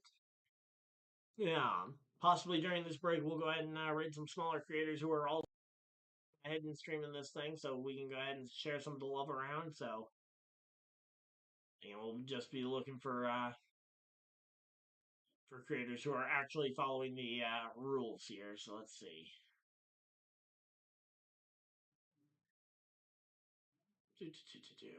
All right.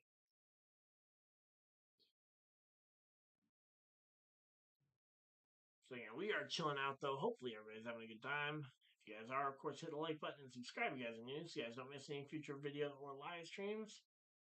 And again, we will be here for the all the way to the end of the clash here.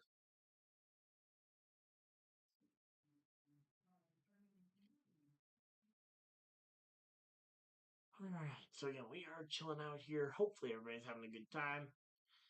We are absolutely having a fun time here. So again, 9 cautions as the ninth one ends the race, and that will again be the end of this Clash of the Clash the open race here for the Clash. Man, again, what a chaotic race. Again, Kyle Larson finds his way to the top. They're showing Josh. Oh wait, no, that's the old leaderboard. Never mind. I forgot that leaderboard hadn't been updating at all. So yeah, there we go. Kyle Larson, Josh Berry, the top two.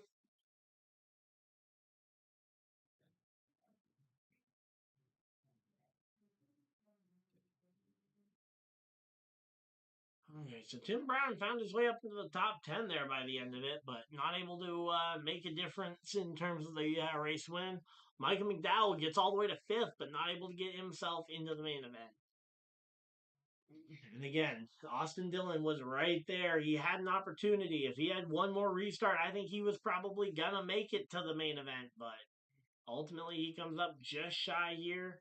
And again, the Bowman Gray Stadium clash cookout clash here. It is going to be a big one, and we are excited. Happy to have you guys along for the ride as we get ready for this one. Welcome on in. Hopefully, everybody's having a good time. All right, and we will go ahead and skip the ad break. And instead of the ad break, we will go ahead and share some love around to some of the other smaller creators who are streaming this race as well. So, yeah. Again, if you guys don't know how we do raids, we'll go ahead and we will go ahead and tweet out, or not tweet out, but I'll share in the chat a link to a smaller creators channel who is also streaming this race, so we can go ahead and you guys can go ahead and you guys can go ahead and drop a like, subscribe if you guys enjoy their content, and again, who sent you, so that they know who. Just so that we can kind of again spread the love here as we get ready for the class. So here we go. I think this guy will be a good one to pop in on. Let me just go ahead and get my earbuds in so I can listen into the chat as well. Again, I've got my audio off here, so let's see.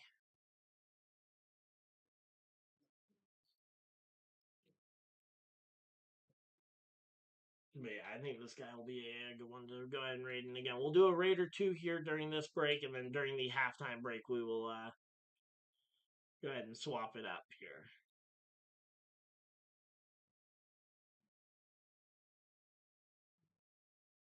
All right.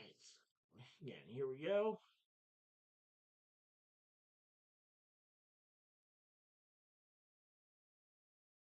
So yeah, feel free to drop the hashtag Ryan Raid to hopefully let people know that you're coming here from the raid. But there we go. There is the link to the guy's chat, and we will go ahead and drop this one in there. So there we go.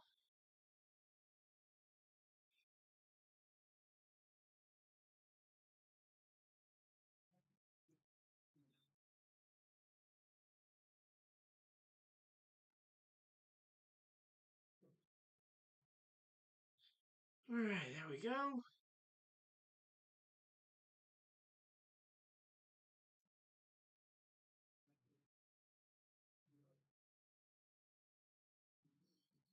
All right, there we go. We got that going on. Again, we got the link in the chat. If you guys want to go ahead and support another smaller creator who is streaming this race as well, feel free to go ahead and click the link and go ahead and drop a like. Let them know that we're hanging out there.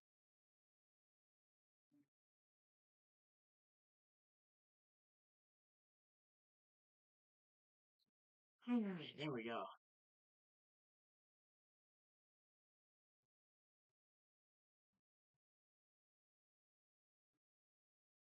So yeah, there we go. Again, Josh Berry advancing there, and let's go ahead and do this one. So again, we are chilling out here. Hopefully, everybody's having a good time. Yeah, and hopefully everybody's enjoying it. Again, if you guys are enjoying the stream, feel free to like on our stream. Again, also show support to the guy who he just dropped this one in there. And we'll try and drop some, spread the love here.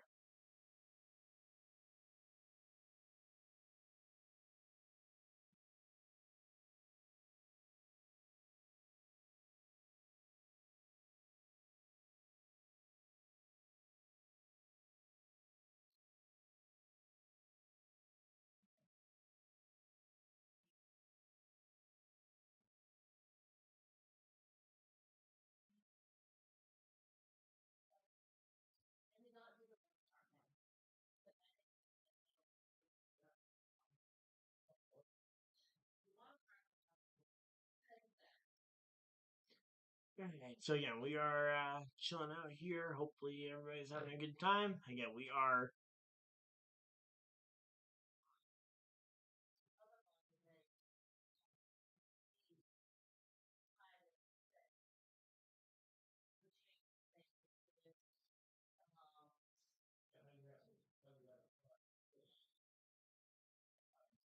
Alright, so there we go. Again, just dropping in the raid.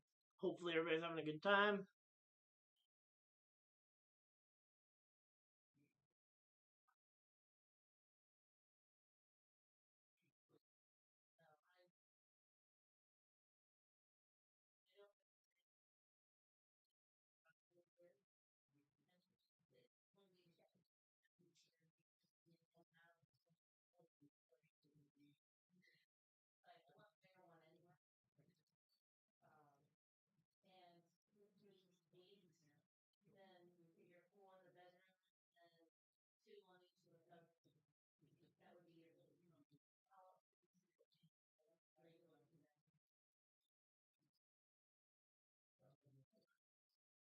Alright, so again, we are chilling out though. Hopefully everybody's enjoying it. Again, we'll in a few minutes we'll go ahead and find another person to go ahead and drop another raid here. But again, hopefully everybody's having a good time. If you guys are, again, hit the like button and subscribe if you guys are new, so you guys don't miss any future videos or live streams. But I figure this is a good way to hopefully share some love around. Hopefully build up some other smaller creators.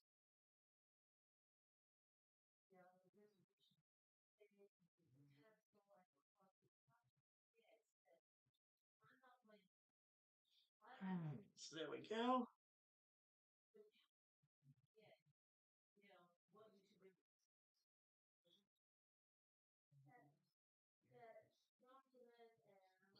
So again, we are chilling out though. Again, over in in the lap down chat, they're also reselecting drivers here.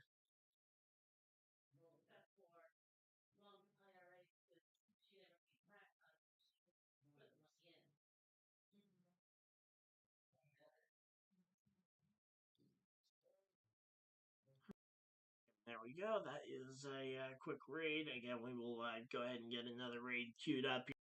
Commercial break. We are in between the two races, so again, if you guys are enjoying the stream, feel free to drop. Let's go. Again, we are chilling out here. Hopefully, everybody's having a good time. All right.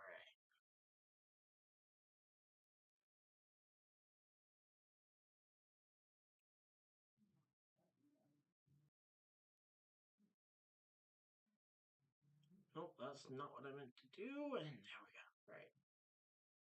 So again, out here. Hopefully everybody's having a good time. We've got 13 people hanging out in chat. Thank you guys for everybody that has decided to be a part of tonight as we are getting ready for the start of the NASCAR season. Again, we've had heat races last night. We've had the LCQ tonight as, again, Larson, Berry, and Ryan Blaney were able to go ahead and advance their way to the main event later on tonight. And again, we will be getting ready for this one. Should be a blast. Hopefully, everybody's having a good time. So again, we will go ahead and raid one more smaller creator before we get this one back underway. NASCAR Clash stream. Let's go filter for live channels. And let's filter by view count so that we can go ahead and hopefully share a raid to one of the to another smaller selves. And there we go. All right. Wow, somebody's actually got 606 people watching. There we go. My guess is that this person, yep, stream is unavailable. Shock and surprise that one of the bigger streams would be unavailable because people looking for that one. All right, we got that one. Nobody's there. That one is us, so we can't go ahead and obviously rate ourselves. All right, now that guy seems to have a pretty cool setup. Let's go ahead and we'll drop a raid over here as well.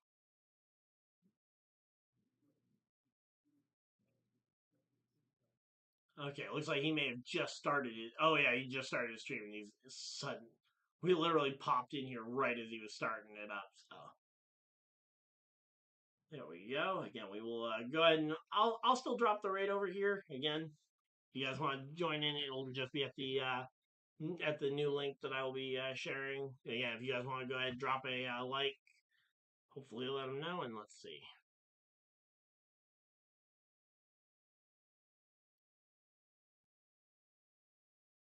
All right, so there we go.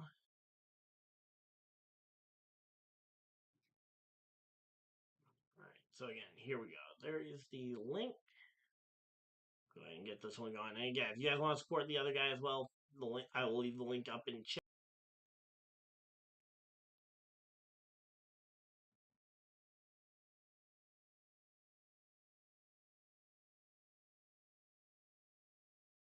So here's another one. Again, he seems to have a lot more people than I originally thought, but we'll go ahead and drop the raid anyway.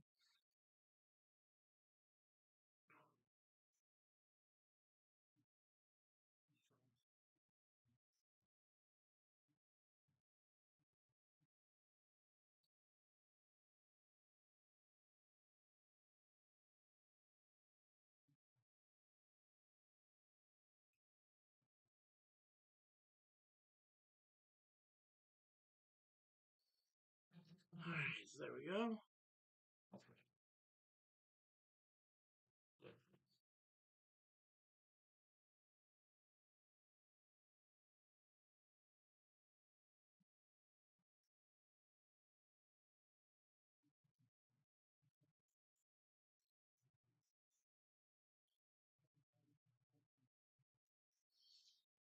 All right, so there we go.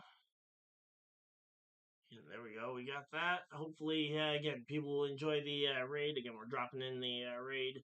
Again, we are getting ready for the Clash at Bowman Gray about 30 minutes away. So, again, don't worry if you guys are just tuning in here.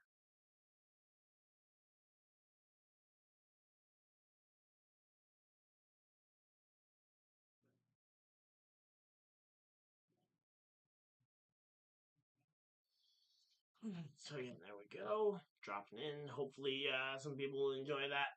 But again, we're chilling out. I'm gonna lock back in for this one as we are getting ready for this one. But hopefully, you guys are enjoying the stream. If you guys are enjoying the content, feel free to drop a like and subscribe. Again, we are sharing some love to some smaller creators and hopefully getting some big momentum going here.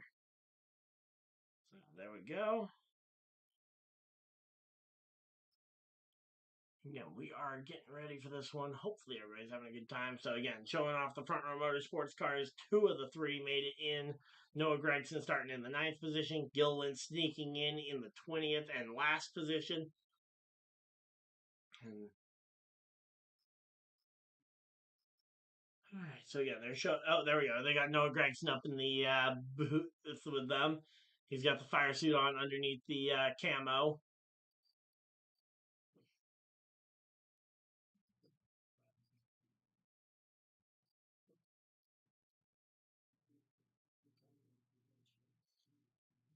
All right.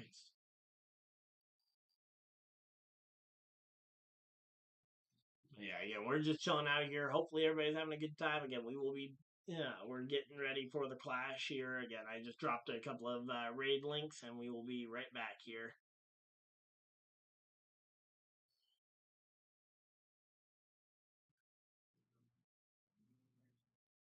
All right, so again, showing off some of the last night's heat races. Kyle Busch and Justin Haley getting into it. Yeah, Barry getting spun out behind them as well. Again, just some insane incidents here.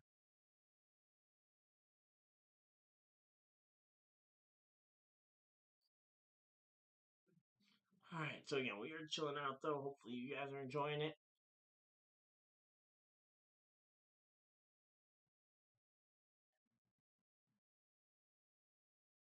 Again, we are back to here, and we are again just chilling out here. Gonna take the earbud out, and we will be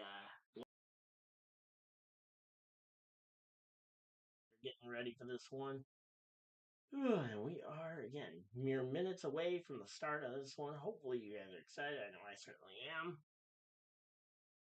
As we are.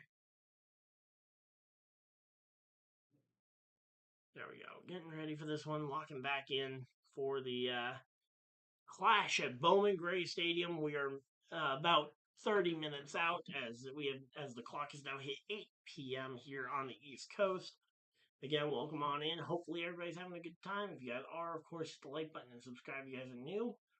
We'll be getting ready for the main event here shortly.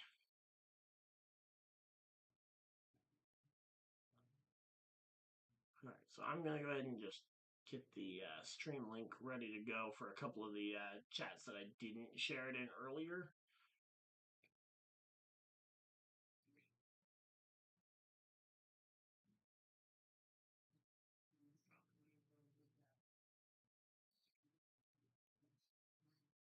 I know there were a couple of groups I didn't share it in, so let's go ahead and share it around a little bit more now as we are again getting ready for the main event. Hopefully, we can get.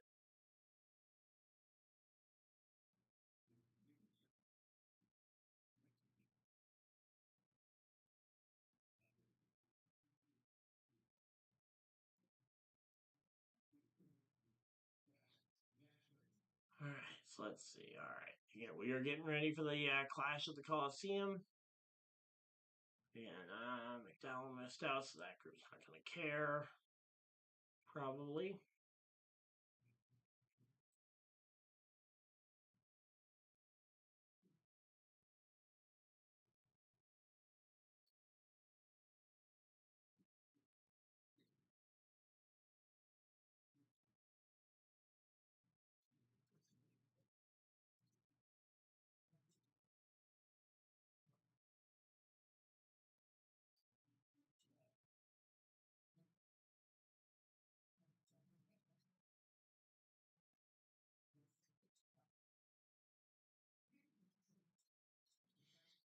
Alright, so there we go. Again, we are chilling out here, getting ready for the cookout clash at Bowman Gray Stadium. Again, this race, one of the, as I say, this race is going to be one of the most fun all year. Hopefully, you guys will enjoy it as well. I know I certainly am going to have a fun time with it.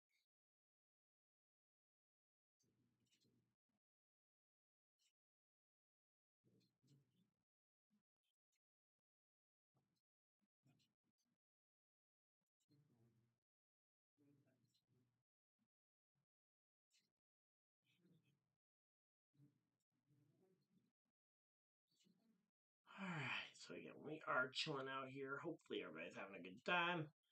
Again, we will be getting ready for this one. Again, we are about 20 minutes out from the clash at the Bowman Gray Stadium.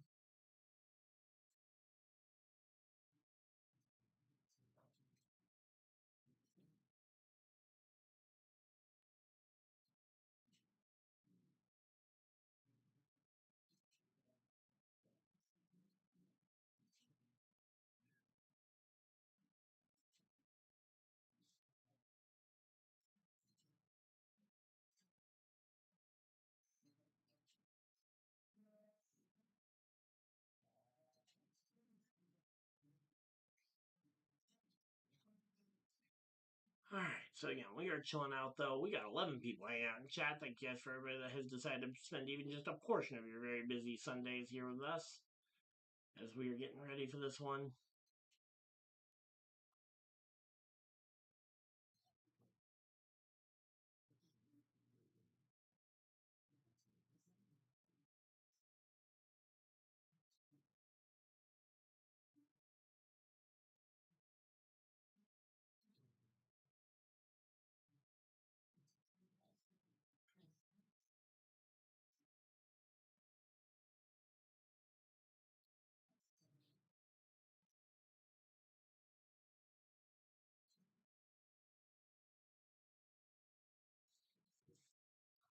No idea why it did that. And again, we are just getting locked in here. Trying to get it simplified down there for the admins. Hopefully, they won't be opposed to the fact that I had to review it and change it a little bit. But there we go. Again, we got 12 people hanging out in chat now as we again are getting ready for the start of this one. All right, so they're gonna tie. So they're tying with Clint Boyer, talking about the Chiefs and getting ready for the three-peat. Obviously, Clint Boyer, a massive Kansas City Chiefs fan, and again, as the Chiefs are getting ready for the three-peat next week, as they get ready to go to the Super Bowl down in New Orleans, as they go ahead and we getting ready for that one. They got a couple of Chiefs fans up in the stands that are wearing their Chiefs gear to the NASCAR race, and again, we are about about 20 minutes out from the start of the race. They got the light show going on the track.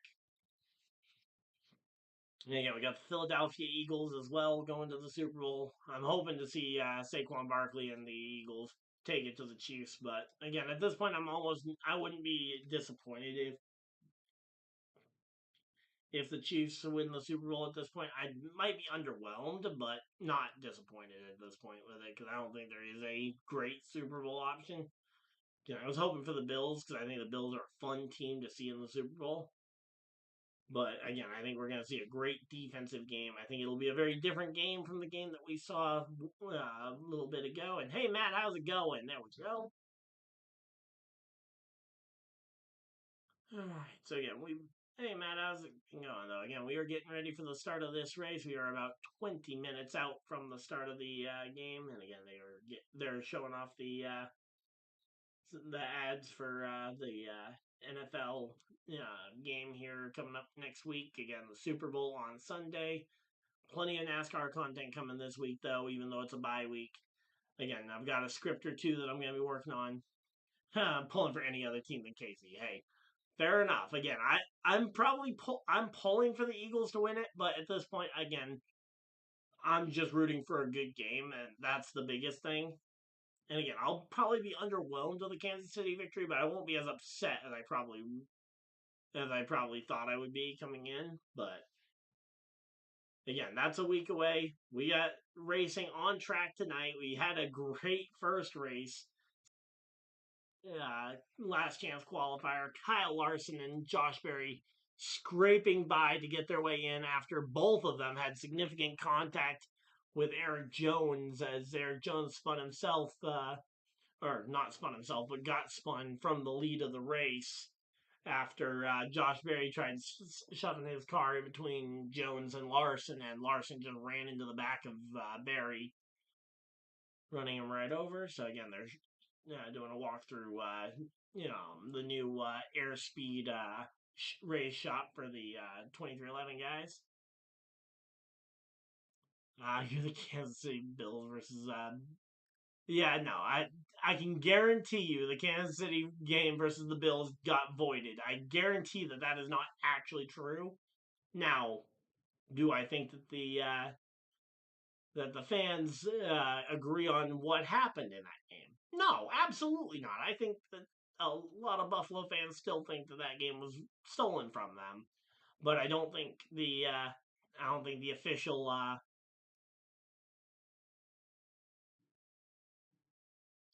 yeah, I don't think the NFL as an official series is going to acknowledge the Kansas City game yeah, was wrong. Again, it was all just down to officiating.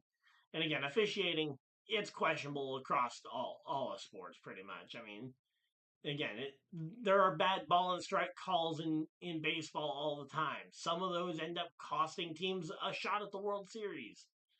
It's not all that much different. Again, sure, you could very much say that, yeah, that probably was the wrong call.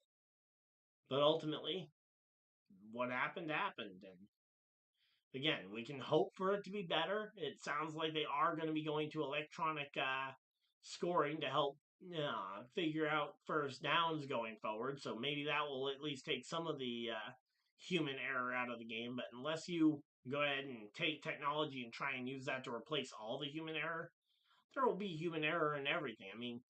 Look no further than NASCAR with the timing of the caution.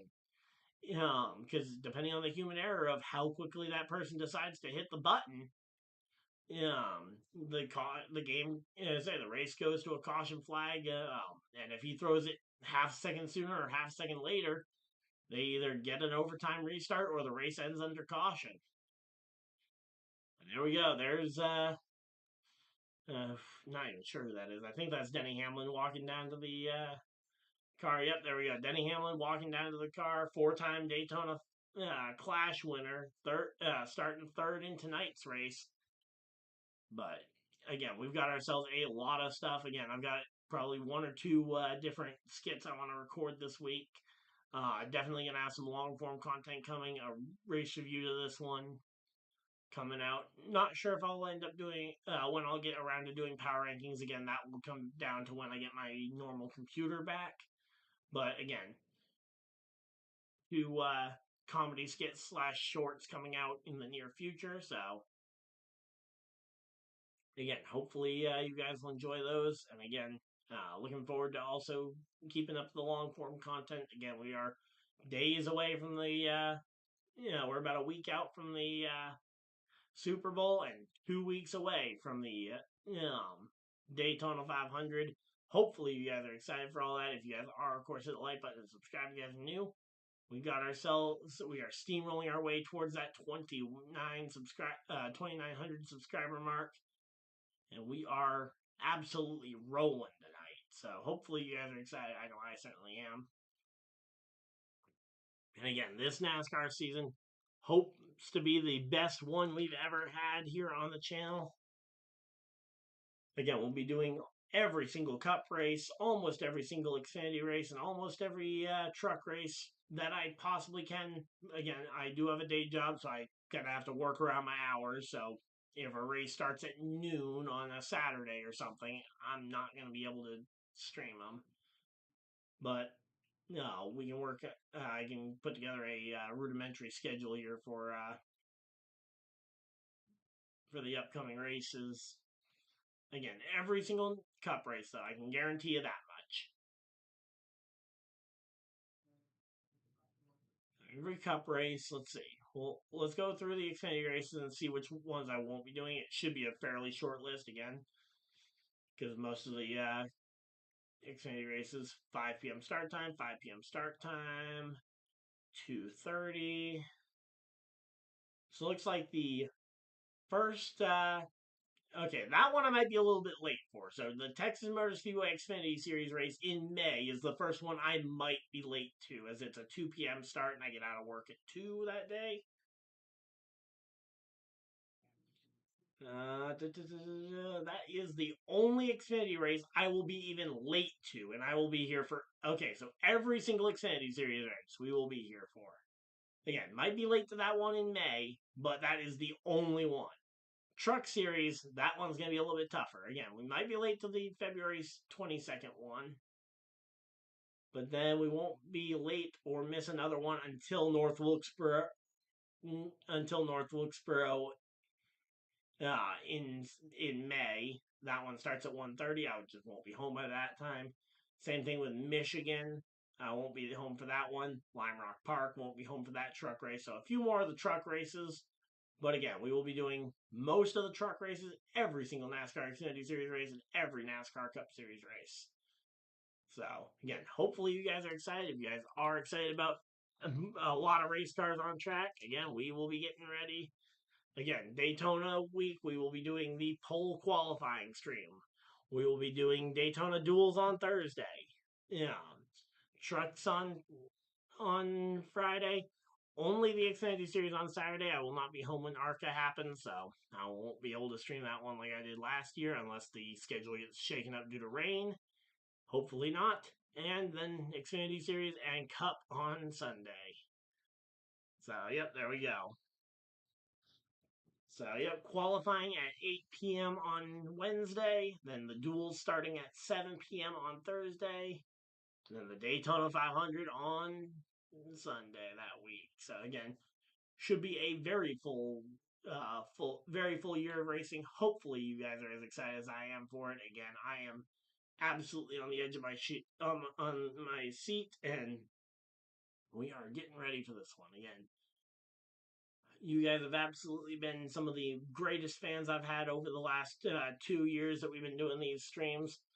Again, hopefully you guys enjoy them. And again, I don't, as far as I'm aware, again, all these things are subject to change, but that should be pretty well official. Every Xfinity race, every Cup race, and I'd say about 90% of the truck races.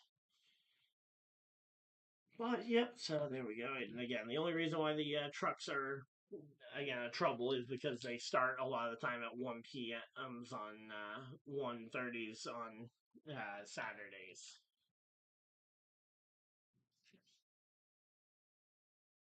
All right, you stay with baseball and NFL. All right, well, hey, again, we got one more NFL game on the year.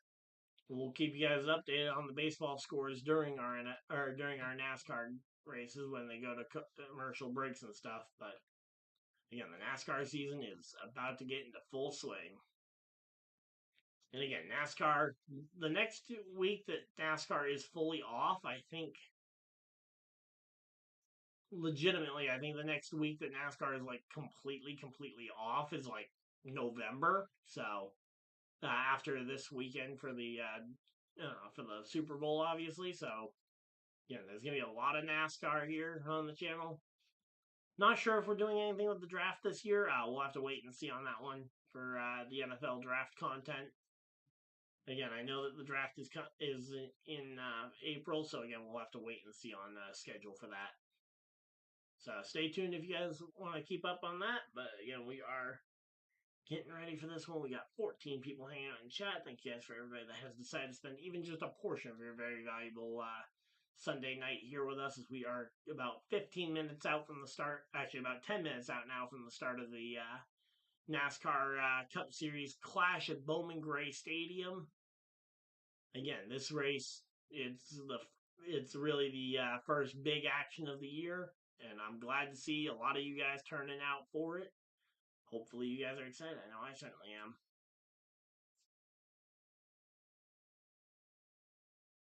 Okay. So there we go. Again, we are chilling.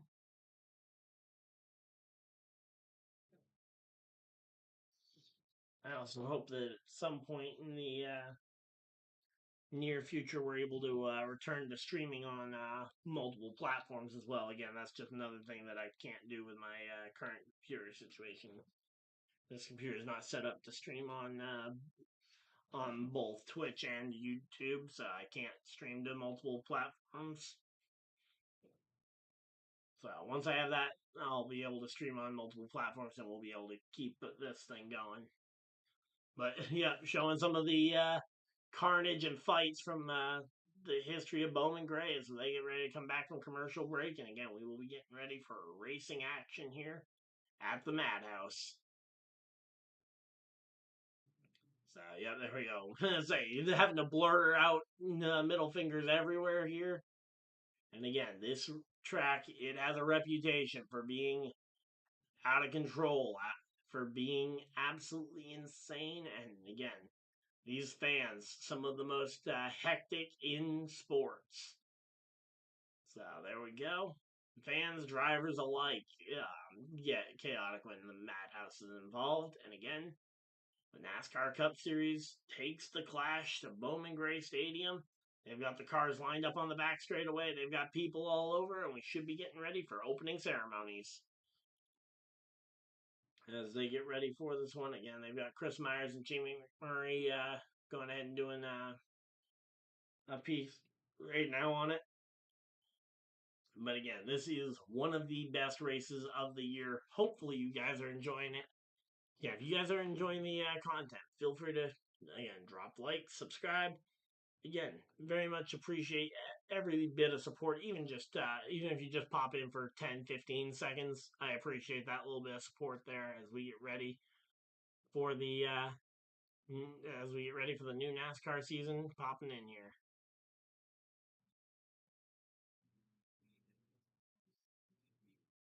All right, so there we go. Again, we are chilling out here. Hopefully, everybody's having a good time. Again, we will have a race review out for the Clash at the Coliseum out tomorrow. If you guys want to see videos like my race recaps a day early or as early as possible, I will be making them available to members first. So all my race recaps and stuff, I will try and get out same day for members. And if you guys aren't a member, just it'll be up the following day. So don't worry, you're not missing out on much by not being a member. But if you do want to see those videos about a day early, feel free to go ahead and join the channel as a member. Again, only if you can do it. Again, it's never required to be a thing. Oh, yep, the talking about the Bristol game. Yep, man. Again, that track is a ton of fun. Hopefully, you enjoy it. You're going to be in attendance at the Bristol baseball game, right, Matt? I think we've talked before, and you're going to be at that Braves game. Yeah, it's like I've heard that game's going to be fun. Um, Let me see if there's a NASCAR race going on that night. If not, I might go ahead and do that game. Stream that game. Let's see. August 2nd. Okay, Iowa Speedway. We've got Xfinity at 4:30. So depending on the start time of that game, I might be able to stream that baseball game. We'll see. Let's see. Do trucks run later that night, earlier that day, or something else for Iowa? Because I know Cup is going to be on Sunday. Let's see. Saturday, August. Oh, I say trucks aren't at Iowa that weekend, so it is just the Cup up in truck Xfinity Series. So, yep. As I say, looking forward to it. And again, yeah, the biggest thing is just be ready for hills because that track there is a lot of up and down in walking around the outside of the venue.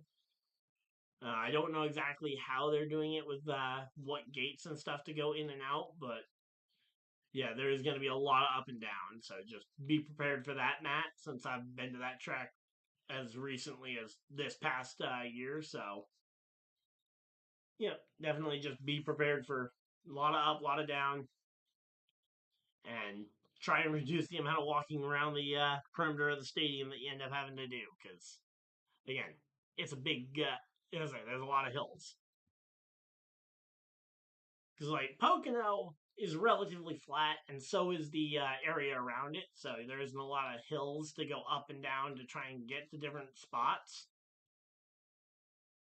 Yeah, say New Hampshire, same thing. It's relatively flat. Same with the area around it. So again, that's another one of those spots that you can just get to. Okay, you were at the night race in 2007. Okay, so you pretty much know how up and downy it is. But yeah, so I've been to Bristol, I think 7 times now, 7, 8 times. I was there for the night race in 19. Then I was there for both races in 2021. Then I was there for both in 2022. I didn't get there. 2023 I didn't get there, and I was there so I've been there 5 different times. Yeah, from 2019 to this year. So, and again, I will be there again for one race later this year as well. So, should be a good one. Again, they are back from commercial break and getting ready for this one. Hopefully, again, getting onto the soon. No, you live in okay. You live right there in Bristol. All right. Well, hey, again, next time I'm down in, I'll be down there for the night race in 2025 later in September. So, say when I'm down there, keep updated on my Twitter. I'll post whenever I'm going out places. So if you want to stop by, say hi. I'll be right there. Yes, I remember me and some friends. We went out to the Michael Waltrip bar for dinner one night when we were down there. And yep, here we go, getting ready for opening ceremonies. So yeah, we are mere minutes away from these cars getting their engines fired right on up. All right, you're in the Dale Earnhardt seats. Okay, cool. Haven't memorized a track map of where those seats are, but again, there really isn't a bad seat in the house at Bristol. So here we go. Let's see. Let me see. Bristol Motor Speedway seating chart.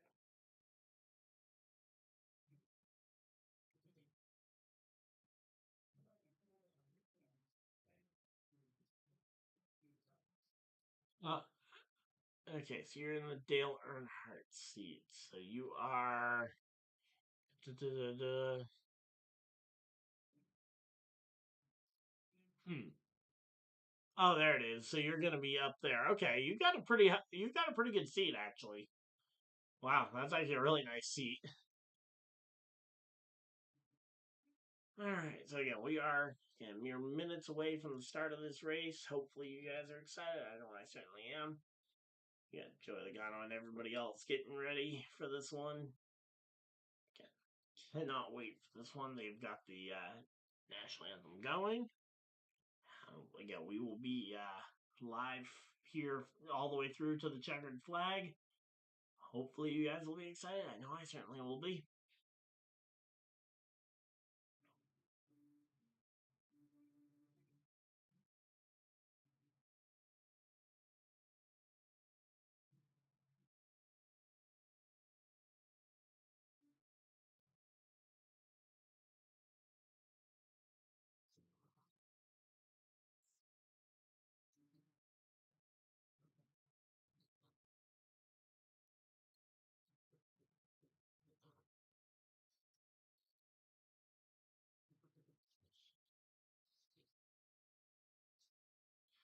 All right, so there we go. Just went and quote tweeted my post, letting people on Twitter know that I'm about to start there. We are again mere minutes away from the start of this race. Again, they're doing the national anthem, and they will be climbing aboard these rocket ships and getting ready to race.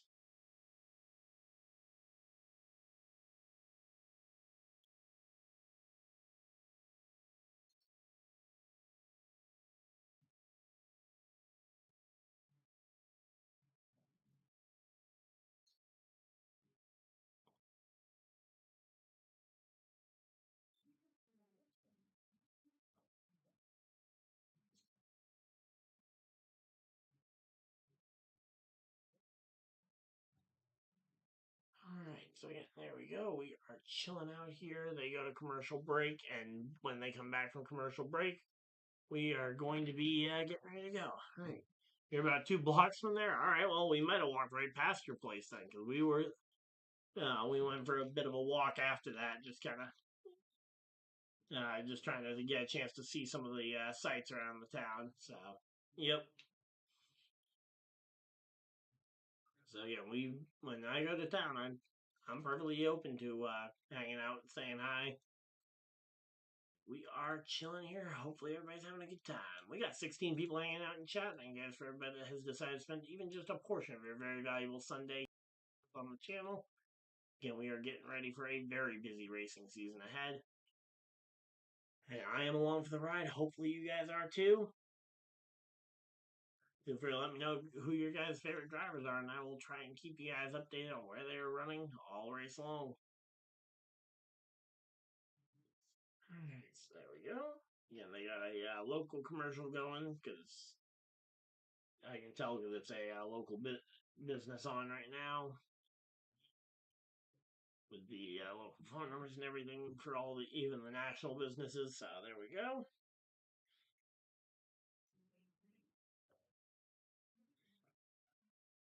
Yeah, we are chilling here.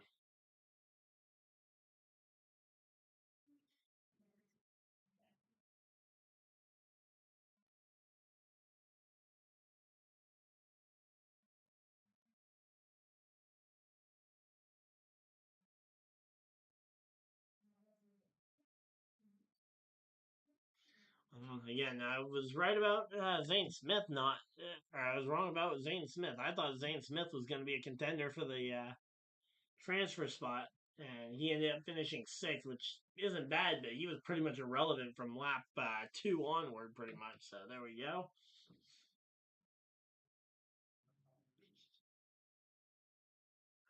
So there we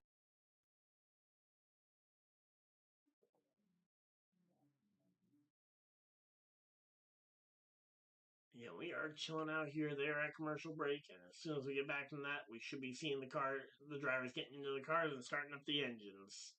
For the first time this year, we will hear the famous words there. So there we go.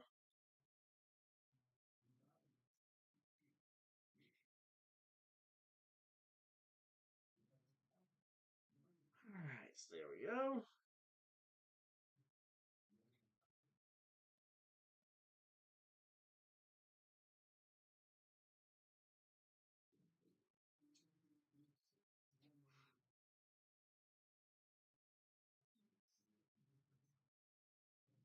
Yeah, that's pretty close. Yeah, that is very close, Matt. Yeah, so I don't think we walked by yours because I think we walked the other direction. I think we crossed the bridge over the river and then back towards. A lot of our walking was along that border street where it's half Tennessee, half Virginia side. So, but yeah. So there we go. Again, they're coming back from commercial break, getting ready for the clash at Bowman Gray. And again, we are ready and waiting for this start.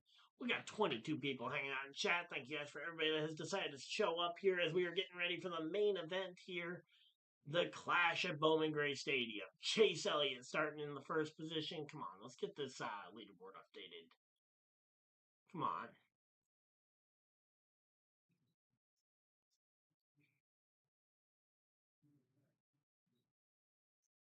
So again, all the drivers climbing into their cars, getting ready to fire them up and ready for the race. Another local. All right, there we go. Yep. So Eli also lives down in that part there. So there we go. Hey, Michael, how's it going? What significance of the race tonight? I grew up watching NASCAR. Not completely ignorant towards the Cup. This is their first race. Is always the 500.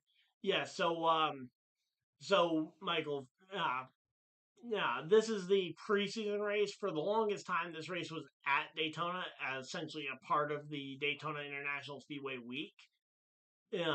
So this is a non-points event. It's kind of the first kind of tune-up for the season. The last couple of years, it's been over in LA. This year, it's in Bowman Gray, and it sounds like they might be planning to rotate it around a little bit more. But yeah, so for the most part, this one is for bragging rights. There's also a trophy and a big bundle of cash that goes with it. But again, it is kind of this is like the preseason games for the NFL or spring training for the MLB. Definitely still means something for the drivers to get into it, especially for the first year at a new venue. But there are no points on the line, so this race will not affect the championship outcome at all.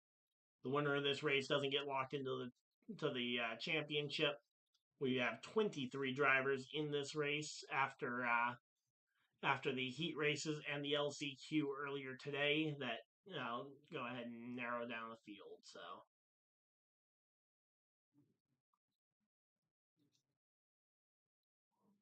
trying to get the come on, trying to get the clash results. Come on, there we go. That's the one I'm looking for. There we go. All right, yeah, we got that all set up. Now I just need to go ahead and narrow this down, and we will be.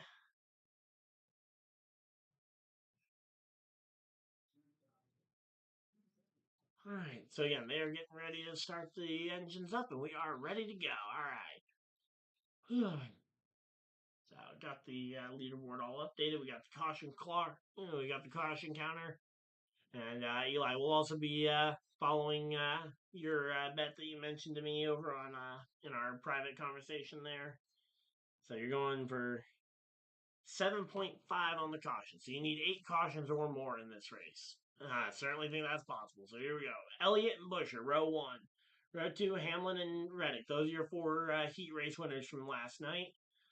As we go ahead and get ready, the rest of the field filled out by the other drivers who either got top 5 in their heat race or the 3 drivers who snuck in at the last moment there. Larson, Barry, and then Ryan Blaney, who snuck in with the provisional driver as the highest driver who got in points from last year who didn't qualify in under the normal means. So there we go. And again, they're showing off as they got Larry McReynolds down there on the pit road showing off the Camry front end.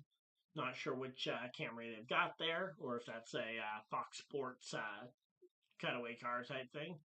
But here we go again, showing the brand new Camry. I love the look of this new Camry. I think it looks super sleek and modern. So I know some people aren't the biggest fan of it, but I think it looks cool. So all right, there we go. Again, we are settling up here. They're showing they're also showing how it does at pushing the front end there. All right, so again, we are set up and ready for this one. Let's see. So yeah, we've been live for over 3 hours already. We're looking at 3.5, 4 hours here. And it's probably going to be about 5 hours by the end of this stream. So hopefully you guys are excited. I know I certainly am. We're going for a long one here. 200 laps. I believe, is this one a green flag lap only as well, or is this one going to be all laps counting? Because I say these, Josh Berry's car looks beat up to the end of the earth there. Because he and Larson both had to fight their way through a very brutal last chance qualifier race just to get here, and both of their cars have somewhat significant damage on them before the race has even begun here.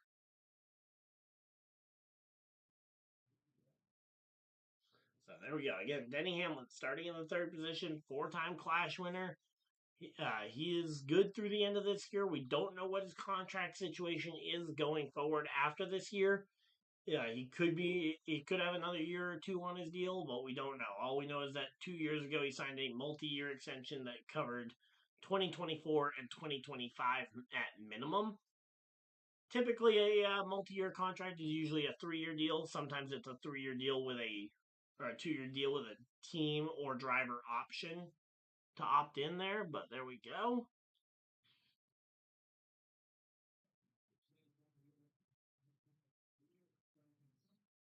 All right, so again, the cars are rolling and we are ready to go here. Hopefully, you guys are as excited as I am. Again, this race, they are bunched up and they will be ready to go racing again. 1/4 mile short track bull ring here.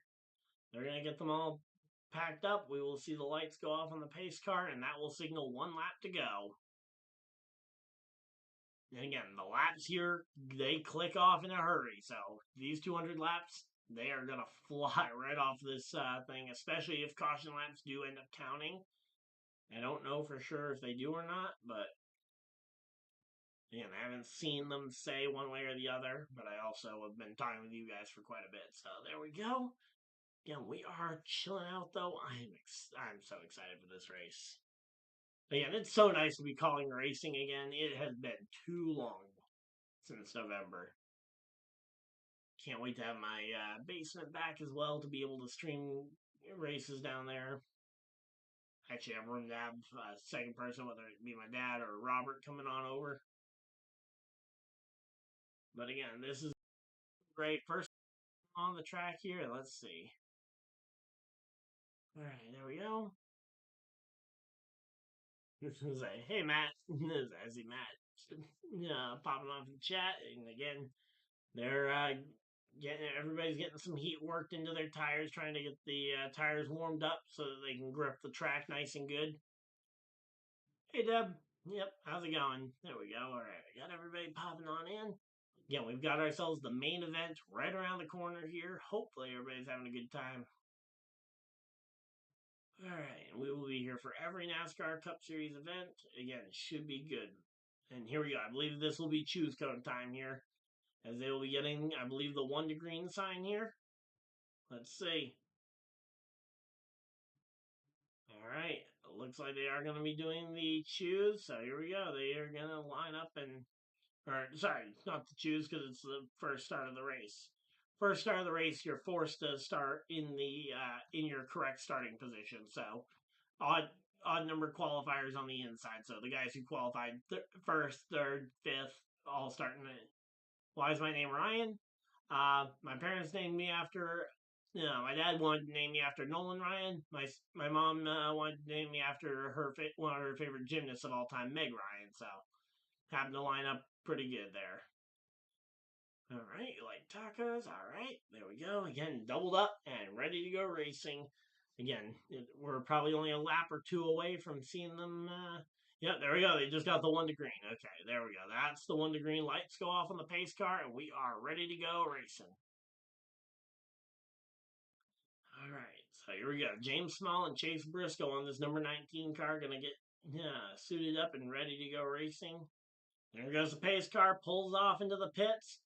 And here we go. Leaves the field in the hands of Chase Elliott and Chris Buescher here on the front row. Hamlin and Reddick in row 2. Let's get ready to go racing here, boys. As we come down to the start of the first green flag of the Cup Series season. Green, green, green. Green flag is out, and Chase Elliott is away with the lead here.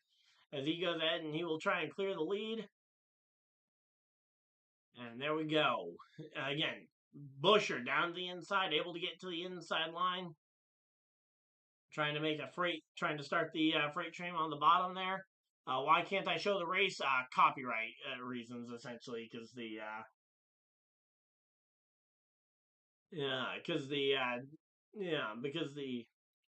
come on, guys, let's keep the chat appropriate, please.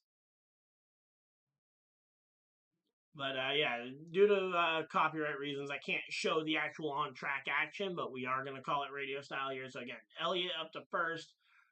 Buescher to second. Reddick is settled into line in third, and again, most of the field is starting to get single filed out. A couple of the drivers still on the outside here, not able to get in line. There we go. SVG, I believe that was just pulled into line as well. Ryan Preece, I believe that is still stuck on the outside, and now he finds a spot in the inside. So again, about the first 5 to 10 cars here have started to find their way to the single file formation here. As we've clicked off the first 5 or 6 laps here. And we've got Bubba Wallace versus Noah Gragson here in the middle of the pack here, battling it out for 11th place. So there we go.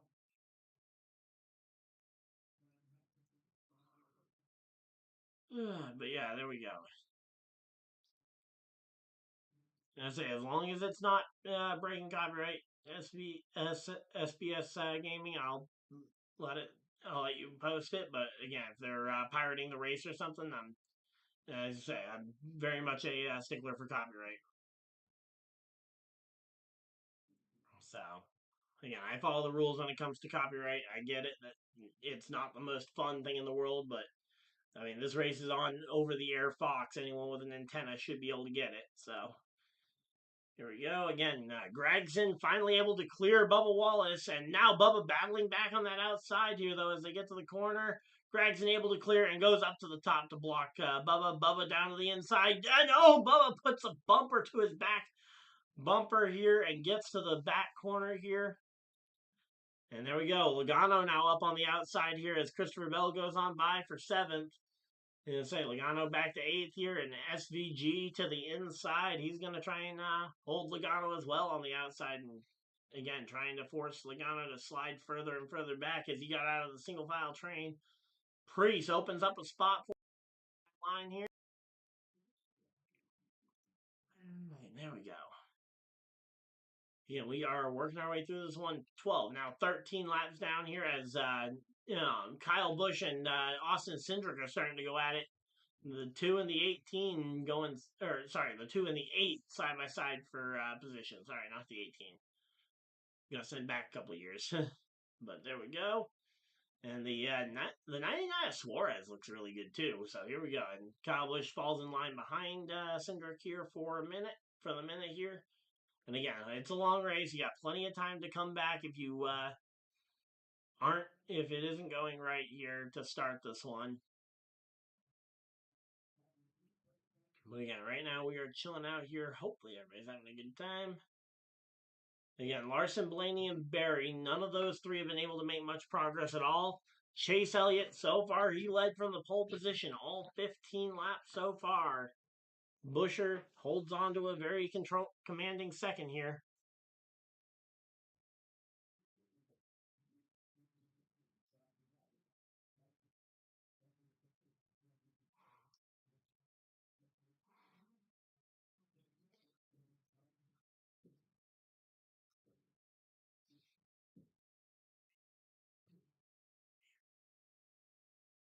So here we go again. Say in line here. They're taking this one side by side. Say SBS. Say it's not clickbait. The title says right in the title and thumbnail both say race reaction and results. And yeah, is it an enticing thumbnail? Sure. That's kind of the whole point of a thumbnail is to be enticing. But everything I've done is perfectly within the lines. And here we go. Boom! Drags and puts a bumper to Kyle Busch, and he goes up and around. And that's going to be the first caution of the night here as the caution flag flies. And we are now 20 laps in, and the caution flag is flying.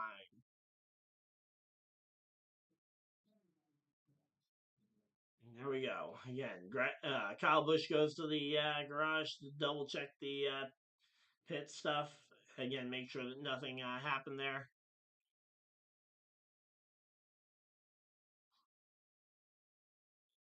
All right, so there we go. Again, right to the back bumper, just runs him up, gets a small contact with the wall, and there we go. Eli's upset. Yep. There's our boy Kyle Busch getting run up out the way.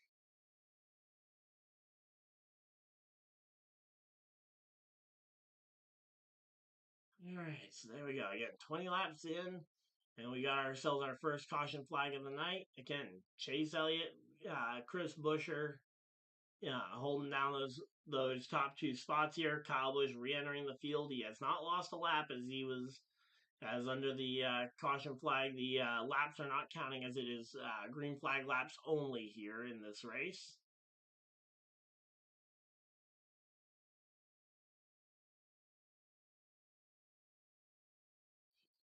All right, so again, hopefully everybody's having a good time. If you guys are enjoying the content, feel free to like button and subscribe if you guys are new. Here we go. They're doing the choose cone here. Kozlowski to the bottom of the racetrack. Bell to the bottom. SVG up top. And here we go. They keep going top and bottom, top and bottom. Yeah, SBS, I know you've been here before. You know what we do here on the channel. Don't know why you're now making a fuss of it. But again, I know what I'm doing is within the rules, so. So there we go. We are chilling out here. Hopefully everybody's having a good time. If you guys are, of course, hit the like button and subscribe if you guys are new. Been doing this for 2.5 years, or for a little over 2 years now, and we're looking to do every Cup Series race, every Xfinity Series race, and most of the Truck season. So again, Tyler Reddick here, getting settled in, gonna try and see if he can make a push for the top spot here shortly as they get ready for the restart. Again, Chase Elliott has control of the field. The pace car is off. Elliott and Buescher on the front row here. Reddick on the inside line. Hamlin to the outside of row 2. Row 3, Kozlowski and Briscoe as they go green, green, green. Green flag is out, and they are back to racing. And here we go. Chase Elliott jumps out in front of Buescher, gets out ahead, and they go 1-2 here. And say pretty much immediately the top four are all single file, and say nobody's fighting for positions in those top four. So again, they get single file nice and quick, and they continue to try and just make this one happen. Meanwhile, Briscoe and Keselowski still locked in a side-by-side battle for fifth here. As they continue to duel it out for fifth on back, everybody fighting. Everybody, side by side, pretty much all throughout the field. And here we go, Christopher Bell looking to the bottom as well as Keselowski finally gets clear of the 19 of Briscoe. The 20 now trying to also take advantage of his teammate being up on the outside line here. And here we go, the 88 of SVG also going to the inside of Briscoe, continuing to run this freight train on him. And now Briscoe gets that inside line just ahead of the 22 of Joey Logano.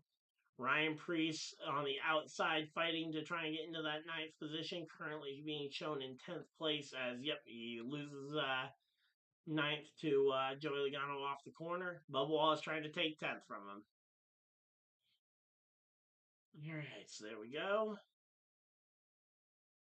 We are chilling out here. Hopefully everybody's having a good time. Let's see, again, they are double stacked for about 4 rows there.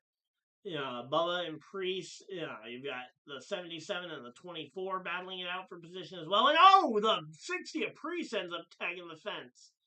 Again, 30 laps in, we've got ourselves a nice green flag run going. Again, starting to build this one up back to about 8-9 laps of green flag racing here. And we are mere minutes away from probably another caution flag. But again, what happened to Preece there? Oh, he just scrapes the bend in the wall there.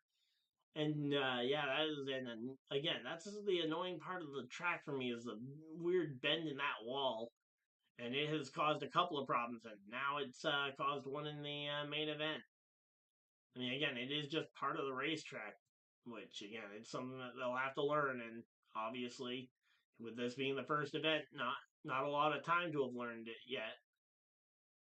So, again, that was Ryan Preece scraping the fence there, and he drops back to the 12th position.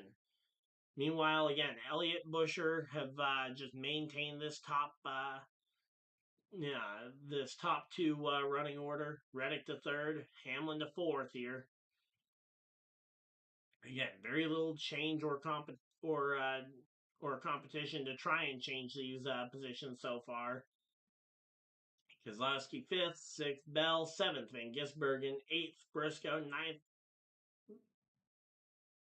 9th is Joey Logano, and rounding out your top 10 is Bubba Wallace. So there we go. When does the great JP come back? I don't know when or if JP will be back on the channel anytime super soon, but yeah, we'll see. Again, I also do a podcast with him every week. So again, if you guys want to see more of JP and me, so that podcast is on the Social Sports Pad Network, which is in one of the links in the description. I believe it's the bottom link there. But yeah, so we're both on the Lap Down podcast each and every week together. So again, there we go. Again, 36 laps in. Laps continuing to tick away here. We've almost made as many laps as we did the last time before the caution flag flew. So I guess we're gonna see. Do we have a longer green flag run this time? It still feels weird that 40 laps have clicked off in under 10 minutes, which is just insane with how fast these cars are going around here. Again, a gap starting to form here. Bell is up to the 5th position. He managed to get by Keselowski. Keselowski to 6th. SVG continues to hold down that 7th position, though. And again, this battle for position is getting closer and closer here.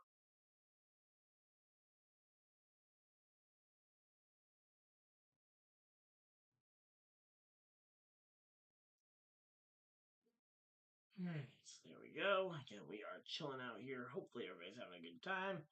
If you guys are, feel free to leave a like and subscribe if you guys are new so you guys don't miss any future videos or live streams. And here we go.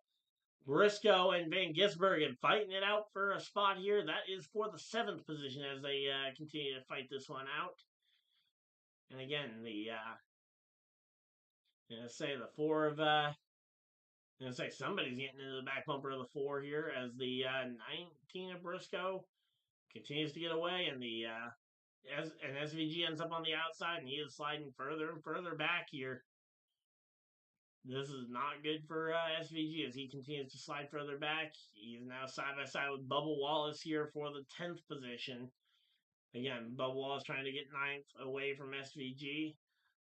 Bubba Wallace currently holds the 10th position, but again, that won't take long as yeah, there we go. SVG slides back, and now Bubba up to 9th, SVG to 10th. And SVG is going to continue to slide down the running order as Hocevar, Priest are right on his tail here. And here we go. Again, we are working on this one. Hopefully everybody's having a good time. If you guys are, of course, again, hit a like button and subscribe. Reddick currently has gained 1 spot. He's passed Hamlin for 3rd, and that's the only passing on track in the top 4 so far tonight. Again, Christopher Bell has some speed, so maybe once Bell catches the leaders, we'll start to see some more battles. But again, when 3 of the top 5 are Toyotas, I'm curious as to how much battling there will even be until after the halfway break, when we know there's potentially no more restarts coming if they go green the entire way. Yeah, saying they're I completely forgot about the fact they're going to start to lap cars here soon too. So yeah, they're catching lap traffic as well. And yep, there we go. The cars in the back of that field. Kyle Busch already 1 lap down. Gil Linden Berry about to be a lap down. So they're going to have to fight as hard as they can to avoid ending up a lap down here.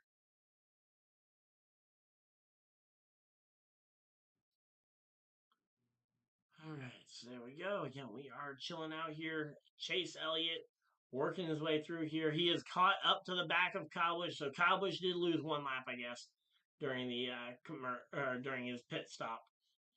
I didn't think he had lost a lap with the caution, but I guess he did lose 1 lap with the caution flag. So, yeah, 50 laps down. We got about 50 laps to go before the halfway break and the caution flag there. Again, Kyle Busch currently sitting in the 23rd spot. If he can just stay on the lead lap here, or on the quote unquote lead lap, for another 50 laps, he would be able to get that free pass. Or if there's another caution before that point. But as of right now, the leader is pretty much right on his tail, and they are going to have to, he's going to have to fight to try and get this lap back.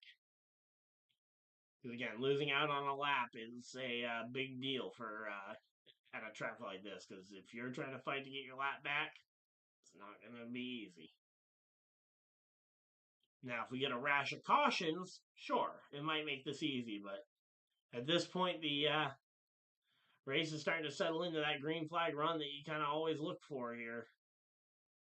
And again, right now, there goes Gregson. Kyle Busch, Gregson's former boss, as he used to drive for Kyle Busch Motorsports in his run up the Truck Series ladder. And there we go. Noah Gragson is now a lap down. That means Kyle Busch is no longer eligible for the free pass. And that now puts Kyle Busch in a really tricky spot. And again, right now the 8 of Kyle Busch, he wants to try and hold off the 9 of Chase Elliott as long as humanly possible, which that will allow guys like Chris Buescher and Tyler Reddick to start to re-enter the picture here. As they get further and further into this one, let's see. Yeah, we are chilling out here. Hopefully everybody's having a good time.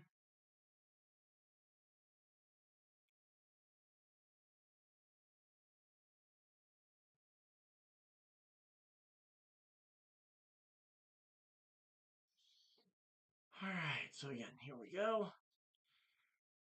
Alright, let's see again. Right now we are, again, everybody's kind of stayed kind of put here. There goes Ryan Blaney making a pass here on Daniel Suarez.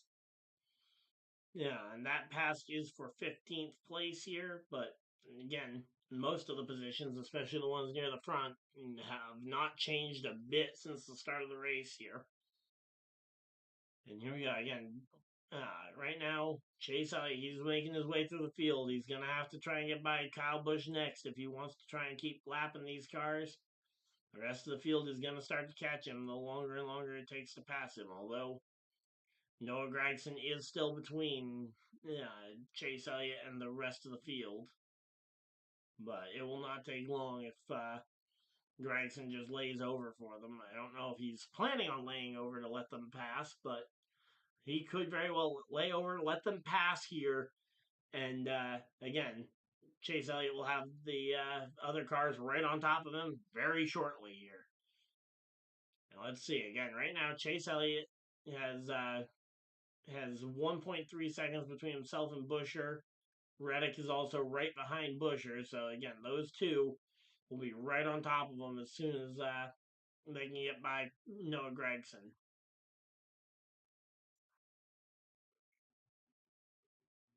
All right, so there we go. Let's see.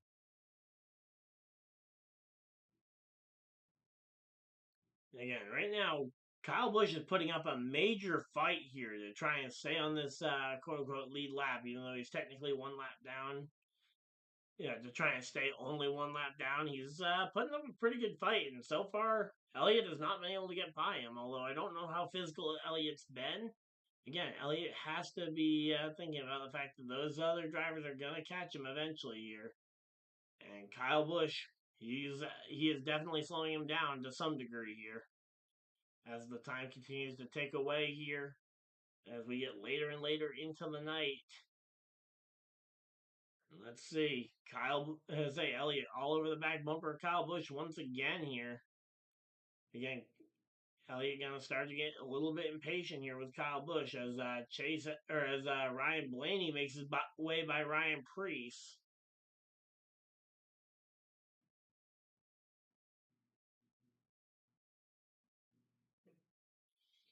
All right, so then again. All right, so here we go. Again, Larson up to 15th here. He's running into the back of Preece, trying to get him to move off the bottom of the racetrack here. But again, the bottom of the racetrack has just been absolutely dominant tonight as this race is starting to turn into a bit of a green flag run here. Again, so far, Kyle Busch has 30 laps left to hang on here if he wants to stay only one lap down here. But now he's gone up the track here to try and help defend his run here. They go to a side-by-side commercial break as, again, Ryan Preece falls in line. And there we go. Chase Elliott finally gets his way past the 8 of Kyle Busch with about 20 or about 25 laps to go here in this first run. Again, at the 100 lap mark, they will throw a caution flag and they will go ahead and have the intermission and then another 100 lap run to the checkers. So again, we are chilling out here. Hopefully everybody's having a good time. If you guys are, again, hit the like button and subscribe. 25 laps to go officially until the halfway break here. And there we go. Now we got the 11 of Denny Hamlin putting a challenge to Tyler Reddick for the position here. Those two battling it out for third here. And that's 4 Toyotas in a row between those two. Bell right behind them and Briscoe behind him. So, again, you've got a 4-way Toyota battle here.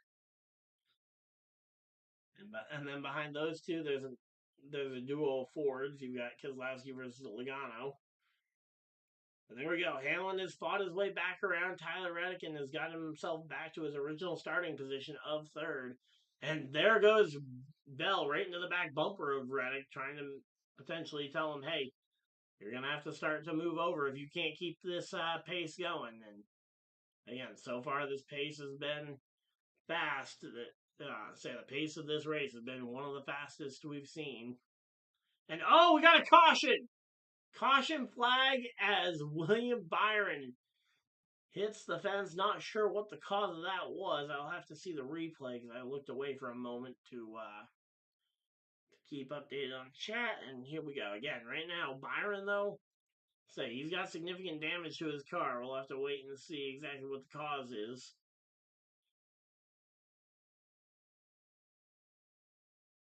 But yeah, so we're gonna have like a 20 lap sprint to the checkers here for the stage end, or not for the stage end, but for the halfway break.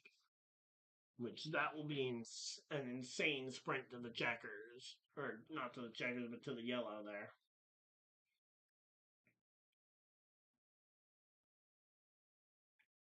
All right, so again, 79 down. Again, 21 to go when we go green.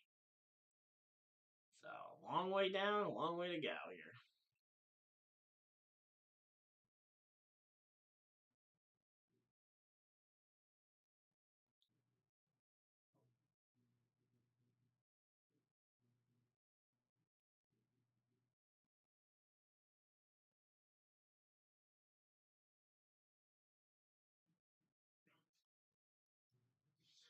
All right, so there we go. Let's see.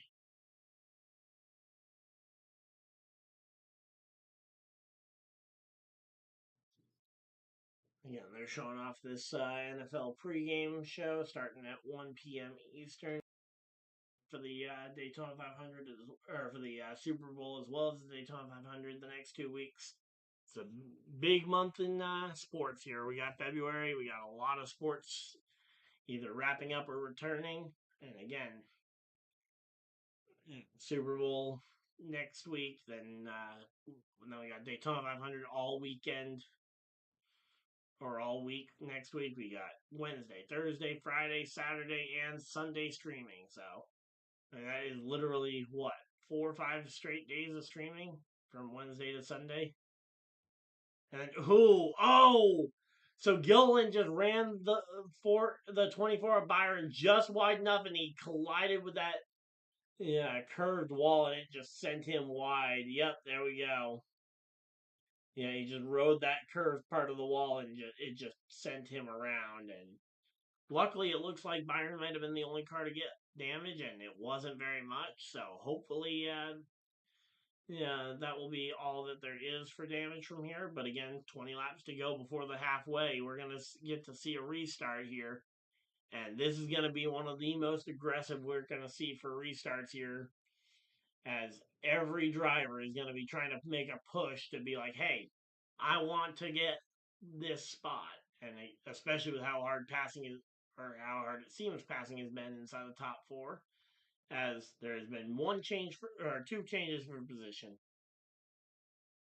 The 45 passing Hamlin at the start of the race, and then the 11 of Hamlin passing the 45 back to get his third spot back. So here we go. Elliott and Buescher both taking the bottom, while Hamlin and Reddick both take the top line. We have got ourselves an interesting situation here. So are we going to see the teammates up top work together better than Elliott and Buescher on bottom? Again, it's going to be, let's say, here we go. Pace car stays on track one more time around. We'll see the 1 to green sign this next time by, and it will be green flag racing. Yeah, so far Chase Elliott has led all 78 laps. It'll be the start of lap 79 here when we go back racing. All right, so there we go. Again, we are chilling out here. Hopefully everybody's having a good time.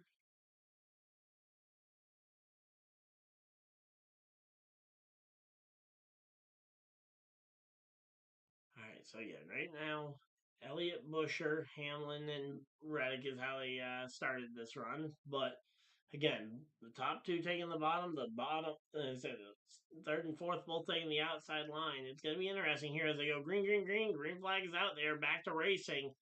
And let's see. Again, Elliott versus Hamlin here. Hamlin fighting on the outside. Let's say the 9 of Elliott on the inside here. Let's see. And Christopher Bell got off track there a little bit, slowed up the entire inside line there, and now put his teammate in the middle of 3 wide as everybody is just slipping their way around him. And there we go again. 20 laps to go here before the caution flag flies. And here we go. Hamlin trying to fight as hard as he can to try and get by the 9 of Elliott. Meanwhile, the 45 of Reddick going to try and do everything he can to get by Buescher. But Buescher is looking to be fairly strong.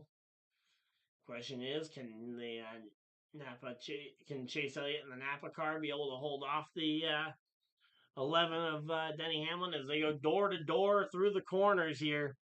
Elliott trying to hold him wide. Hamlin trying to hang as tight as he can on this outside. And there we go. Chase Elliott able to force Denny Hamlin to fall into second here, but Denny Hamlin does have a teammate behind him, so he might be able to knock the 9 out the way. Or sorry, not a teammate, but a Toyota manufacturer teammate who Denny Hamlin owns the car of. So here we go. Again, they're starting to get into each other's bumpers. So the question is, who moves who and when? How long can you wait to try and make a move? If you're Reddick, can you wait long enough for Hamlin to eventually get comfortable enough to make a move, or do you have to make a move on Hamlin because Hamlin won't make the move in time? 15 laps to go, and time is ticking here. Again, any spots you can get before this yellow, the better it's going to be for you.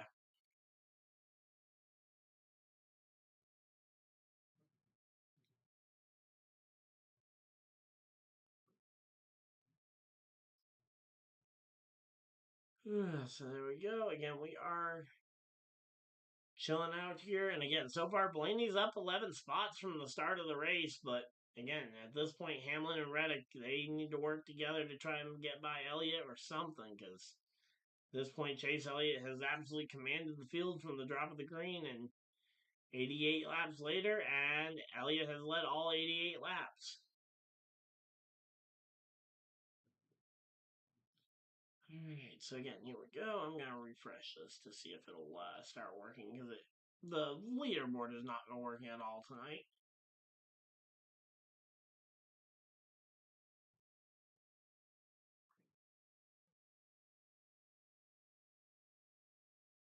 Alright, so again, right now, Chase Elliott and the 9 car, they hold on to the lead over the 11. The 11 starting to look a little higher to see if he can maybe try and make a move here. 10 laps to go. 10 more times around. The question is, how do you make this move? And do you make it in time? So here we go. 92 laps down, 8 to go. 8 more laps here in the first half. So let's see. Again, Elliott trying to hold off Hamlin here. Alright, so there we go. Again, the two of Cindric has ended up on the outside of Briscoe here. That's not a good spot to be in here. Let's see. Come on. The 94 of is like 94 laps down here. Yeah, Hamlin and Elliott, 6 laps to go. It'll be 5 to go at the line. 5 more times around. And again, this is ticking down. Not a lot of time left here.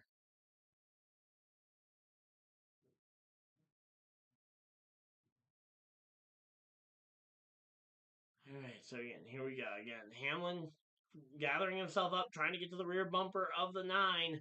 The 9 hanging on to that lead spot. Again, only 4 laps to go. Not a lot of time left to make a move if you're going to try and make one before this half of racing ends as they take 3 laps to go. 3 more times around. Hamlin to the outside, not able to get a run. This time Hamlin dives it up the inside. He's going to try and get a nose. He gets a nose in there. He's door to door, wheel to wheel. Hamlin takes the lead and leads lap 98. And there we go. Hamlin goes in there and forces himself past Elliott. And now he's the leader. But Elliott tries to cross him over on the inside, and they are showing the crowd as Elliott is unable to hold himself off. And now he overdrives it, and there goes the 45 past him as well. As they take 1 lap to go here before halfway. And let's see. Again, coming down to the caution flag here shortly. And this is going to be a lap 100 completed at the going into 3 and 4. Now let's see. Hamlin is going to hold off to the yellow. Reddick to second. Elliott to third. Busher holds off for fourth. Keselowski to fifth. Bell sixth. Seventh, Hocevar. Eighth, Logano. Ninth, Bubba Wallace. And Ryan Blaney climbs his way all the way to 10th place here. SVG, the first car outside that top 10. There we go. Again, that was a hard-fought match there. They fought every little bit they could, but ultimately it just wasn't enough. So there we go.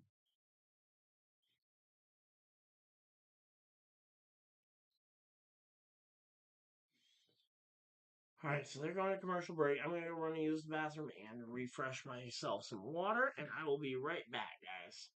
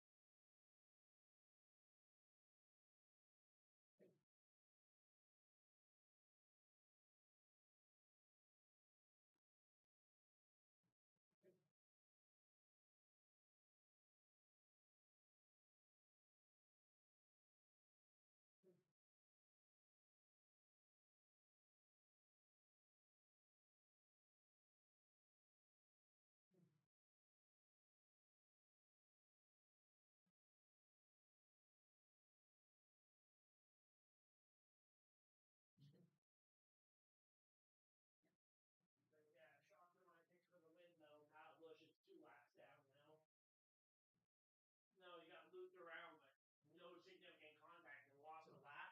Then lost another on the run to Elliott, who went 80 laps green.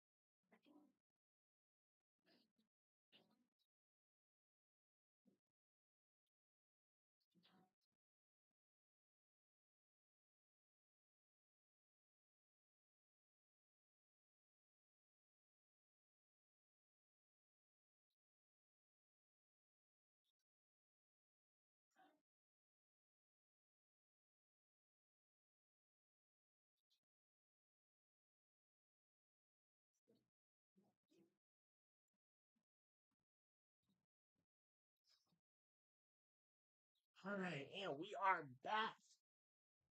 So they are in the pits for the intermission. Again, I don't know how long intermission is going to be, but we are chilling out here. And again, the first half of action is over. Chase Elliott dominated the first half up until about 5 laps to go when Denny Hamlin and what's his name, Reddick were both able to get by. So far, the only major cautions for contact was William Byron getting spun around and Kyle Busch early in the race. Both of those cautions, though, both drivers stayed in the race up to this point. No drivers have retired from the event as far as I am aware. Oh, and NASCAR Fan Reward Points. First opportunity to check in. Let's go.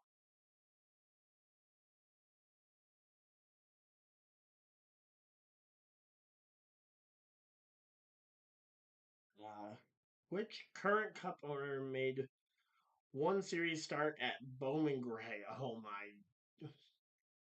All right. Hetty, Rick Hendrick, Childress. Hmm. All right. Well, let's try and figure this one out. All right. 1971. That would have been Petty's era, I think.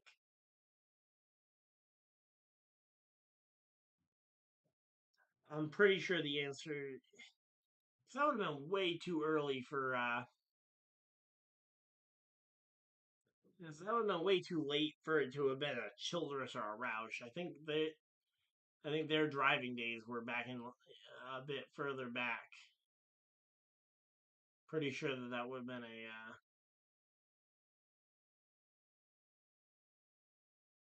Actually, no, wait, no, that could have been in Richard's era. I'm gonna say Richard Childress. Hey, let's go. It's glowing green. Points have been added. Yeah, there we go. All right, already over 200 points.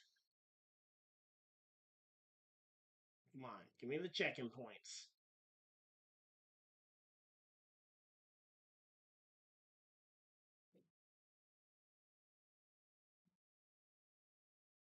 All right, so again, we are racking up our NASCAR fan award points. Welcome on in. Hopefully, everybody's having a good time. If you guys are, of course, hit the like button and subscribe. We are currently at the intermission here. 100 laps down, 100 laps to go. And we will be back shortly.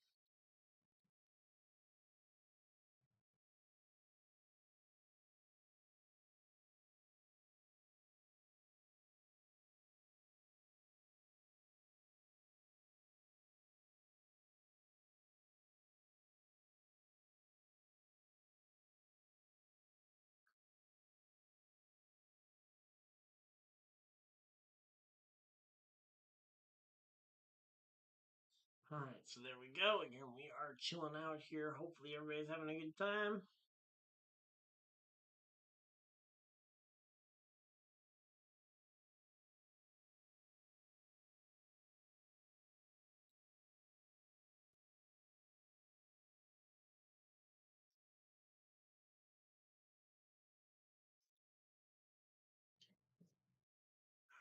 I've tried to check in, so I've at least done what I can. We got 12 people hanging out in chat. Again, thank you guys for everybody that's decided to spend even just a portion of your very valuable Sunday night here with us as we are, again, halfway here through this race.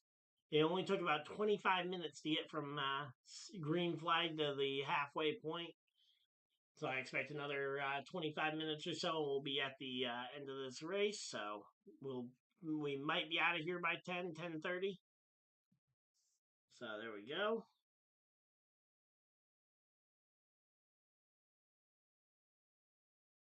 All right, we are chilling. Hopefully everybody's having a good time. Again, if you guys are, as I say, feel free to let me know who your favorite driver is or who you guys think is gonna win this race because I would love to hear your guys' opinions. Because as I say, again, we did a video actually just yesterday reacting to your guys' opinions there. The NASCAR on the NASCAR app, they have a NASCAR Fan Awards program where, when you go to log in,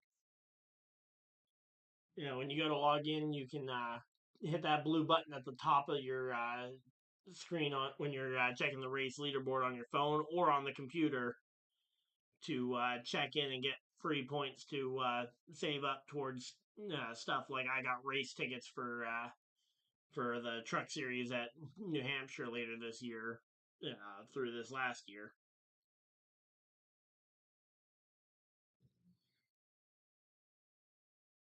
So I checked in over there.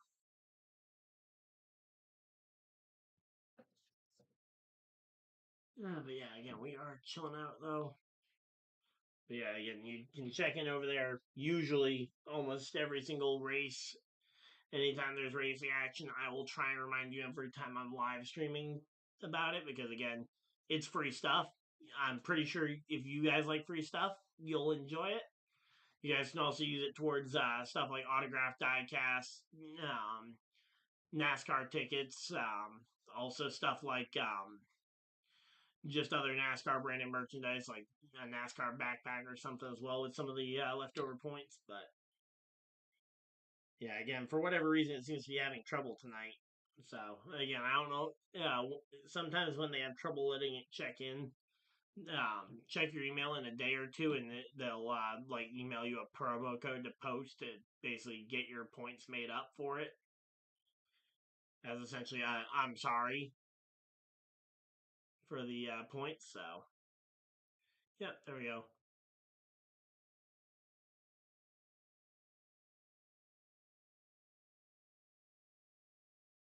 As far as I know, I don't think that there's a way to do that. At least not within it. I know some people break copyright, but YouTube doesn't. YouTube or NASCAR isn't going after every single one of them. But yeah, again, I wish I could do it, but again, I try and play within the lines because again, the audio itself is also copyrighted in addition to the video. Again, the only way to do that would be if I can to make it entirely by the books would be for me to talk the entire time, and I wouldn't be able to take a single breath because I would have to keep filling the air so that it isn't in so that there isn't a even 10 to 15 second gap of just race audio.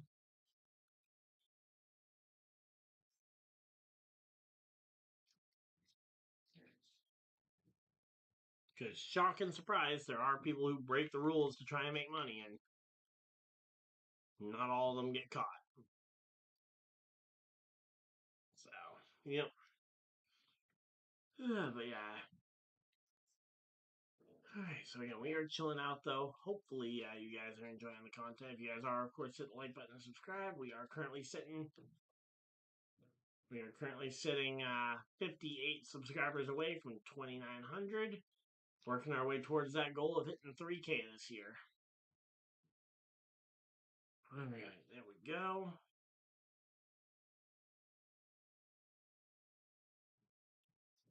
They've got the NFL stuff as well going on. They're showing the NFL preview, which is usually right before. Yep, coming back from commercial break, and we should be getting cars back on track within a minute or two as we get ready for the second half of the Bowman Gray Clash at the Clash at Bowman Gray.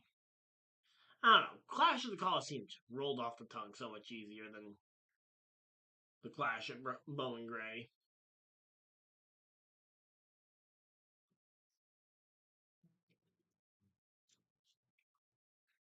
Alright, so there we go. Again, we are looking at this one. Let's see.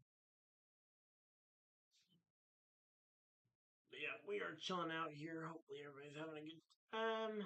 Alright, they got a kid in a little Lightning McQueen hoodie there.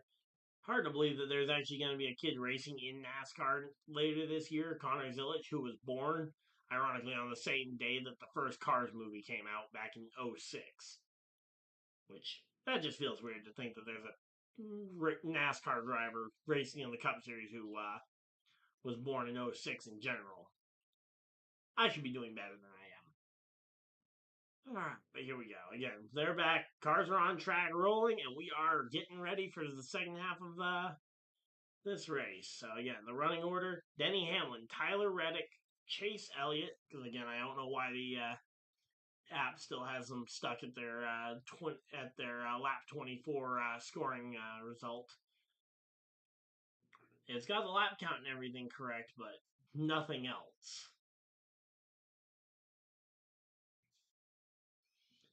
All right, so again, here we go. Again, Chase Elliott will have to try and make some passes here if he wants to try and get this Clash win back that he basically had in hand until he ended up giving up the 2 spots to Reddick and Hamlin. And there we go, Reddick Hamlin taking the inside and outside lane.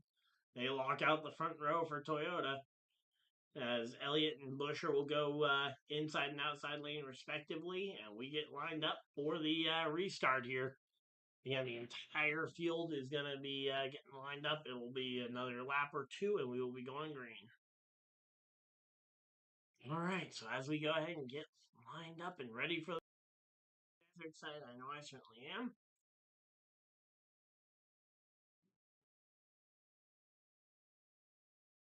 All right, so again, here we go. Let's see. All right, so they're doubled up. Lights are going to go off on the pace car here as they cross the start-finish line, and that will be 1 lap to go. 1 to green here. So next time by, we will see the pace car pull off for pit road, and we will see these cars getting ready to go back racing. So again, the cars will leave the field in the hands of Denny Hamlin and Tyler Reddick. And those 2 Toyotas will do everything they can to try and control the front of this field. Again, you've got a Ford and a Chevy in row 2, and then another Ford in row number 3. So, yeah, here we go. Lined up, ready to go. And no, it looks like Josh Berry might be dropping to the rear. Oh, no, they got an extra lap added. So they got 1 more lap added on. Yeah, now they're giving the 1 to go again. Lights will go back off on the pace car, and again, they will go ahead and get ready for this one. All the teams having fresh tires on their cars here should be able to go ahead and make some good lap time. And again, we're looking forward for this one. Let's see. All right, getting lined up and ready for this one. Let's see. All right, pace car is off. Field in the hands of Denny Hamlin. Green, green, green. Green flag is out, and Denny Hamlin and Reddick fire off here. And Chase Elliott going to be looking to try and see if he can get by. But right now, it's going to be Denny Hamlin and Tyler Reddick here racing this one out as they go ahead and start this race. Lap 102. As they are continuing to take these laps away. And Chase Elliott barely sneaks his way into line, gets a door in there, the nose in there against Reddick, but Reddick able to hold on and gets back out in front of him. And Kyle Larson gets spun. Chase Briscoe in the dirt as well. They both go for a loop, and that is going to be caution number 4 on the day. And hey, Eli, your bet's looking a little bit better now. We're up to 4 cautions. I believe that would put you about halfway to your result. All right, so again, there we go. And yeah, that was off the back of Austin Cindric running into the back of Kyle Larson. Absolutely no idea what happened to Briscoe. But yeah, Briscoe synchronized spinning. Let's see. And that's hard to tell what happened because that's the nose of Larson's car. Hard to tell anything that happened there because everything that happened to Larson happened behind him, and he was spun around when the 19 got spun around. How is that the best camera angle you could show? Come on, NASCAR.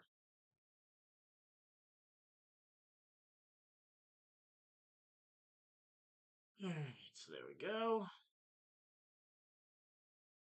We are chilling out here. Hopefully everybody's having a good time. And here we go. Let's see.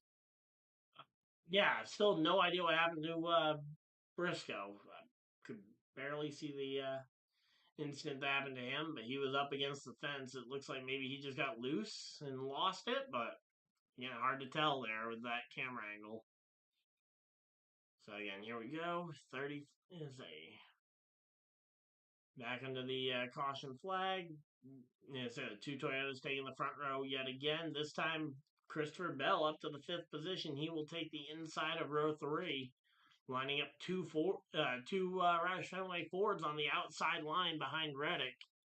So if Reddick does try and pull any kind of funny stuff, we might see the RFK Fords potentially push him to the limit.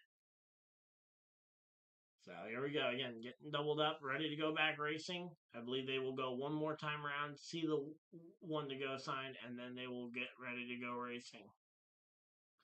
All right, so again, here we go. Again, Blaney and Logano both in here, and there we go.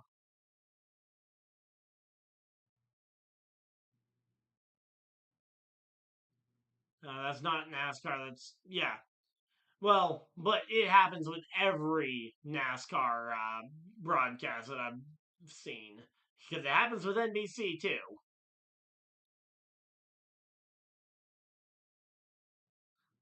But yeah, because like for example, the Amazon races are going to actually be produced by NASCAR Productions. Here we go, green, green, green, green flags out, and we are back to racing.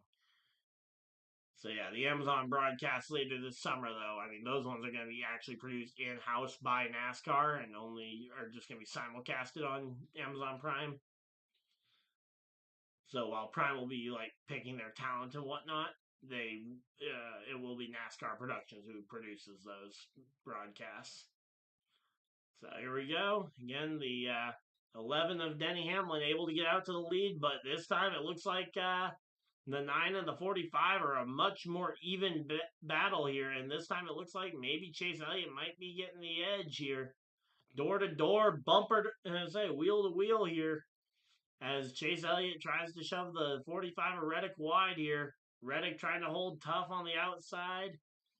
And right now, Carson Hocevar, in his second year of Cup Series driving, he is in the clash and he is trying to make his name known here. He is up, trying to battle his way up into the top five. Meanwhile, again, right now, Reddick starting to lose a little bit of ground here on Elliott on the outside line, trying to hang tough, but Elliott has that bottom line, has the preferred lane here, and there's another car right on his bumper, so there's no easy spot for Reddick to just give up the one spot and fall in line behind Elliott. So, I mean, right now he is losing ground on that outside, but he's continuing to fight hard. And massive credit to Tyler Reddick for fighting as hard as he can here. But again, eventually, yep, there we go. He is going to get cleared by Tyler Reddick. And oh, I am really sorry to Carson Ozavar. I had to say something about Carson Hocevar running inside the top six.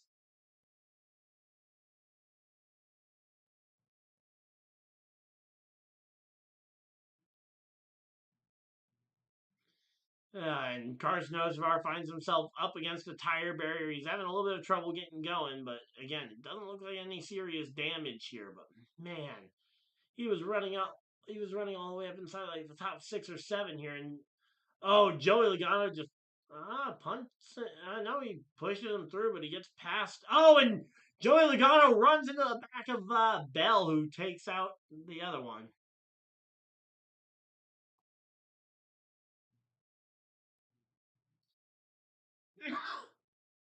I don't know. I think there's still way too many people on traditional cable for NASCAR to go entirely digital. I still think the perfect scenario for NASCAR would be to work out a deal with NBC to get the entire season on NBC and have it a mix between Peacock and NBC and USA Network, because I think that gets your perfect balance between your network TV, your cable subscribers, and your streaming. I think that would be the best balance, and it's an existing NASCAR partner who I know I've said that NBC does it too, but NBC is definitely, of the two existing partners that we've seen before, do the best job. But again, the problem is that Fox is paying way more for the Daytona 500 and other races than NBC would be willing to pay to get just those extra races on their network. And I will say, from NASCAR's perspective, paying, and say, splitting it up, it's kind of the Penske strategy of if you have 7 or 8 different broadcast partners. If let's say Fox Sports does decide that they want to leave, it's less of a hole to have to fill next year because let's say because Fox Sports they're down to what 14 races as opposed to the 18 that they were at last year. So if they have 4 less races that they are broadcasting, if they go completely away, that's 4 less ones. But again, that's why hey, I'm not saying to completely streaming. And that's why I said to look at a broadcast partner who has both cable and streaming as an option because I think that a mix is a great thing. I think having a mix between streaming races and regular TV is a very good balance. And again, if you can find 1 or 2 partners to get that entirely, so something between like say because I mean, I wouldn't be shocked if in the future we have a Peacock only or I mean, even we have Amazon Prime only races later this summer.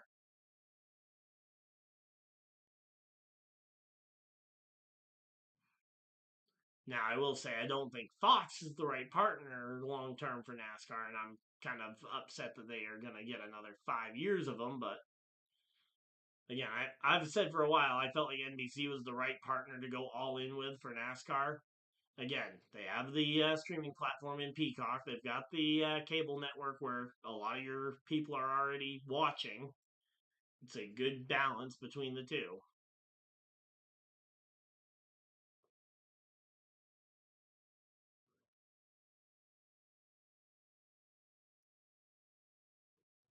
So I also don't think we're all that far away from people realizing that once you have 17 different subscription services, you're essentially paying the same amount as you would have paid for cable television and been able to get all the same stuff.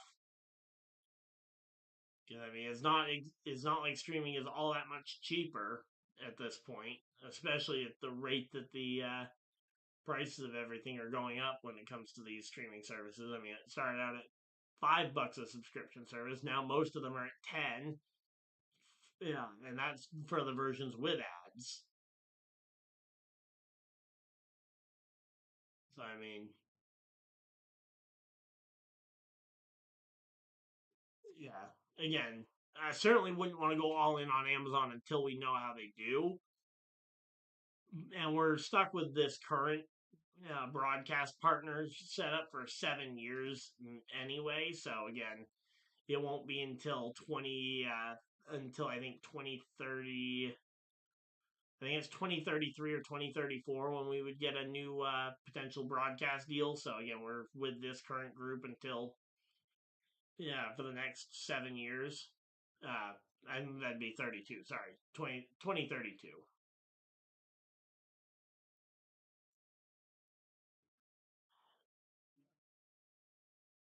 So, but again, it's one of those things that it definitely is the future.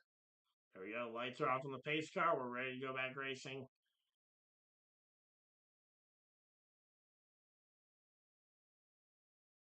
Like that used to be the biggest draw to streaming was that you can get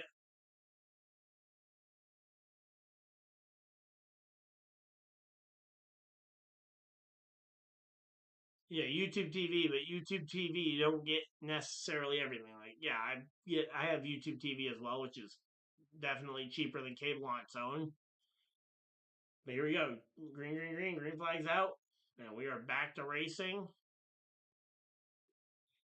And here we go. We got Reddick on the outside, Hamlin on the inside. These two Toyotas out in front of the field, and they are going to go ahead and try and clog this front of the field.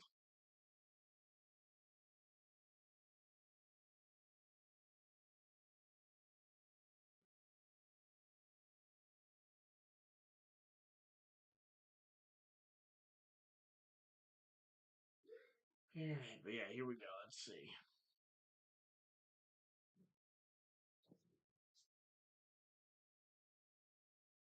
So yeah, right now settling in though for this run, we've got Christopher Bell trying to make a run on the top side, but he's on the outside of the two Penske cars, both Logano and Ryan Blaney. Blaney, who saved his car in the LCQ, ended up pulling off really early. Ended up pulling off the track really early to try and save his car and just take the point provisional spot. All right, so there we go.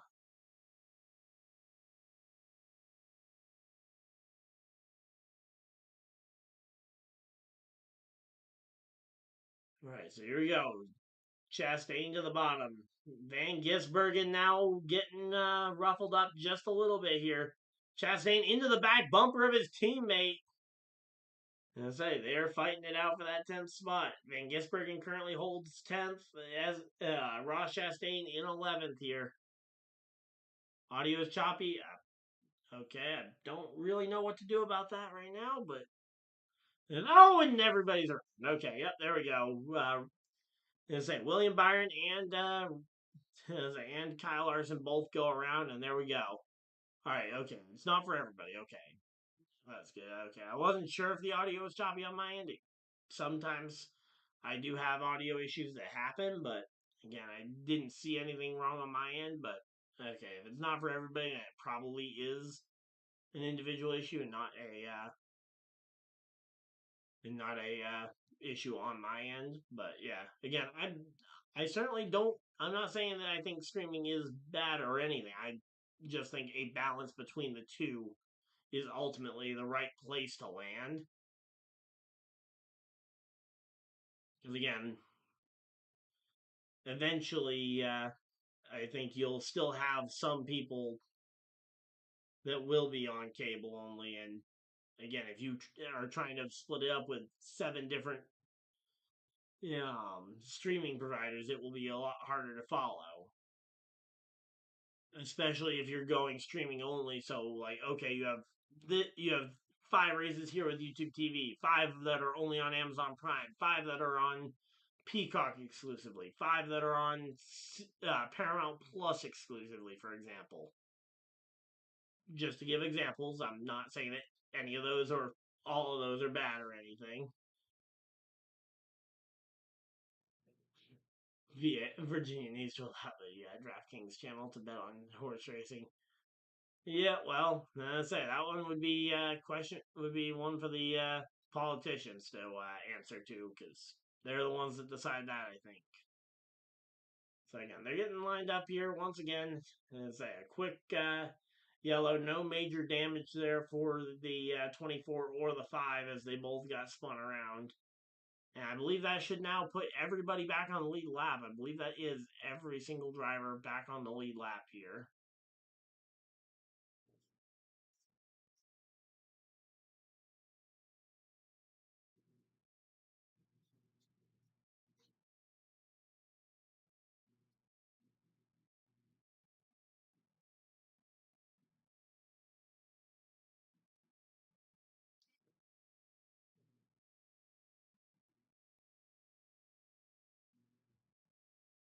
All right, come on.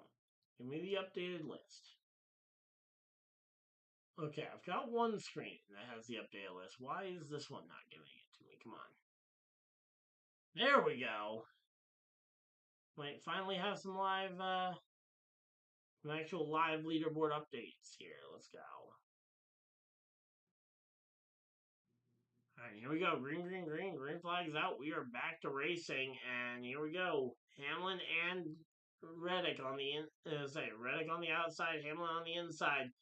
Again, Chase Elliott going to try and see if he can shove his nose in here and keep the door open on Reddick.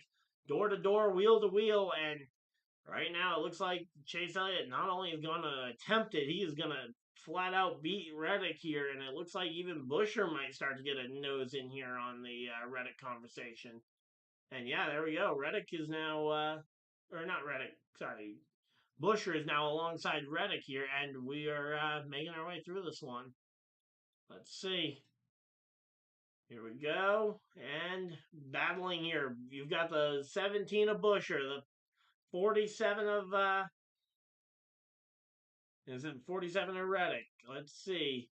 They are door to door, wheel to wheel. Busher and say, oh, Bubba Wallace just turned Brad Keselowski, and that's going to be yellow flag flying as other cars spin behind him, trying to avoid the chaos. Bowman ends up spun around. The 77 ends up driving through the grass, and again, Brad Keselowski finds the wall after contact with Bubba Wallace. Sixth caution of the night here, and still 80 laps to go. Well, hey, Eli, it's starting to look like that bet of yours is going to pay off here because that is another caution flag, and that is everybody is now officially on a lead lap. So, because that's what I was actually checking on. There we go. Just one more caution. Yep, because it was the line was what 7.5. I think you're probably safe on that 7.5 because I think we get at least another half caution. But yeah, there we go. Again, we are chilling here. Hopefully, everybody's having a good time. But yeah, man, Bubba just absolutely punted him, and everybody was backing up there. What wasn't the line 7.5?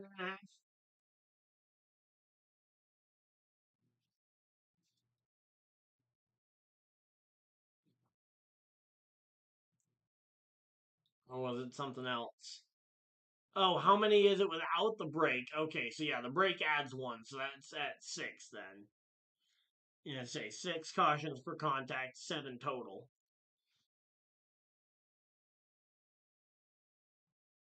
So you would need 2 more then.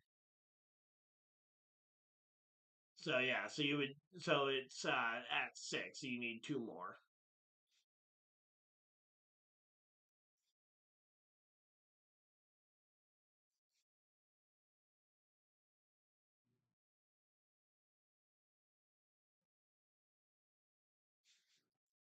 Alright, so again, we are chilling out here. Hopefully everybody's having a good time. Let's see. Let's try doing the checking on my computer, see if it'll let me do it over here. Since it won't let me down on my phone. Oh, there we go. Points added, points earned successfully. There we go. I got my points. Let's go.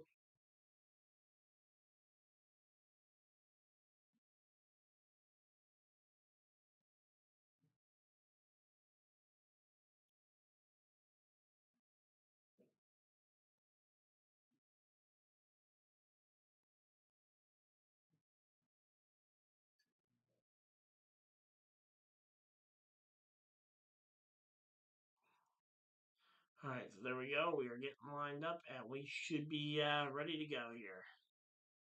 All right, so I think the lineup is finally actually working. So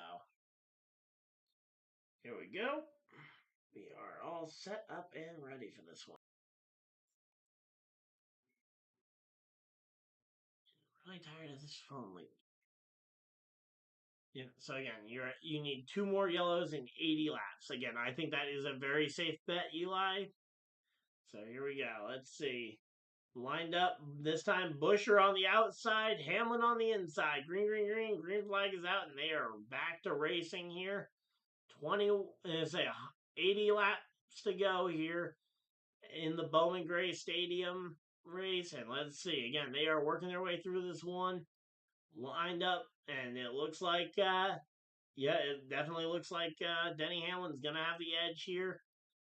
And say 17 of Busher hanging tough on the outside, but I don't know if he's going to hang out too much. And oh, here comes Elliott up the inside.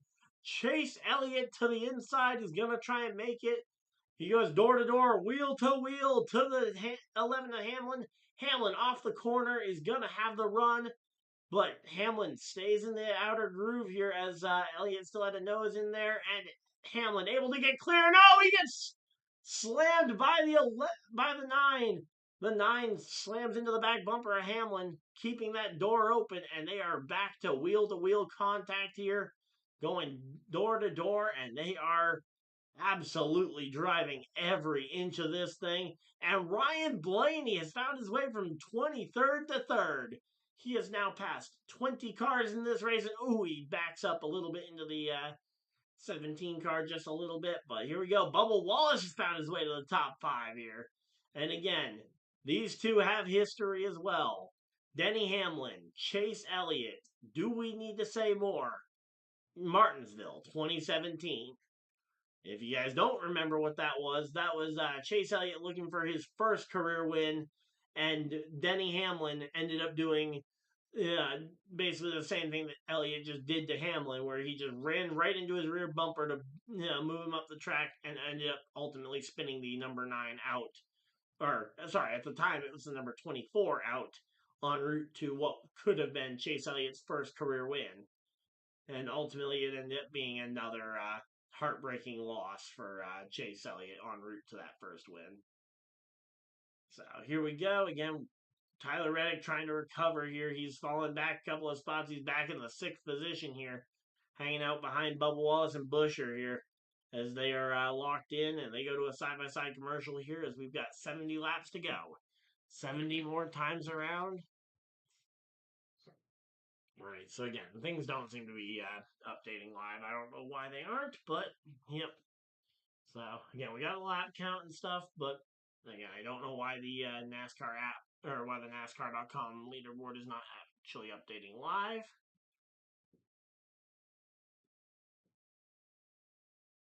All right, and here we go. Let's see.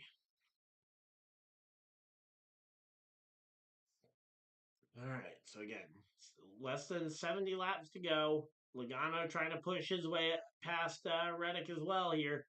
And here we go. Denny Hamlin on Elliott. How they handle this, I want to see this because this is going to be an interesting one.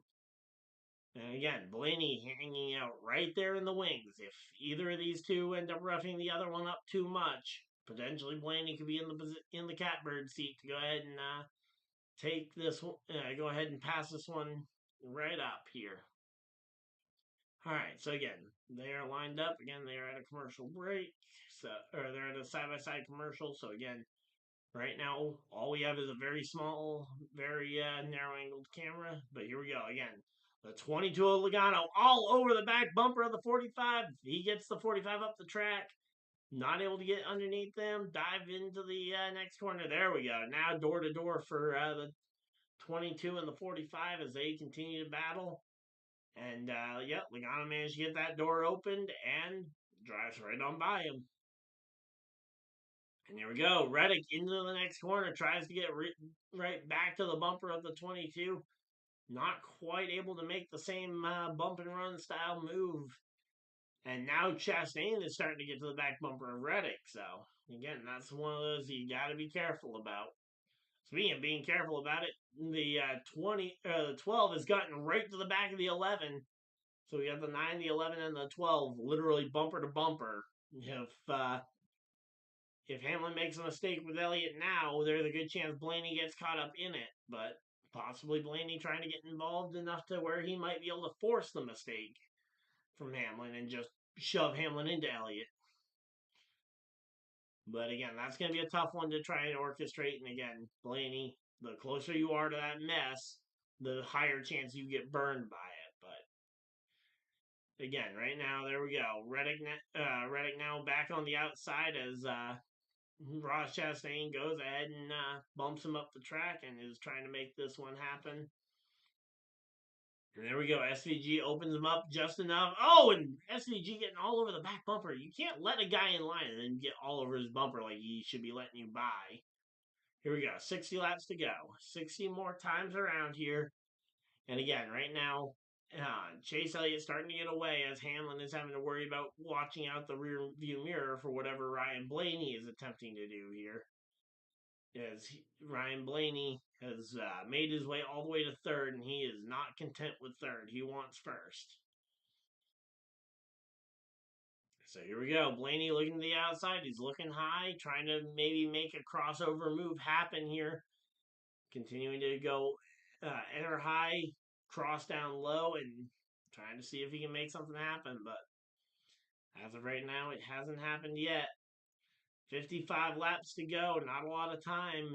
Again, these passes seem like they're so hard to make inside the top 5. If you can make a pass, it'll really mean something, and it'll be very hard to overtake you again. There we go. Bubba Wallace up 10 spots from his original starting spot of 14th. And again, here we go. Blaney all over the back bumper, gets a nose in there, and now he's going to be able to try and force Hamlin to give up some of that track position. There we go. Door to door, wheel to wheel for Blaney and Hamlin. And the 12 is going to pass the 11 here, and there we go. Ultimately, Hamlin ends up deciding to just give the spot up and fall in line behind Blaney. Maybe figuring that, hey, if Blaney ends up roughing up Elliott too much, he might be in the catbird seat if they end up taking each other out. Which, again, we've seen a couple of instances tonight where drivers end up roughing each other up and taking each other out. So here we go. Again, right now we've got Elliott, Blaney, Hamlin, the top three. Wallace, Busher right behind them in fourth and fifth. And then there's a bit of a gap to Logano in sixth. Yeah, again, right now, all the focus, all the attention here with 50 laps to go is on Ryan Blaney and Chase Elliott as Blaney is putting a bumper to Elliott almost every single corner, and Elliott is not moving here as the 9 of Chase Elliott does not want to budge.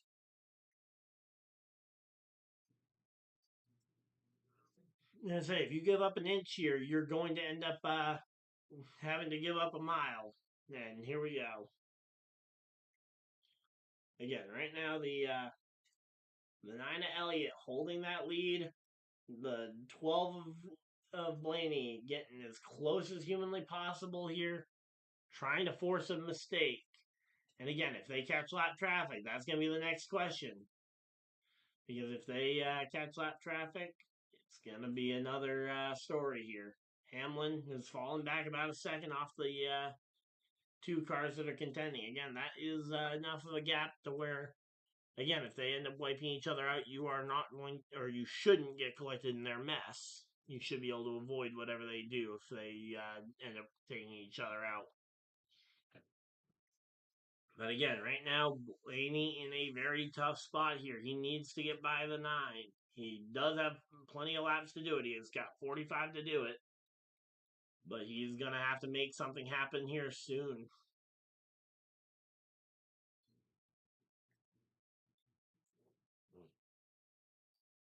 I'll say Blaney is turning the faster laps. He's turning about a tenth or so faster per lap than Elliott.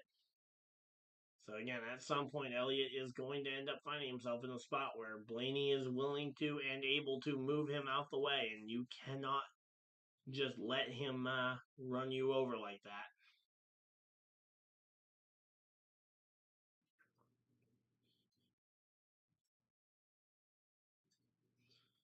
All right, so again, we are chilling out here. Hopefully, everybody's having a good time. And here we go again. Blaney and Elliott, they have started to lap cars now as Daniel Suarez now going a lap down.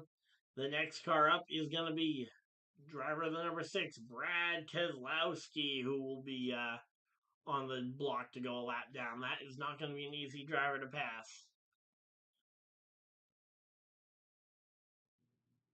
Oh, there we go. It's actually updating, I think. There we go. Yep, so here we go. Again, we are finally updating. As the leaderboard is finally catching itself up. Alright, so again, here we go. Let's see. So they go to commercial break again. This time 38 laps to go.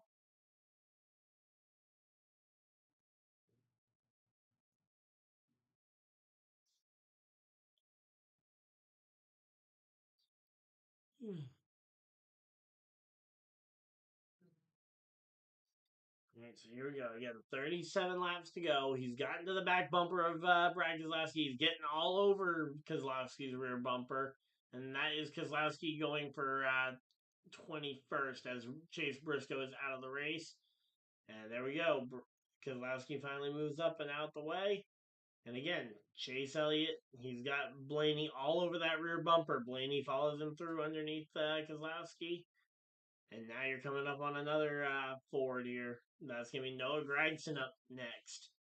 So, I mean, now if Elliott can get by Gragson, then Elliott might have a little bit of an advantage with these next two lap cars because the next two cars are both Hendrick cars. So they might be willing to lay over for Elliott and maybe even put a block on Ryan Blaney if they can in the process of moving out of the nine's way. But again, first things first, he's got to put Noah Gragson a lap down, and he does. Here we go again. The 12 of Blaney, he is all over that rear bumper, going bumper to bumper here. And again, we have no idea what the plan is here.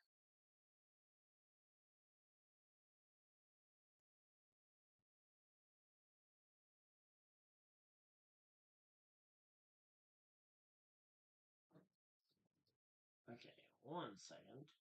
There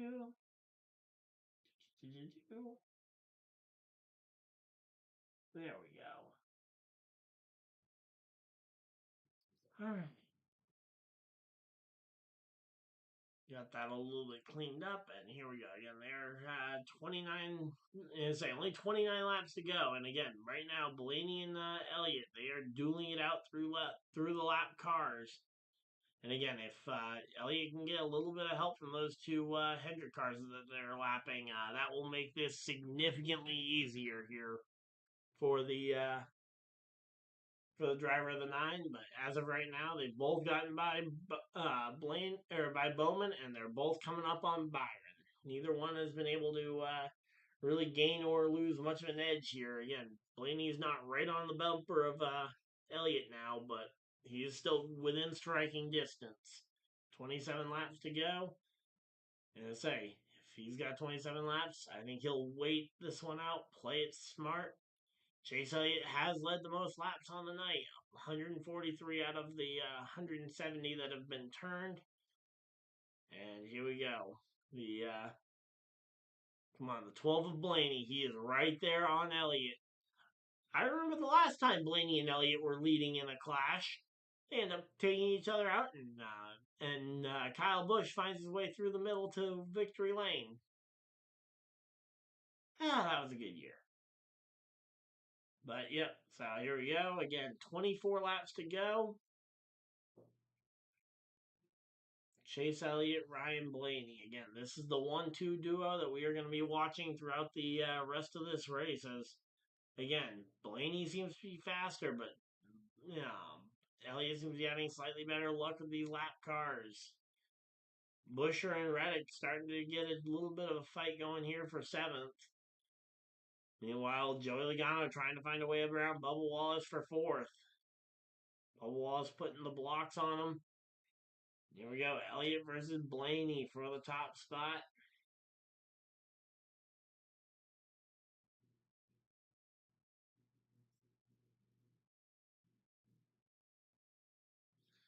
All right, so again, 20 laps to go. 20 more times around. They have made this one work for so long here. And again, right now, the 9 and the 12, that is all they got left is they are going to go ahead and they are going to fight this one out to the bitter end. Logano to the inside. He's going to get by Bubba Wallace here. And there we go. He clears Bubba Wallace, and now he can set his sights on Hamlin, who is about 2 seconds up the road from him. There we go. Chase Elliott gets a Hendrick car lapped in between him. And Kyle Larson just stands in line and lets Blaney go by fairly effort free. And that feels weird. And now here we go, coming up on another Chevy. This one, though, not with any direct Hendrick affiliation, at least not that I'm aware of. Outside of getting equipment from them from time to time, I'm sure. But Carson Hocevar, though, not the kind of driver to play the teammate game. There we go. Elliott looking up the inside, and no, he is just going to let him by. And let's see, See if the 77 lets the 12 by just as easily. All right, not quite as easily, but he still gave up the spot fairly effortlessly to the 12.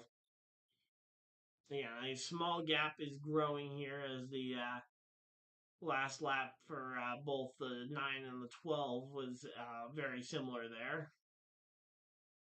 The 12 was slightly slower that last time by, but 14 laps to go. Again, it's going to come down to will Blaney be willing to put the bumper to his friend here to try and make the move?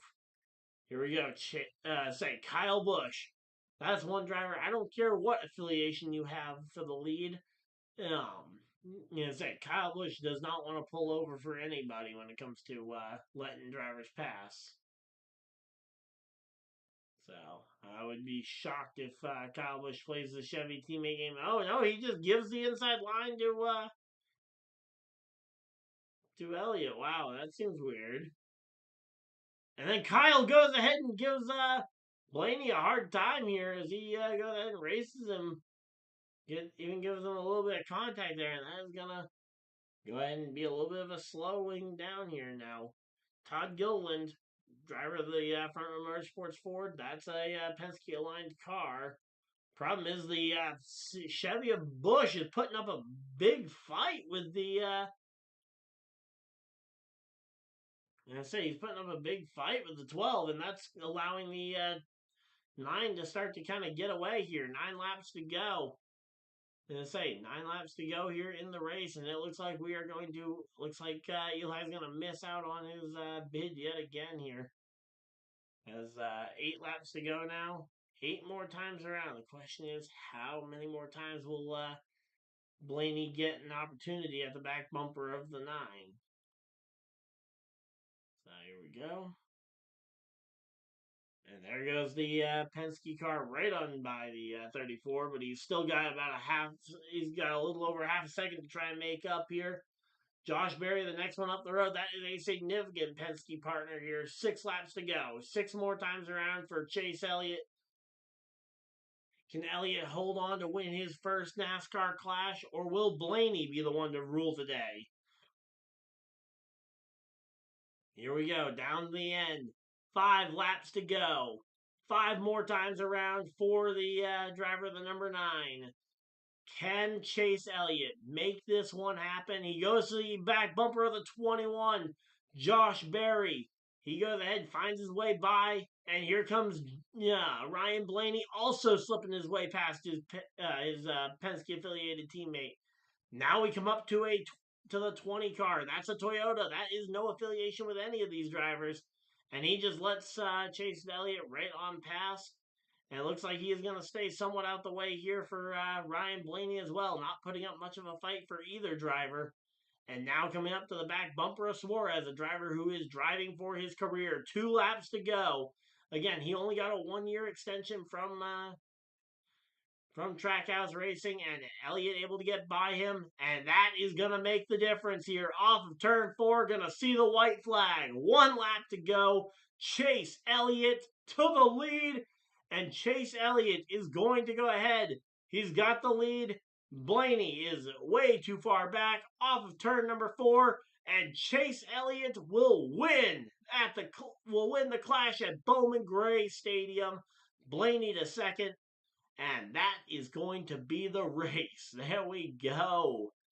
All right, so Chase Elliott wins the clash at Bowman Gray Stadium here. And Blaney comes up just short.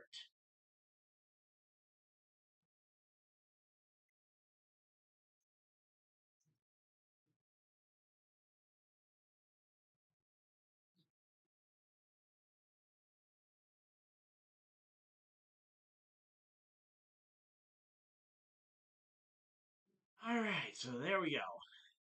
A long night of racing, a long stream. We've streamed for over 5 hours tonight, over 4 hours of racing, and again, it all ends with Chase Elliott in victory lane here for his first ever NASCAR Clash victory. And again, Bowman Gray Stadium, an iconic sports venue for the NASCAR fans, especially of the North Carolina area, in the Winston-Salem area. And again, yeah, Chase Elliott, one of the sport's youngest and greatest stars, is going to go ahead and burn it down in front of the North Carolina fans here in Earnhardt country and one of Earnhardt Nation's biggest drivers, Chase Elliott will go ahead and burn it down. There it is, the burnout. And again, Chase Elliott, a big win. Nobody's even going to remember the rest of these finishing positions, but we'll go through them anyway, as we always do. We will go through the full finishing order. If you guys just came for the race reaction, that will be the end of it. Again, a massive burnout. Tries to do the full lap burnout like his teammate Larson, but man, that's got to feel good for Chase Elliott to get the first win of the season. So again, Chase Elliott wins the race. Ryan Blaney second. Denny Hamlin coming up third. Joey Logano a disheartening fourth. Bubba Wallace comes home in the fifth position. Sixth, Ross Chastain. Seventh will be Austin Cindric. Eighth, Tyler Reddick. Ninth, Shane Van Gisbergen on a short track coming up ninth. That's actually pretty good for him. 10th, Chris Buescher. Just outside the top 10, your last car on the lead lap, Ryan Preece comes home 11th. 12th, Christopher Bell, the first car one lap down. Josh Berry, 13th place in the 21 car. Todd Gilliland in the 34 car, coming home 14th. And rounding out your top 15 will be Kyle Busch. Carson Hocevar in the 77, coming home 16th. Kyle Larson in 17th. 18th will be William Byron. 19th, Alex Bowman. And rounding out the top 20 is Noah Gragson. Brad Keselowski in 21st is the last car to finish only one lap down. Daniel Suarez comes home 2 laps off the pace, and Chase Briscoe comes home 80 laps off the pace in 23rd and dead last position in his debut in the number 19 car.